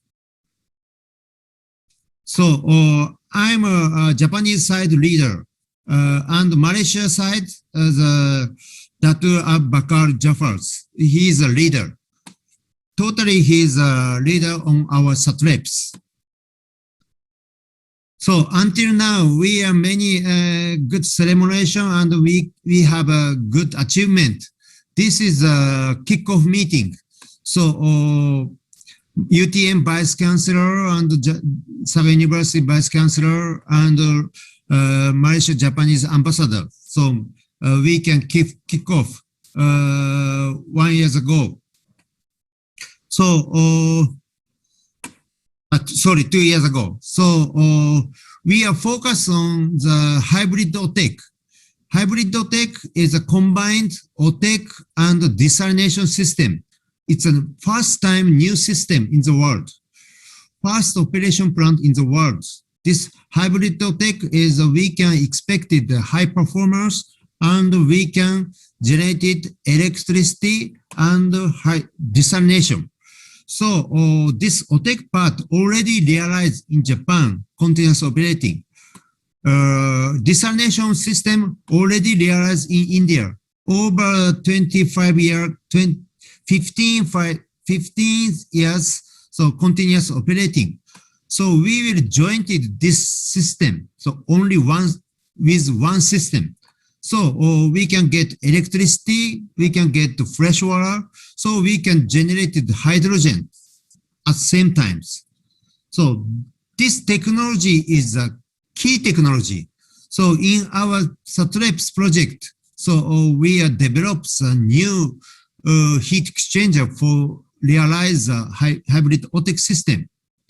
So already Kumejima now, so in Japan already realized. So this we are more developed some hybrid system in Malaysia model. This is a Malaysia model, agriculture, desalination, seaweed, coral, oyster, clam, sea grape, cosmetic, hot bath, so and hydrogens. So this SATREPS project, we will joined it. Saga University in Japan side, this is the Malaysia side. Saga University leader this Japan side, UTM is the leader in Malaysia side. Private sector also including this project. So in Japan now already constructed HOTEC. So after that, within this physical Japanese year, we will export it to Malaysia. So after Malaysia, we get, so we will install the Malaysia. Already completed in Japan. So this is a platform in the first time in the world system. These people. So now Malaysia side designed and prepares UPM, UTM, OTEC center. So this one. We expected next first year, January and February, this is completed. So we will install the HOTEC system from Japan. So already this proposed. So this Malaysia, our concept, hybrid OTEC system, electric power, water, and generated hydrogen, and agricultures, and also very a variety of the production. So Malaysia has a very high potential is OTEC system. So UTM already evaluates OTEC system, OTEC potential in Malaysia, 2,500 megawatt. So UTM and Saga University so contributed SDGs. So in the within the SDGs, not only electricity, not only energy, all target we will contribute it using OTEC technology, including hydrogen production. So as I introduce OTEC system in United States, Lockheed Martin OTEC roadmap, first 1 megawatt, next 100 megawatt, and hydrogen production and ammonia production using platform. So this is an image by Lockheed Martin, 10 megawatt. So 10 megawatt size, the 15.5 meter times 15.5 meter. Intake tube, 4 meter diameter times 1,000 meter longs. So if you install the solar, so we need the 100 times areas, very huge area required for using solar, but OTEC is very compact, 100. So this is a 4 meter intake tube. So Lockheed Martin now challenging the platform and heat exchanger and intake tube. Platform in Malaysia, there are many platforms. I think this platform is very suitable for the OTEC and hydrogen production in Malaysia. So we are roadmap. Now we are success 100 kilowatt. Within the 5 years, Japan side, we want to install the 1 megawatt, next 10 megawatt, and 100 megawatt. So finally, we are image, we are vision is a hydrogen production as a Lockheed Martin image. So our hydrogen production roadmap using OTEC, 2013, 50 cent, 2040, 20 cent, 2050, 10 cents for the hydrogen production roadmap using OTEC. So this figure shows the comparative study for the scenario for the renewable energy introduction, focus on the installed for the Malaysia and Pacific Island. We are compared solar, offshore wind, onshore wind, offshore wind, wave, ocean energy, tidal current, OTEC. So solar very needed the area, but OTEC is very compact. Power generation cost, solar is very good potential, but OTEC is small OTEC, not economical, but large OTEC is economical. Install cost, solar and offshore is small. The OTEC is a intake tube, very huge cost, but power plant is cheap. So unfortunately, time is over, so we are skipped. So hydrogen production. Hydrogen production is a design. Hydrogen production, solar, offshore wind, or the triangle, but not so good. But OTEC is good because OTEC is we can generate the electricity and fresh water for the hydrogen production. So I think is OTEC has a large potential. So final comparison evaluation for the introduction. So the solar, finally in the Malaysia and Pacific Island, when aiming for the 100 renewable energy target combined of the OTEC and solar power generation in effective for the hydrogen production in Malaysia and Pacific Island. Solar and OTEC is good. Onshore wind is some issue, low potential and required area and needed batteries. So, but OTEC is controls the stable energy. Solar is very cheap. So we are, if we combine this one, we can realize 100 renewable energy. So we want to contribute it from the Malaysia OTEC technology for the hydrogen production in the world. So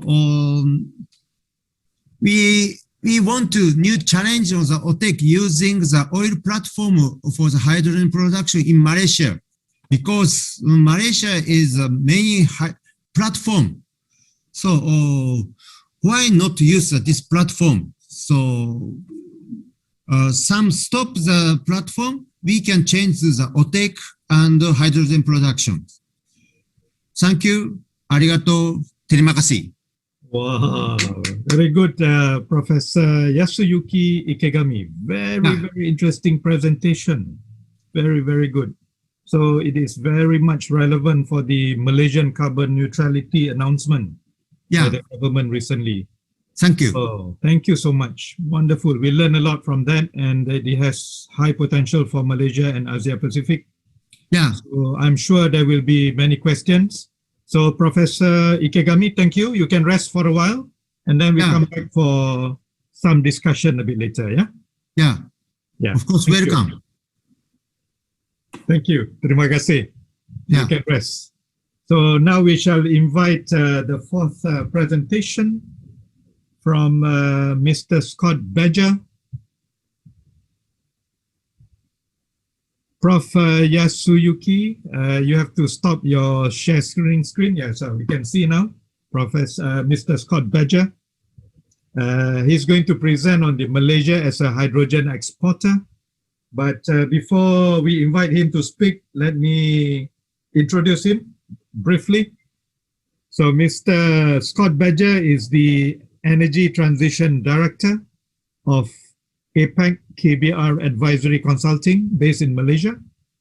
And Mr. Scott Badger had been engaging with project development, technology provider as a technology provider, and also governmental stakeholder globally and within the APEC region, Asia Pacific region, to provide support and help to drive clean energy projects. So Mr. Scott Badger offers expertise in clean energy supply, chain design and integration, and also life cycle economic assessment and technology landscape analysis. So Scott Badger has provided consulting expertise to major governments, IOCs and also NOCs, and independent project developer, and also small to medium-sized energy operator. So with that introduction, please welcome Mr. Scott Badger to speak on visioning a hydrogen economy for Malaysia, Malaysia as a hydrogen exporter. Please welcome Mr. Scott Badger. Thank you, Professor Mazang, and thank you very much, Professor Yasuyuki, for your very interesting presentation. And that will potentially change some of my numbers in here, I think. So, the topic of this session for today is Malaysia as a hydrogen exporter, and we're going to look at where Malaysia sits within the region. And I can't change my slides. Jeez. Okay. Where Malaysia sits within the region as a hydrogen exporter, and then we're going to look at some of the technologies that Malaysia could adopt to move its hydrogen. So first of all, we'll start with a map of the region and of the world, and we can see here some of the preliminary forecasts of the most heavily used hydrogen trade routes globally.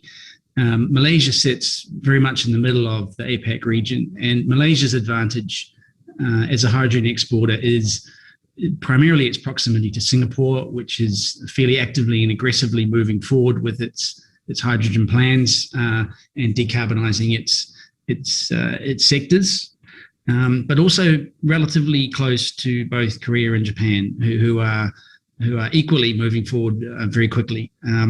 And how these potential export markets are developing their power sectors for hydrogen will be a key driver volume-wise. But it's important to recognise Malaysia's advantage in where it sits within the APAC region.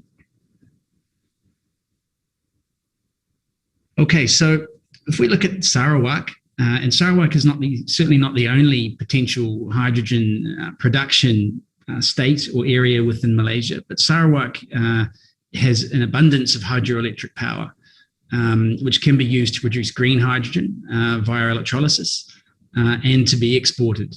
Currently 3 hydroelectric dams in Sarawak delivering 3.5 gigawatts of power. However, the total hydroelectric capacity in Sarawak is actually more than 20 gigawatt. A fraction of that is currently utilised. And if you take this number alone, potentially Sarawak could produce in excess of 2,500 KTPA or 2.5 million tonnes per annum of hydrogen. And nearly all of that would be exported. A very small percentage will be used within Malaysia. That's a lot of hydrogen. And I'd like you to remember that number, and we'll come back to it.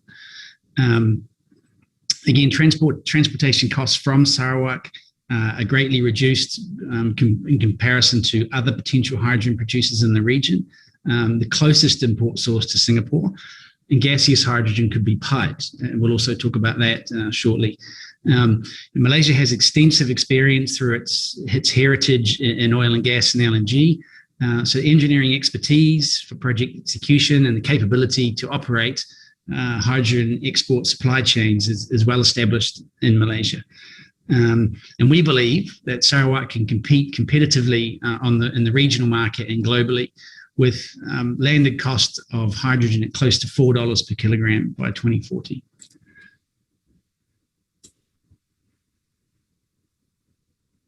So the Sarawak Chief Minister in 2018 recognised and announced this key ambition. With abundant clear hydroelectric power resources, Sarawak can provide an ideal setting for enabling the hydrogen economy in the state. It's absolutely true, and Sarawak will, by doing so, potentially enable and help to lead Malaysia as a regional hydrogen exporter and producer. And some of the numbers there you can see in terms of the Sarawak hydroelectric context are shown there as well. I'll talk about some of these projects in a short while, but Sarawak is actively moving forward with pilot scale hydrogen production, a lot of partnership with Japanese government entities and private entities, and looking at 10,000 tonnes per annum by 2023, which is not a big number in itself. 10,000 tonnes per annum as a demonstration or a pilot scale it is very relevant, and 2023 is very ambitious. So we applaud Sarawak for moving forward so aggressively with its hydrogen production and export plans, and of course all of its partners in the region that are joining in with that.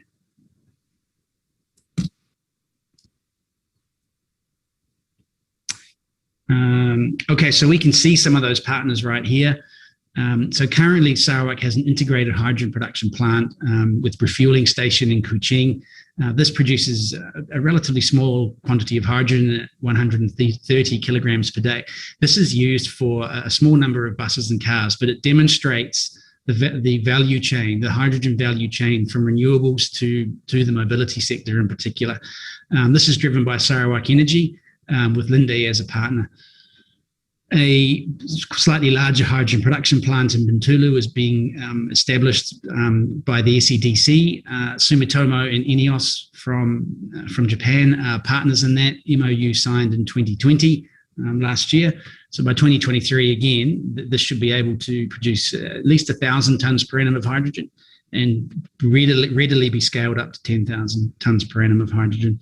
And potential large-scale green hydrogen production plant. Again, Sarawak Energy, the SEDC is involved, in Petronas.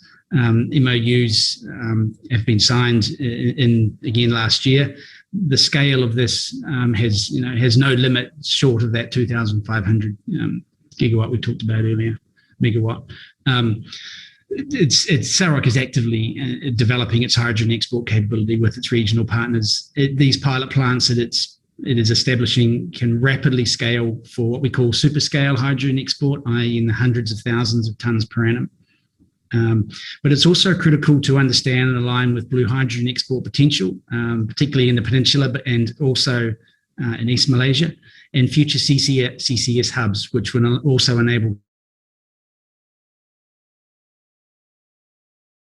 such as JX Nippon have been looking at this as well. And I term super scale in the hundreds of thousands of tonnes per annum. I put a clause on that because within 2 or 3 years that could be referred to as moderate scale. But at the moment, that scale hydrogen supply chain is what we call super scale. And it's all very interesting. So we come back to the 2.5 million tonnes per annum. And we look at Malaysia, therefore, in the context of regional hydrogen demand. So on the left, we have what we consider the medium scenario for the region. And by 2030, we expect Singapore, Japan, and Korea to be demanding or consuming 2.5 million tonnes per annum of hydrogen, which is coincidentally exactly the number that we had earlier that we could expect Sarawak to be able to produce going forward. On the right is the high scenario demand, and you can see that the numbers are 2 to 3 times bigger. This would require greater adoption across multiple sectors within Singapore, Japan, and Korea, including mobility, power sector, decarbonising of the industrial sectors, and potentially others as well. So regional countries will increasingly shift away from their fossil fuel reliance, and we're seeing that in Japan right now. We're seeing plans from Singapore and certainly in Korea as well. So what does that mean for Malaysia in terms of GDP? So again, we look at that 2030 medium scenario case. That volume of hydrogen export is worth 3.4% of current Malaysia GDP. and we consider that to be quite significant. That would be primarily driven by renewables and through blue hydrogen production. And obviously blue hydrogen production involves the conventional production of hydrogen using natural gas with sequestration of the carbon dioxide. And KBR has looked at that in quite some detail alongside renewable pathways. They're both very viable, very valid. It's possible that blue hydrogen will lead green hydrogen, but we're seeing more and more green hydrogen projects being tabled and being developed right now.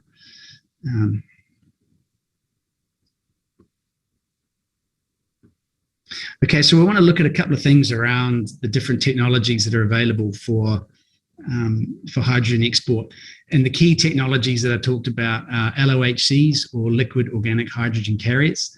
The predominant one there in the market is MCH. There are also others such as DBT. But we've based this on MCH, and Chiyoda has its SPERA process for MCH demonstrated out of Brunei at a demonstration scale to Japan. And that was operating last year. We looked at ammonia, which is also another common hydrogen carrier, and Professor Yasuyuki talked about ammonia also as part of his technology, and the direct generation of ammonia as a hydrogen carrier there. And we looked at liquefied hydrogen, and you can see on this graph that at a distance of approximately 1,000 kilometers from source to destination, the freight or the marine vessel cargo freighting of the hydrogen carriers becomes more economic than a pipeline. However, Sarawak in Malaysia is approximately 800 kilometers or less from Singapore. And so therefore, it has a clear advantage over all other potential hydrogen exporters to Singapore in that it can pipe gaseous hydrogen directly to Singapore with a lower landed cost in Singapore. Malaysia has the opportunity here to be very competitive in Singapore with its hydrogen exports.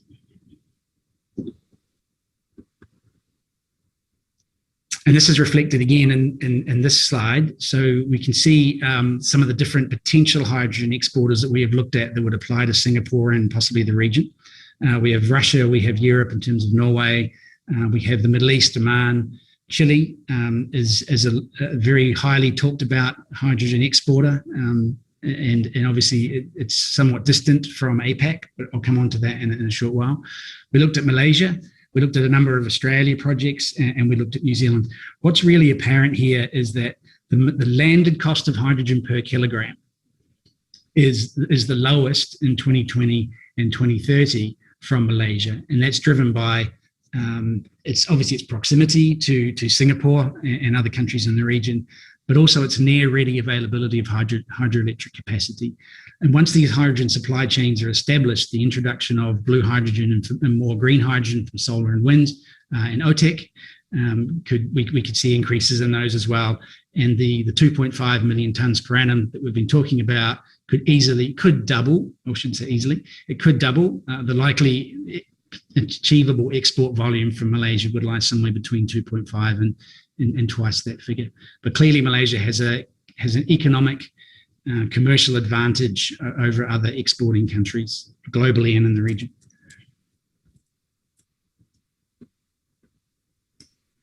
So what is the tipping point? So this is what we refer to as a tipping point in KBR. So we have technology. When will it be commercially ready? When will the supply chains be commercialized at scale in terms of, well, you've got MCH, you have hydrogenation and dehydrogenation. Likewise, for ammonia, you have the dehydrogenation. The renewables themselves continue to evolve and develop. The cost of electrolysis and PV and wind continues to decline, which is obviously helping to drive the hydrogen economy globally. Is it efficient, and can it be more efficient? And that's something that all of the technology providers are actively working on to make their technologies more efficient. So we get more bang for our buck, we get more hydrogen out of a gigawatt of electricity that's generated from renewable sources. How can our technology developers be incentivized? Is it through investment? And we talk to a lot of clients and companies in the region that are looking to invest in emerging technologies to help drive their own hydrogen supply chains and to drive the market. And that all comes down or leads into the cost. What will happen to the cost of these technologies? Can we expect to see dramatic improvements going forward? We believe that yes, we can, certainly in some areas. We can see truly dramatic improvements in the costs, and that helps to drive down the landed cost of hydrogen as we get close to 2030, 2040 and 2050. As for infrastructure, often people ask, do we have existing infrastructure in place? Can we even use the existing infrastructure?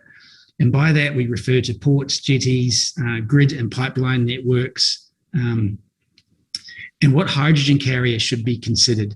And your selection of liquid hydrogen, ammonia, or MCH would potentially enable existing infrastructure to be used if that right selection is made. So choosing that hydrogen carrier is critical to the individual case and project, the source location and the destination location. And that can help drive the economics quite substantially. And how can hydrogen supply chain projects and governments collaborate? How can we have common user infrastructure in the source locations and in the destination locations to further drive down the cost, the landed cost, and the ultimate, the levelized cost of the hydrogen? And policy, P is for policy.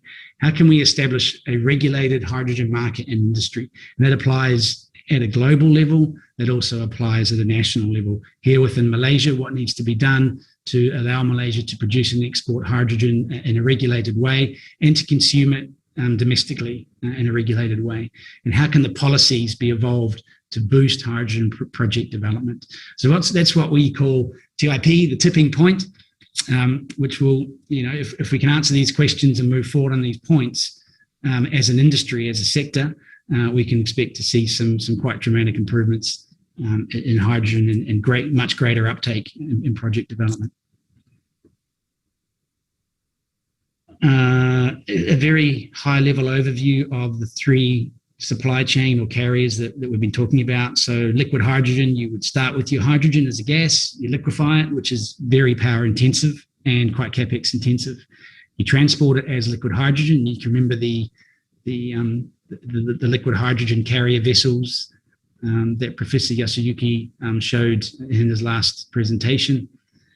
Once you arrive at the destination, you gasify the hydrogen, which is relatively simple, and you can then feed it into a mobility distribution network. You feed it into a power, to the power sector via a gas network, whether it's blended with the existing natural gas, or whether it's as a completely separate gas pipeline network to power stations.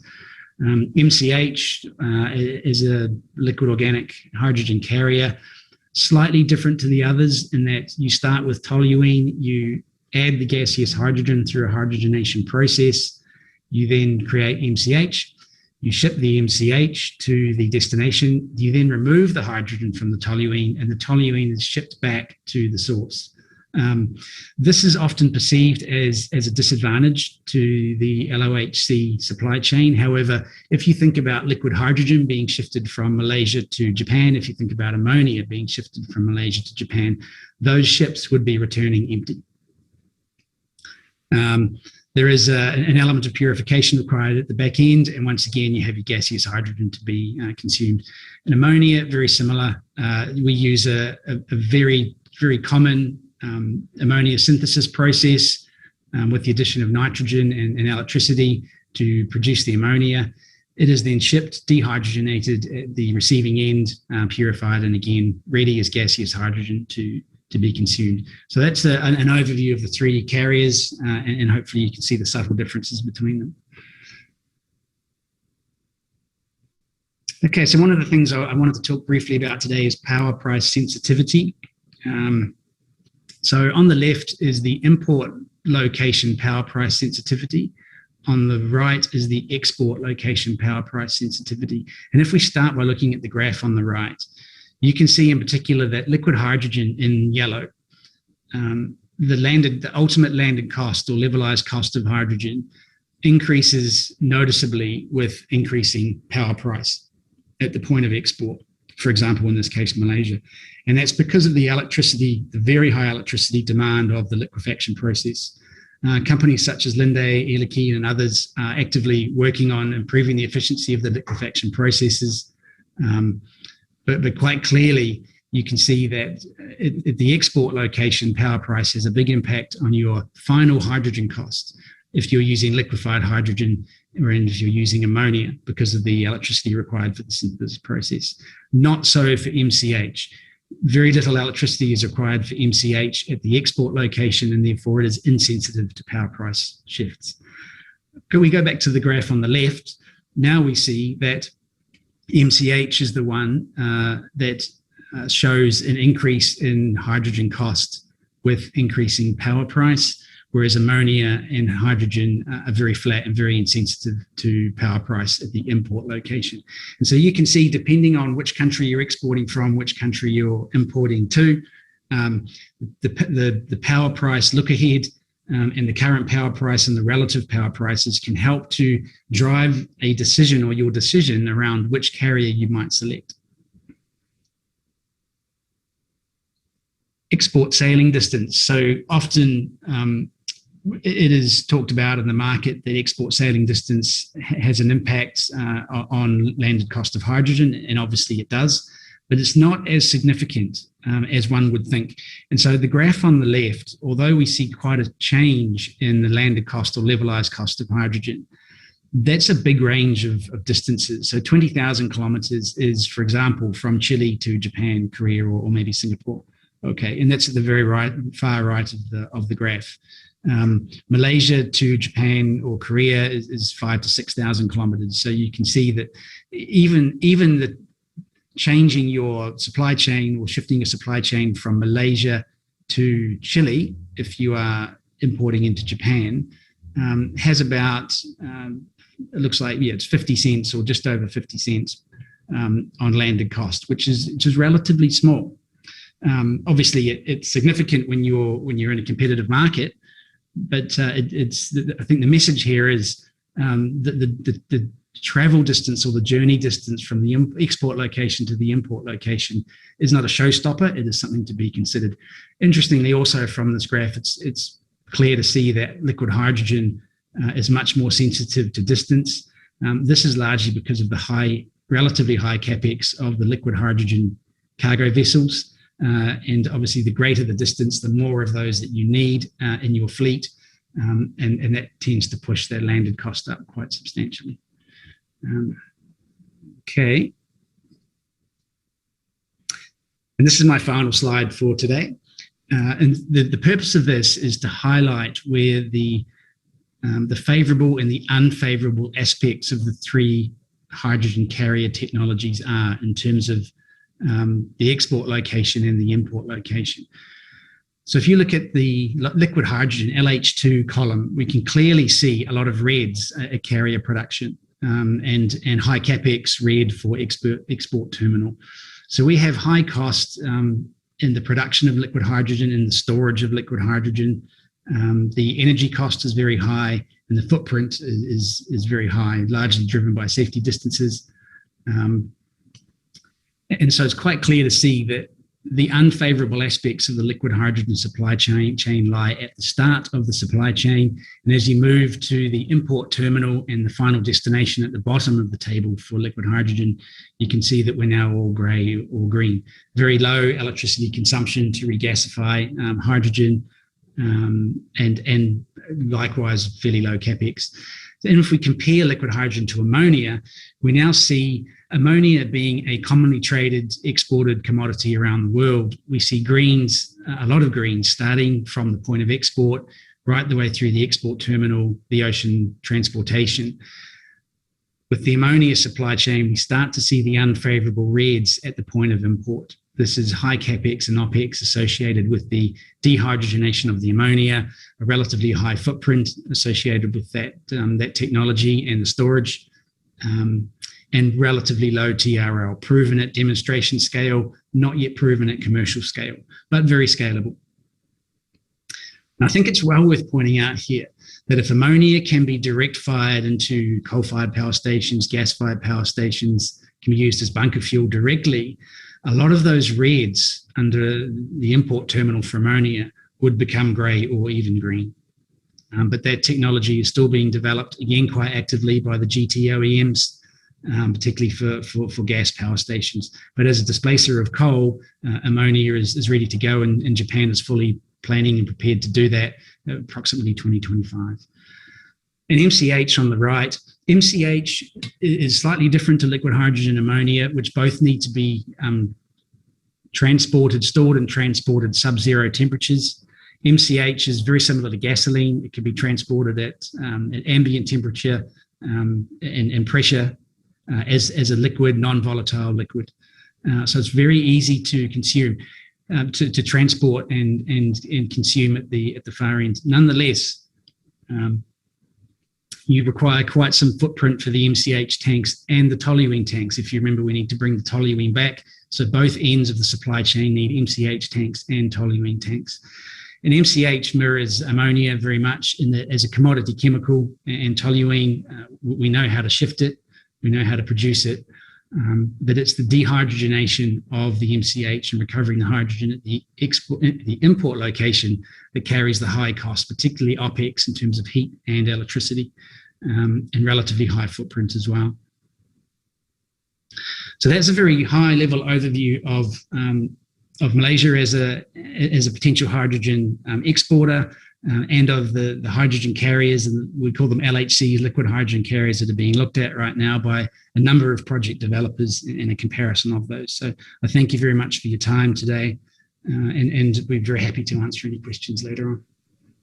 Yeah, thank you very much, Mr. Scott Badger. That was a very good presentation about the potential of Malaysia becoming a hydrogen exporter. Very interesting indeed. So now it's about 10 minutes to 5 p.m. We have listened to 4 presentations, but now we shall move into the discussion session.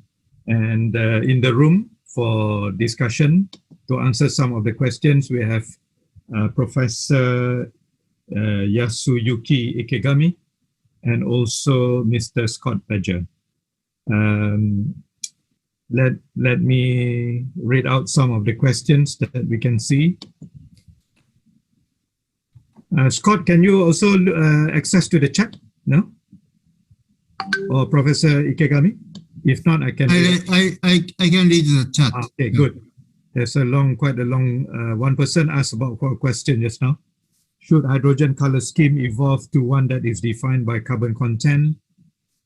Question 2, what are the Malaysia's challenges in implementing a hydrogen economy, aside from the significant investment? When will the much-awaited low-carbon mobility blueprint be released for the public view? Will it cover the expectation from the roundtable dialogue of our session here? And what applied technology are meant to be applied in Malaysia? I think Professor Ikegami can explain this as well. Already Malaysia getting ready for that OTEC, very interesting. Project implementation on different country to take as a lesson learned. And then there's one question from the dashboard. What modification is required under the existing oil and gas platform in Malaysia for OTEC in order for it to be sustainable and economically feasible? And how to address the hydrogen embrittlement in the hydrogen system? So maybe Prof. Ikegami, you can help us understand the embrittlement. Brittle, very brittle. So this very good. Yep. Ikegami, please. Which question is whatever platform question?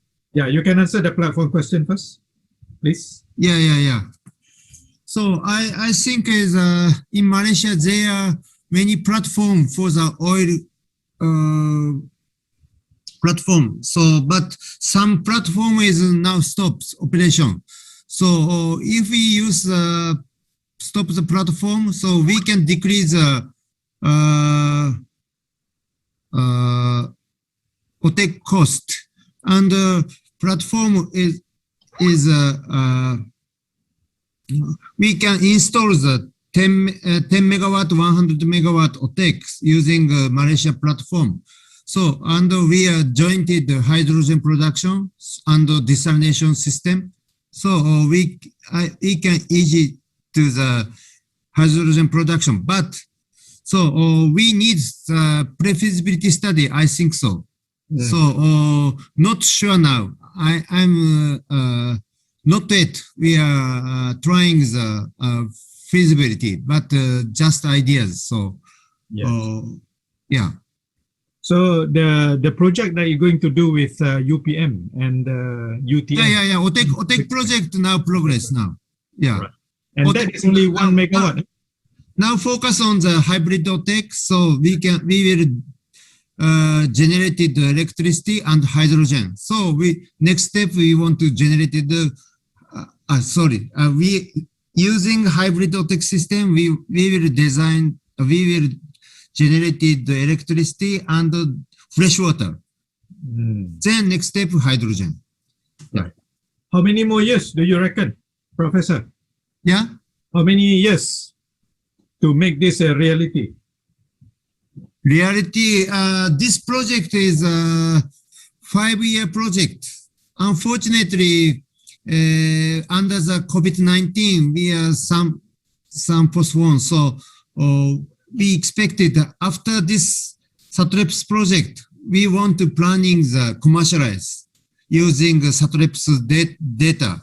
So after SATREPS project, within the 3 or 5 years, we want to realize the commercial plant. Yeah. So 5 years, during the 12th Malaysia plan, which is going to be announced. Mr. Scott Badger, do you have some ideas about the Malaysia carbon neutrality blueprint? Are you involved? KBR Consulting? No. No, KBR is not involved in that actually. So the questions were asking about how feasible are all these things, Mr. Scott Badger? Of course, your company has done a lot of projection and looking at the position of Malaysia in relation to some of the facilities, because they say that hydrogen economy looks very, very good, high potential, but the investment is a bit on the high side, Mr. Scott Badger. Yeah, absolutely.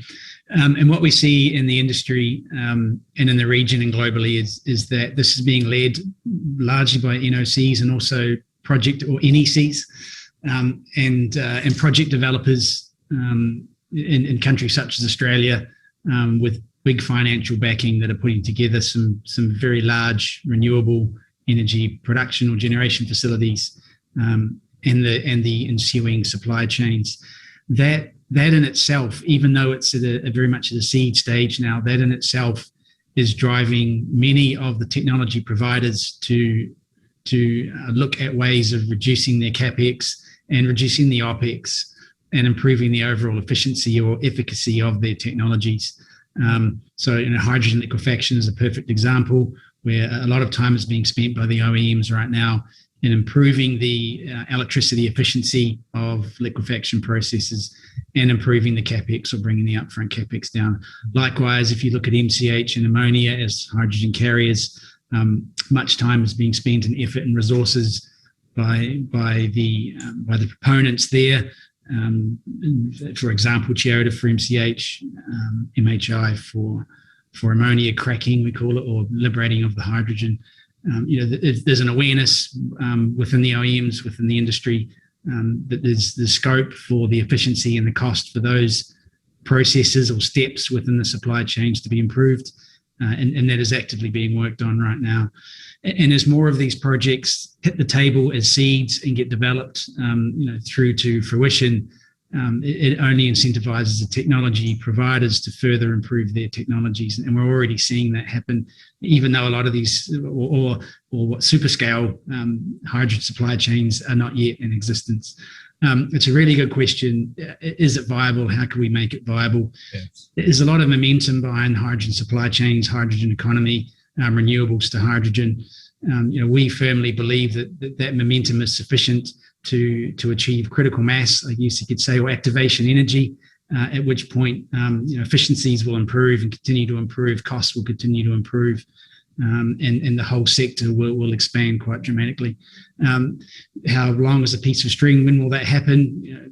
Maybe sort of somewhere between 2030, 2040, but I expect 2030 to be an interesting tipping point where we see a lot of current project developers are targeting commercial scale supply chains in place by that time.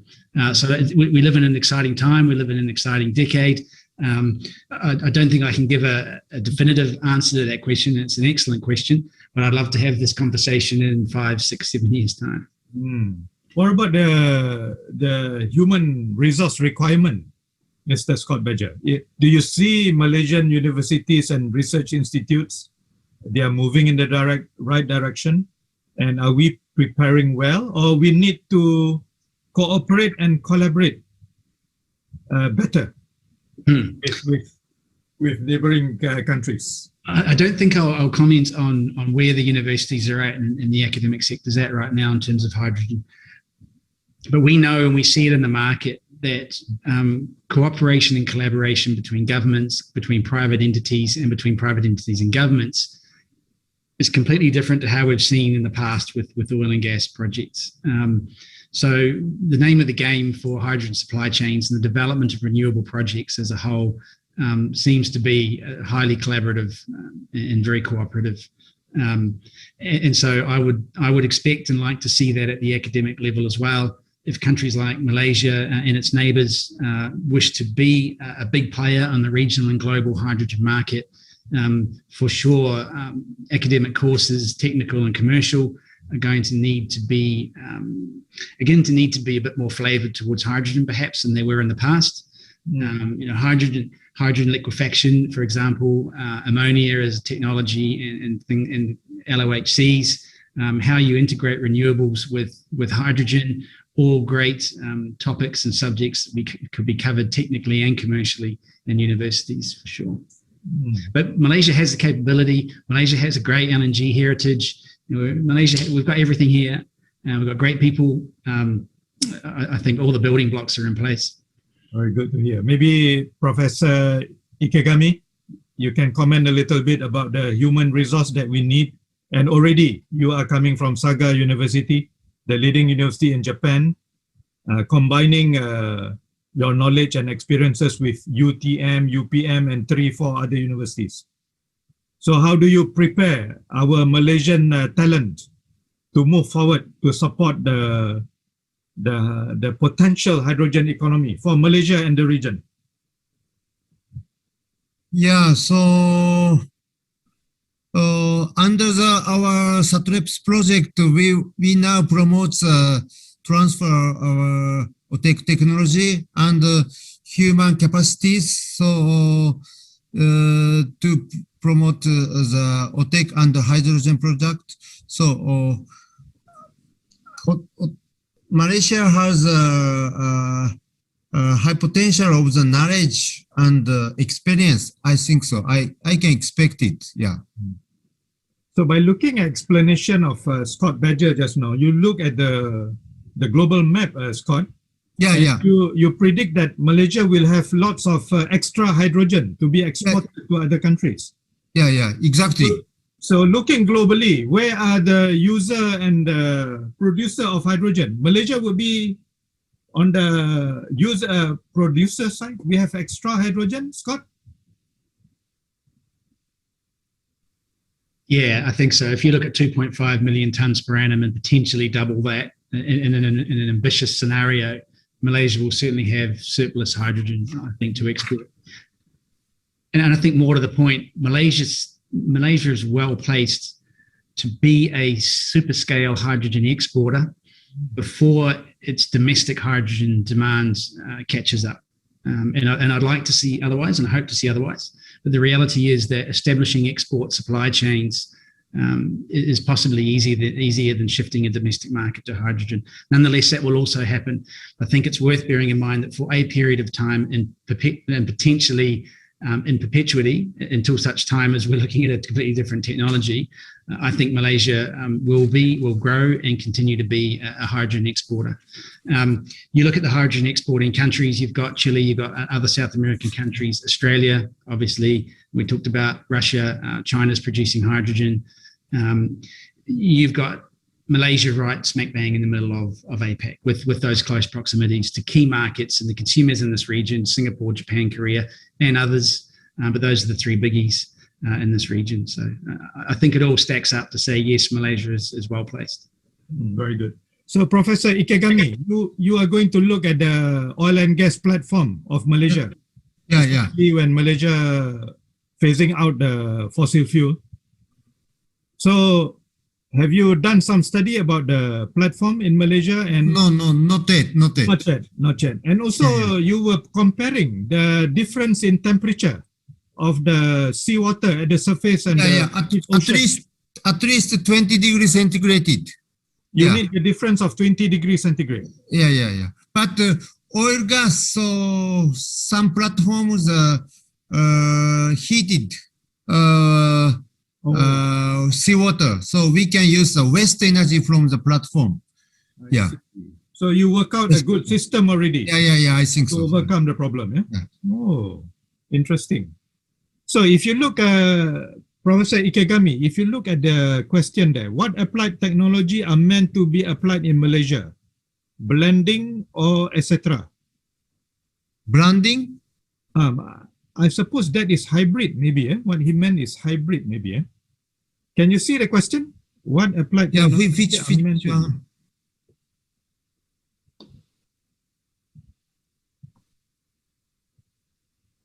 So question is the most cost in production at hydrogen in OTEC reduced by new innovation of the PEM.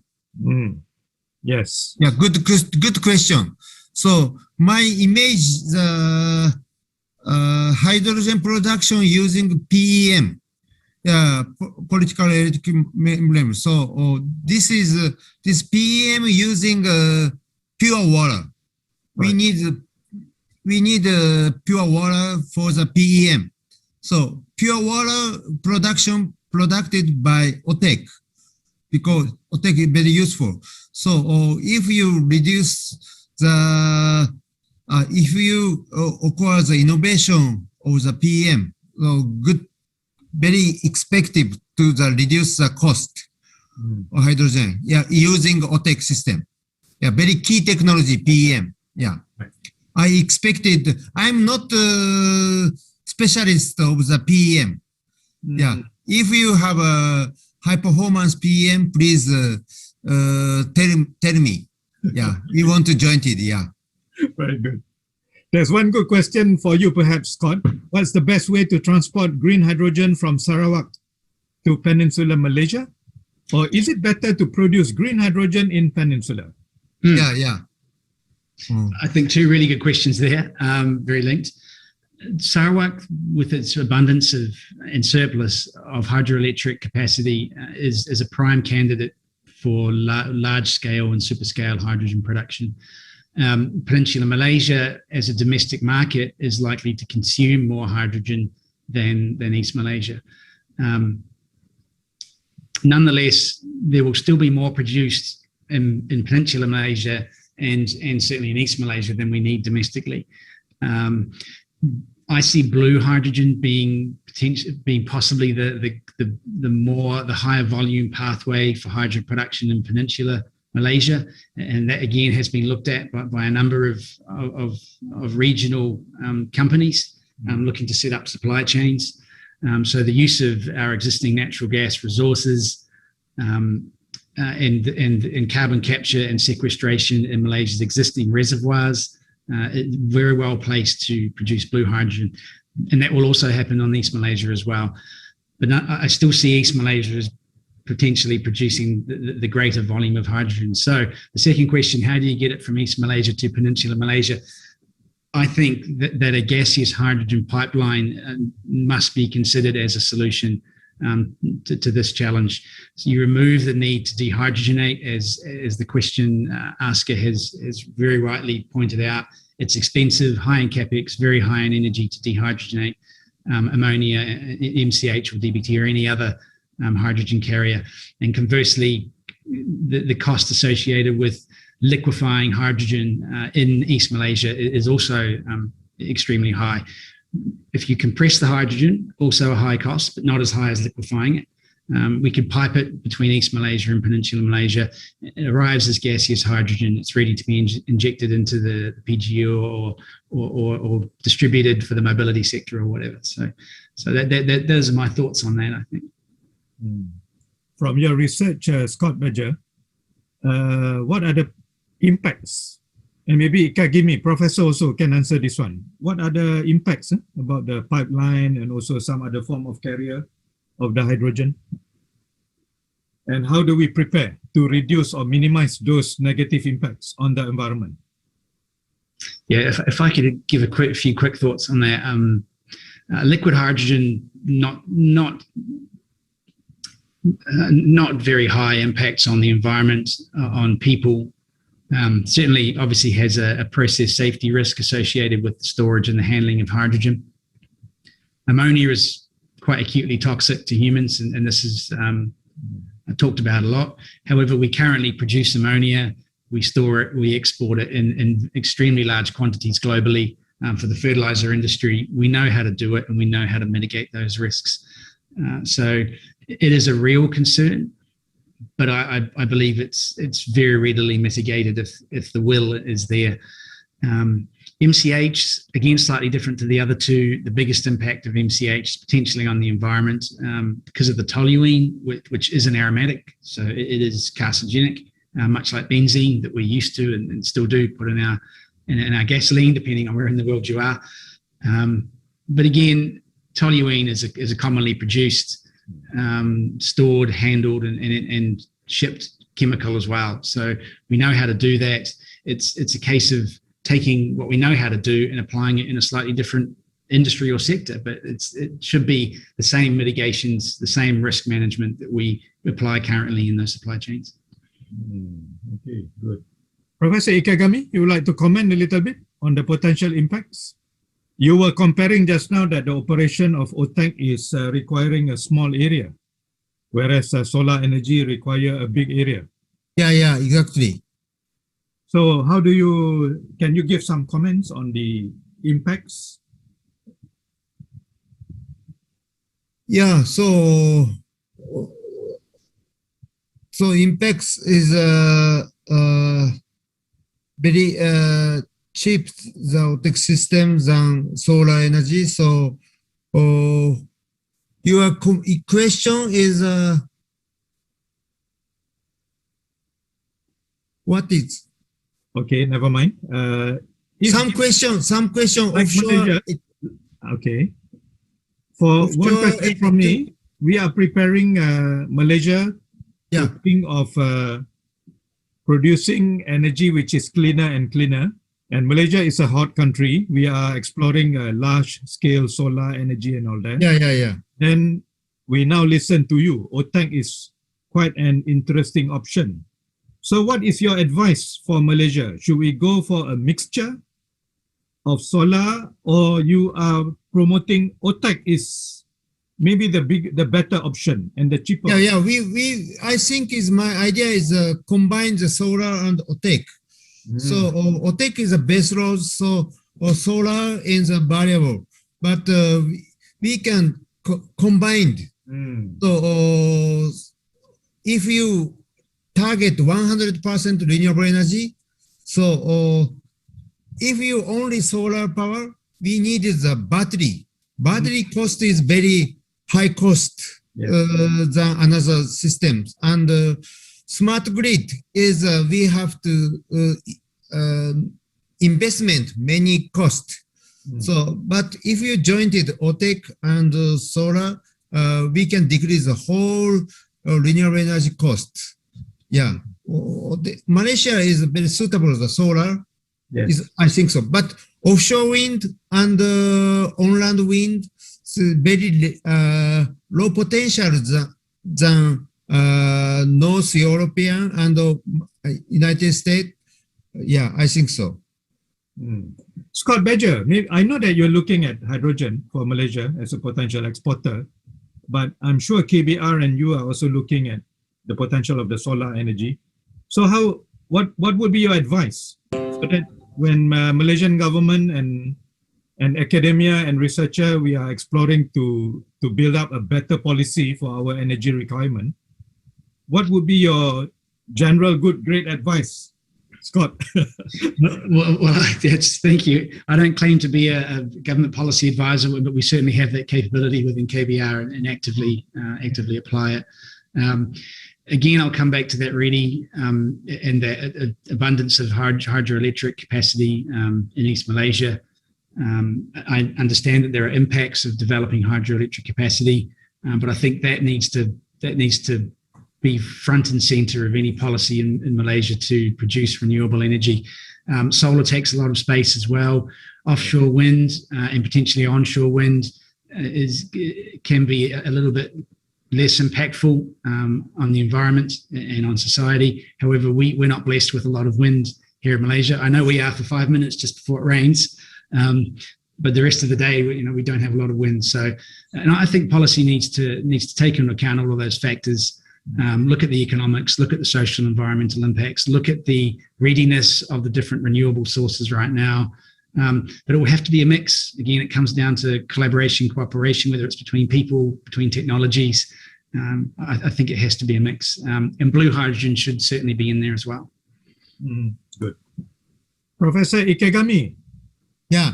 We are going to encourage the young people of Malaysia to be ready to study OTEC. So when can the young people of Malaysia, which university they can go to in Malaysia to of course, learn about OTEC? Yeah. So fortunately, young Malaysian researcher entered the Saga University to run the OTEC system this October. Yeah. So as you said, so from Japan to the Malaysia, so I think jointed is very important. Yeah. Human capacity is very important to promote hydrogen using OTEC. Yeah. So, Mr. Scott Badger, are you looking at are the universities in the region ready? You need a lot of good engineers, technology experts, infrastructure experts to really make the hydrogen economy workable, Mr. Scott Badger. And investment needs a lot of money here. You think there would be good investor in the region? At the university level or for the projects in terms of investment? I mean, thinking about the good plan that you showed, the global map where hydrogen need to be exported from Malaysia, but the infrastructure requirement is humongous, and the investment, Mr. Scott Badger, how? Yeah, absolutely. And so we are quite actively involved with, as KBR, with a lot of projects in the region and the project developers, which are often consortiums or partnerships. The investment appears to be there, the will appears to be there. So we don't see, obviously investment is going to be one of the enablers, and at the same time one of the hurdles or driving factors behind the hydrogen revolution or the growth of the hydrogen sector from where it is right now. But I don't see that being a problem in the sense that we see an awful lot of will to invest in renewable projects and hydrogen projects around the region.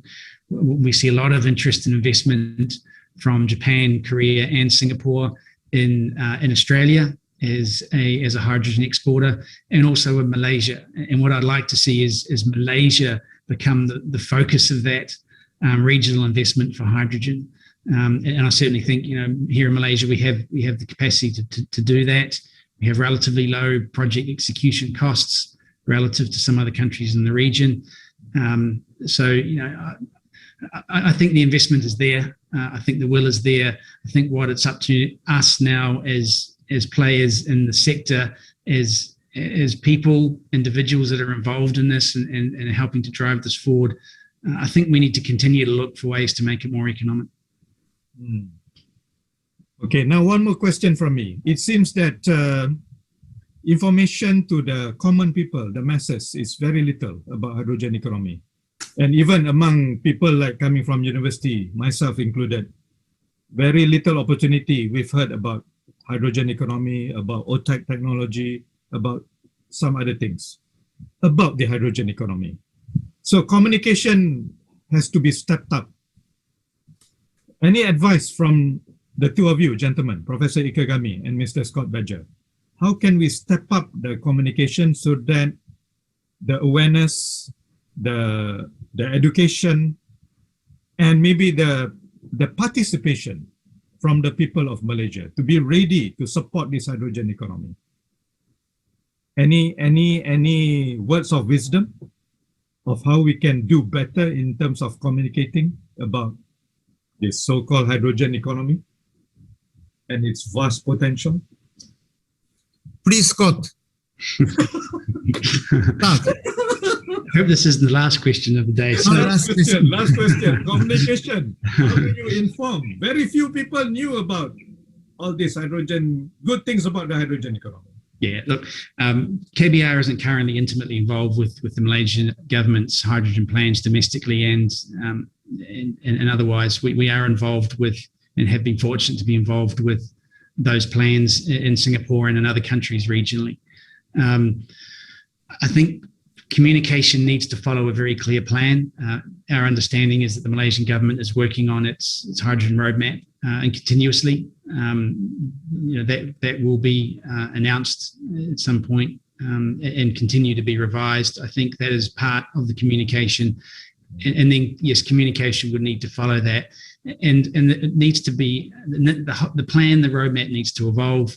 The deployment, how you deploy hydrogen into the different sectors, engagement of stakeholders, power plant operators, energy companies, for example, industry. So how do we decarbonize industry that currently uses what we call brown hydrogen or carbon intensive hydrogen, replace that with green hydrogen. So there's a lot of stakeholder engagement that's required. Yes, there is a lot of public relations and public announcements as well, particularly if you're looking to see a mobility sector develop in terms of electric vehicles and hydrogen vehicles. The government's position on the user cost or on the road cost, those different technologies obviously needs to be understood and communicated as well. It's a complex process. We've been involved in that with the Singapore government and continue to be. So I think it's a step-by-step process, and I certainly look forward to seeing Malaysia's plan and communication continue to evolve around hydrogen. Very good, very good. Ikegami, Professor Ikegami, you like to add? I want to give to the audience two messages. One message. So I recognize it's not easy to realize hydrogen societies. Yeah. But until now, in Japan, in Malaysia, long time discussion to want to realize a hydrogen society. But we need from the vision to the action. Yeah, enough to the discussion. But the next step, as soon as possible, so from the vision to the action is very important. Yeah, enough the discussion. So next message, so from start small with big vision. Yeah, if you want to start a big action, it's difficult, but start small is easy. But we need the big vision. Yeah, so start small, big vision is continuously very important. Very important. Not immediately, not only continuously important. So Saga University for the 50 years, next after 2 years, so 50 years celebration, 50 anniversary to take continuously. Yeah. So continuously action with big vision is very important. So please let's know the Malaysia has a huge potential, is a energy potential and human potential. Please start small with big vision continuously. Thank you. Good. Thank you, Professor Ikegami. Thank you, Scott. Maybe one last question before we check out from this discussion. Maybe this one for Scott. You mentioned about injecting hydrogen into existing PGU line. What modification and way forward would you recommend to do so, since the property of the shale gas and hydrogen are totally different? Yeah, it's a really good point. And I think it's a fair question and needs to be qualified. Very small quantities of hydrogen could be injected into the PGU, and an uptake and taken up by the majority of the consumers, the gas-fired power stations, the industrial users. We know that small quantities, and I do mean small quantities in the order of 5% by volume, is typically achievable. In terms of the infrastructure itself, the pipe network, we believe that that's probably capable of taking 20 to 30%. But again, it needs to be a collaborative thing. It needs to be stakeholder wide, and all off-takers need to be able to manage that change in gas composition. So that's not something that's necessarily easily achieved. I think a more likely scenario is the import of hydrogen into parts of Malaysia, for example, the east coast of Peninsular Malaysia, where there's quite a lot of hydrogen demand by industry that's currently serviced by brown hydrogen, is a perfectly good demand centre for green hydrogen out of East Malaysia. And maybe we would need to ship hydrogen around to the west coast of Malaysia, where some of the bigger population centres are, for things such as power and mobility, without necessarily changing the spec of the PGU gas. So, I'm not saying that injection of the PGU gas should be done. I'm not saying that it cannot be done, but it's certainly something that needs to consider all stakeholders and all off-takers. But there are other ways, I think, of bringing hydrogen into Peninsular Malaysia. Right. Thank you. So we are into the last 4 minutes. Before we say goodbye to all the participants of this special session, maybe 1 minute of words of wisdom from Professor Ikegami, and then 1 minute from Mr. Scott Badger. Ikegami first, please. 1 minute. What is your conclusion and what you want to say to the participant of this special session? Yeah, thank you for giving me your time. Last 1 minute. Yeah. So as I introduced, Malaysia has a many large potential of the OTEC and hydrogen production. Please realize with join to us. Yeah, thank you for attention. Thank you. Okay. And Mr. Scott Badger, 1 minute. Sure. I absolutely agree with the sentiment that Malaysia start small, big vision, and grow towards that vision. And I think that's what we're seeing in Sarawak. We're seeing that in Peninsular Malaysia, especially around blue hydrogen. We look forward to some very enlightening announcements from the government in terms of hydrogen in the domestic market. Look, I think for anyone that's starting their career or leaving school and looking for the next thing to do, hydrogen is the thing. Hydrogen is the next thing. It'll be with us for 15, 20 years at least. It could be with us for 100 years. Its impact on the environment is obviously extremely well received and well known. So embrace it. We see a lot of challenge, and we hear a lot of challenge, particularly around the economics, the technology readiness, and hydrogen. But at the same time, KBR, we are involved with and are seeing active, if not aggressive, forward movement with hydrogen project development. So it's happening. Be part of it, and we'd love to see you as part of it.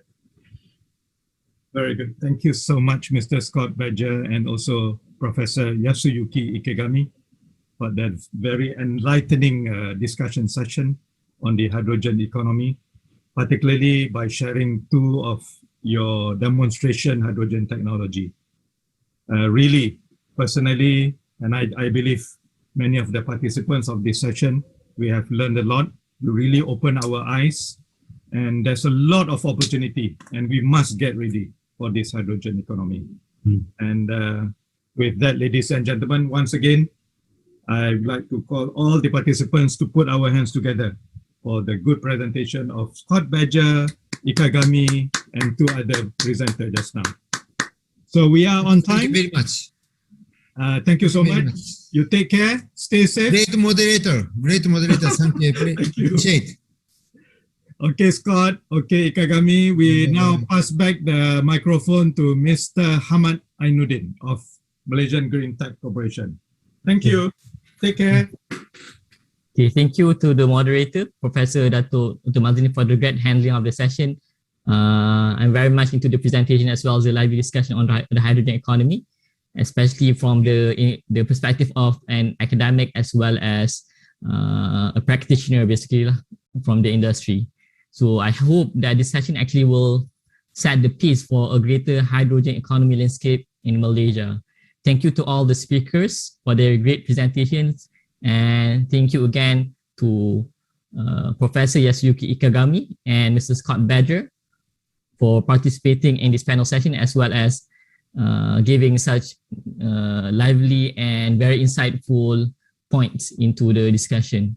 So we are at the end of our 4th roundtable dialogue session of the event, and this is the last for the day. We will be having another 2 important roundtable dialogue sessions for tomorrow, which is day 3 of the event, that will further take us through the journey of hydrogen economy from various esteemed organizations from Malaysia and across the globe. Hope all participants stay tuned, have a great day, and still remain enthusiastic for the whole event until Friday. Everyone stay safe, take care, and thank you again for joining us. Okay. Bye-bye. Thank you.